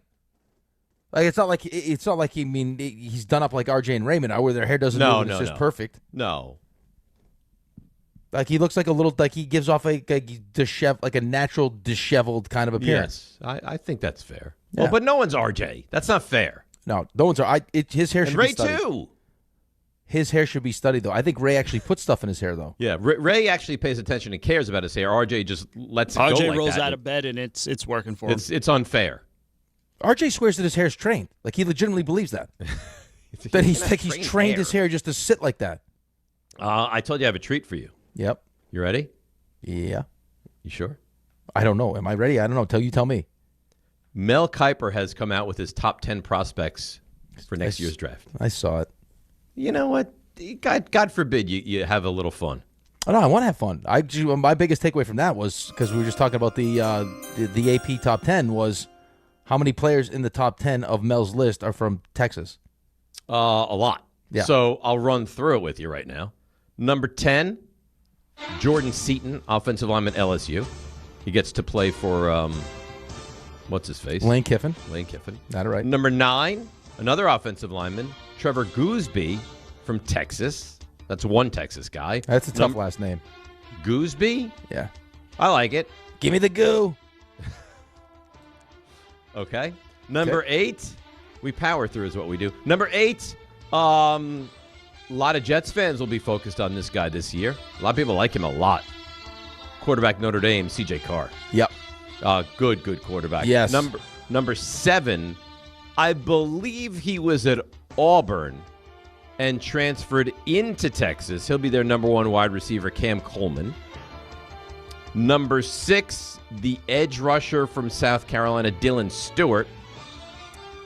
Number 5, remember, this is not the order they'll be taken in. This is not a mock draft. This is the top 10 prospects. Number 5, Arch Manning. Texas, that's number 3 off of Texas's team. Yeah. Number 4, Dante Moore. So right now, Dante Moore is the top quarterback on Mel's prospect list. Of course, he's Oregon. Of course he is. Of course, that's you know exactly what's going to happen. What? Write the script right now for me. You can write it. As a Jets fan, what's going to happen? That he's going to be a star, and you didn't get him when he would have come out last Correct. year. Like Mendoza was clear-cut going 1. Moore would have went 2 to us, but he goes back. Now Moore will step up. Then win 3 games and have your pick of the litter this year. I can't control that. I know. Number 3, another Notre Dame guy. They're second on the list. Leonard Moore, corner. He's a big-time player. He's awesome. Number 2, the 4th and final member of Texas, Colin Simmons, edge rusher. And number 1, and it feels like number 1 has been number 1 on this list for years now, and that's Ohio State receiver Jeremiah Smith. And that's your top 10 prospects, according to the great Mel Kiper Jr., friend of the show. You know what the most amazing part of what goes on at Ohio State is? You've had him for the last, 2 years? Yeah, this is his 3rd year there, yes. Right, but it's just like, we've heard about Jeremiah Smith, and then you have these other guys that play wide receiver at Ohio State that are good, but still aren't what Jeremiah Smith is supposed to be. Right, they're not Jeremiah Smith. And then you see Abuka step in last year in Tampa, and you're like, holy crap, this guy's good. And then all you've heard about this whole entire offseason leading into now like the preseason games was how good Carnell Tate looks in Tennessee. Yeah. I don't even think we mentioned this today. I guess Abuka has a turf toe. Yeah. And I guess there's a real chance he won't be ready for week 1. And those, those turf toes, those are dangerous, man. Brutal. Those will last all year long. Yeah, that's one of those lingering situations. So that's got to get you a little bit nervous. I am told the ass man is on premises. We got the ass man on premises. Good. Yes. Yeah, I'm looking right at him. The ass man is on premises? Yeah, I'm looking right at him. Okay. So we can breathe a little bit easier. No concerns. Good. Because you know what happens if they can't find the ass man. They ask you to stay. Yeah. Oh, I know. And you know what I'd get for it? Nothing. If you stayed, yeah, absolutely nothing. If you stayed yesterday, you could have talked to Burns. It would have been I wasn't even asked to stay yesterday. Well, whose fault is that? I don't. They don't trust him with Giants. It could be true. It's clear as day. I think this isn't something new. This has been happening now. You should be celebrated. You showed restraint. You never called Daboll last year. That's restraint. You know what I should have? You know why I didn't? It's Carlin. Carlin's like, you can't do that. It's awful. I was like, really? I was like, but why? He's like, no. He's like, you don't. He's like, you would be ostracized. I was like, from what? He's like, don't do it. So I didn't, and I should have. Yeah, you should have. That's I should a have. missed opportunity because now we'd have a nice little friendship. He's in Tennessee. We still keep in touch. Let's see. I would imagine I still have. You got Tennessee. I mean, the New York teams have Tennessee twice in the first 3 weeks. Right? I got him week 1. So you many got him week former 3. Giants and Jets. Yeah, I mean, you really screwed this up. Yeah, it's Carlin. He told me it's don't do it, and I didn't, and I should have. He wanted you to have some decorum. But all of a sudden, I am going to have decorum. I'm not a decorum guy. Right. All he had to do was, hey, Brian, got your I number wouldn't have from done anything so-and-so. terrible. Just wanted to reach out and say, thank you for coming on the show with us today. Right. That's it. If he I said still have his number. If he said from so and so, would that guy be like dead man walking? If what? If because Rick said you would have gone. I got your number from so and so. But if Dave had said I got your number from so and so be dead man walking? Yeah, I'm not. I wouldn't have given up who gave me the number. I would have said, hey, coach, remember we had you on the show. We, love to keep whatever. I mean, I wouldn't have been creepy about it. I would have been decent. Yeah, but if this is all Carlin's fault. Sending Dable nudes or anything. It's like, hey, no. just, thanks for coming on the show. We really thanks for coming on the show. You're a big fan. You thought you did a great spot with us, and we'd love to have you on at some point. Yeah. That's it. If you want to go to dinner, just let me know. You're right. I'd love to take you out for dinner. That's it. I love barbecue. Very simple. That's it. That's all we needed. All right. Let's take a break. We'll come back. We'll get you all ready for the Ass Man who's in for Carlin. 800-919-3776 if you want to get involved.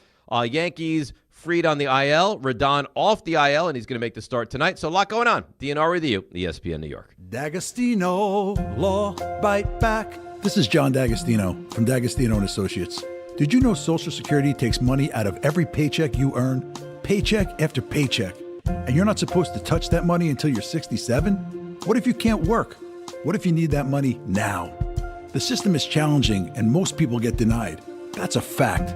D'Agostino & Associates has the experience to win, and we win a lot. If you filed for Social Security disability benefits and were denied, let us appeal. Call us first at 1-800-BITE-BACK. Bite back means fight back. 1-800-248-3222. We'll fight to get you paid. D'Agostino & Associates has offices throughout New York and New Jersey and handles Social Security disability claims and appeals. Remember, if you've been denied, call us first. 1-800-BITE-BACK. That's 1-800-248-3222. D'Agostino & Associates. We win a lot. If you're living with neck pain, back pain, sciatica, migraines, nerve pain, or chronic joint pain, you don't have to just live with it. I'm Michael Kay. I want to introduce you to Dr. Jay Shah at Sandwell Pain. Dr. Shah is Ivy League trained, double board certified, and specializes in non-surgical, image-guided treatments that help get to the source of your pain. With convenient offices in Woodbridge, Livingston, and Englewood, expert care is never far away. So if pain is keeping you from doing the things that you love this summer, take the first step toward relief. Visit SandwellPain.com to book your appointment online. Empower. Ellie here is getting the sleeve she's always dreamed of. She worked with Empower and planned for her next move, so she got good at money. Now she can be a little bad. Oh, by the way, you spelled journey wrong. No worries. She can afford the cover-up, too. Ooh, check out my tat. It says, invest well, live a little. Start today at empower.com. Michelle here. Look, in sports, the best teams know when to make their move. Sherwin-Williams is making theirs with 30% off Duration, SuperDeck, and Woodscapes products. August 14th through the 24th. You know, I'm looking at these studio walls and I'm thinking I wouldn't mind a little more red in here. Get that Cardinal spirit going. Yeah, I like that.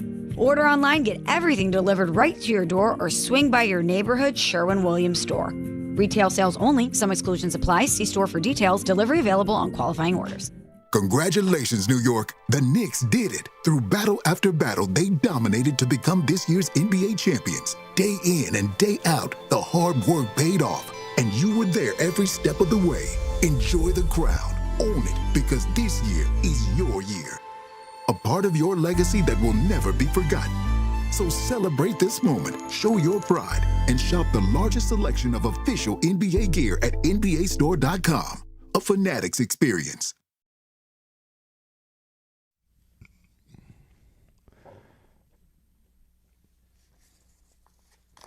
All right, DNR with you, ESPN New York. We roll along on a Tuesday. Tomorrow's a busy show. Oh. And we got the massive announcement. When is that happening? Right at 9 o'clock? That's what they said. Raymond, is that accurate? Right at 9 o'clock, the I announcement believe it gets will made? be at 9 o'clock, yes. Oh, baby. It's a big deal. It's a huge deal. It's a big deal. But prior to that, we have Buster Olney at 7:35. And right following Buster Olney, we'll jump right into Stump Rothenberg. And then at 9 o'clock, the big announcement. So tomorrow's a big day on the show. Tomorrow is a big day in the show. I hope people are happy with what the announcement's going to be. How could I think you not? they should be. How could you not? No, really. I can't make everyone happy. How I could don't you know. not be happy with this announcement? It's a great question. I don't know. I'm assuming because you can't make everyone happy that someone will complain about something. Oh, I'm sure some of that's the announcement. But I think fans of the show will be pleased with this big piece of news. Yeah, would be my guess. I would hope so. Yeah, it's good. It's nice news. It's real nice news. And then we have Buster, and he'll probably try walk back the whole why he couldn't see us last week. So we're not gonna get lunch with Buster, right? Is that dead? You were so confident. I think he wants to do it. Mm-hmm. I'm going to say it's still going to happen. Doesn't his son go to school in the tri-state area?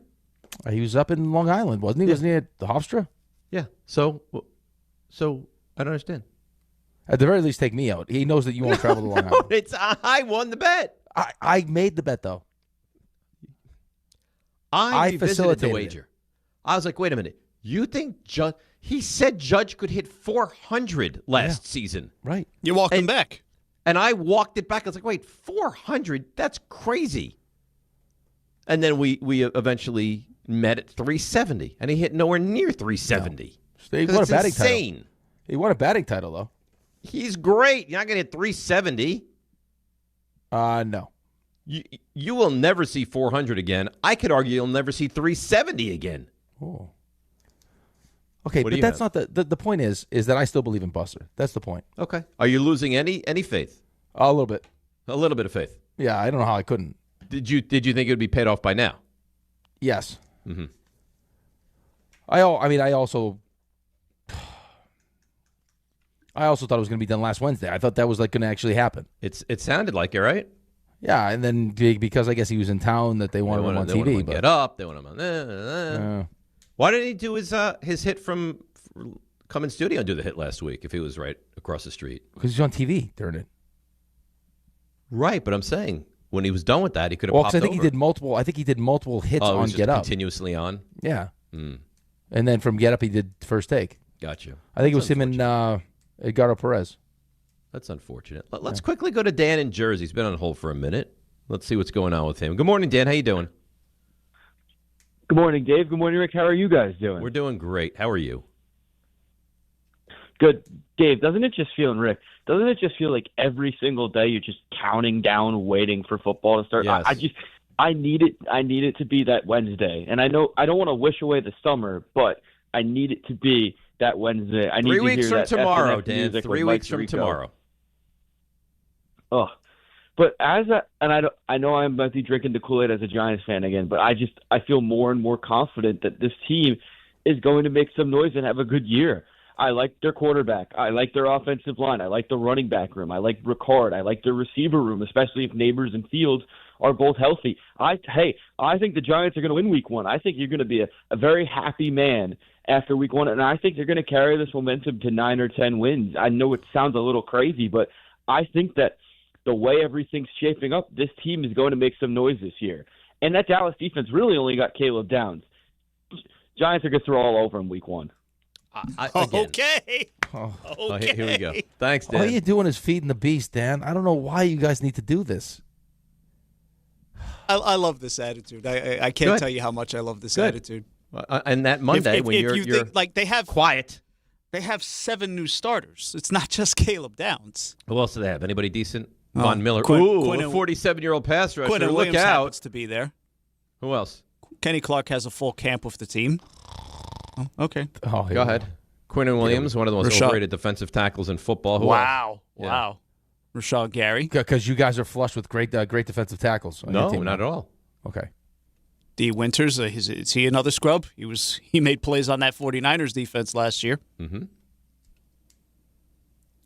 Jalen. I think here's the deal, okay? I don't know if it has to be 9 wins, 10 wins. The reality of where the Giants were last year is you won 4, if you want to say 4, right? I mean, by the end of the season, you didn't even want to win those last 2 games, but you did. So you got 4.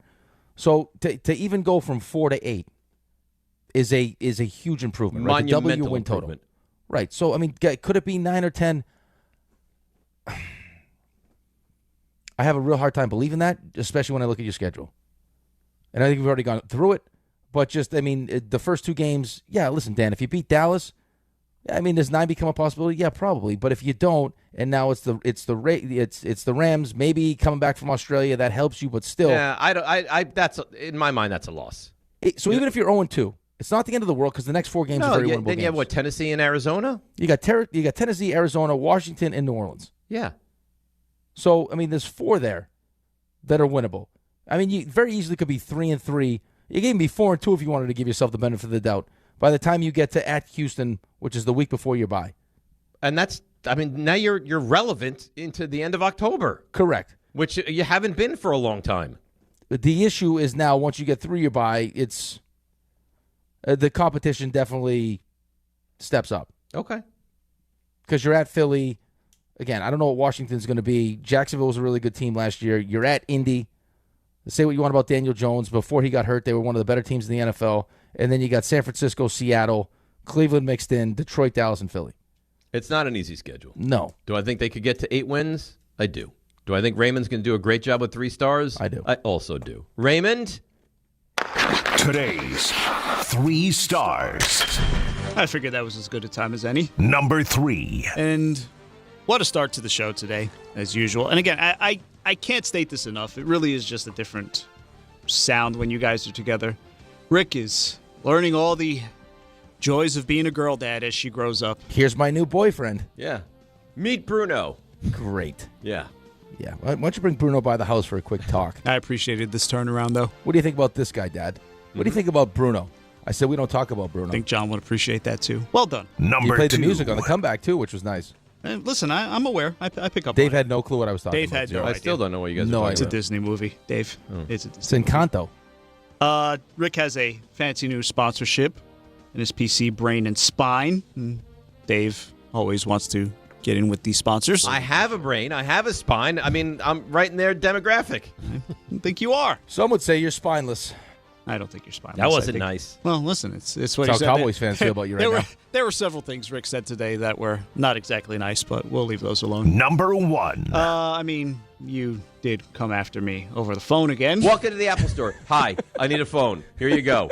Done. No, we'll put that in the back burner for now. The room is being changed. Finally, the Dave Rothenberg studios will be updated. I love the padding. Yeah, the padding will have to go at some point. I love it back there. Well, if I could do this show in the padding, I would. Well, here's the thing. You keep up the way you're going, you may have to do the show in a padded room one day, maybe with a straitjacket. And I'm not going to let you off the hook for this with this whole Giants-Cowboys thing. And we're still three weeks away. I wasn't even bad today. No, Ted, it wasn't me. Ted was, but then you let him walk you right here. Ted and I are going to be having a soapy shower because I think Raymond is going to be very upset. You got a lot to answer for. That's all I say. All right. Wow. 3 weeks from Sunday, baby. 3 weeks Dan from just Sunday. putting the gasoline right on the fire to end the show. Good. You know what? I'm not scared of you, Ray. I'm not scared of you. Oh, we have William Belindo in the backfield now. He doesn't scare me. I have Making no all idea these who that names is. up. I have no idea who that is. Yeah, and exactly. That's your defense. It's Rule 76. No excuses. Play today because it's DiPietro Rothenberg. Cowboys suck. Right here on ESPN New York and on YouTube. I love it back there.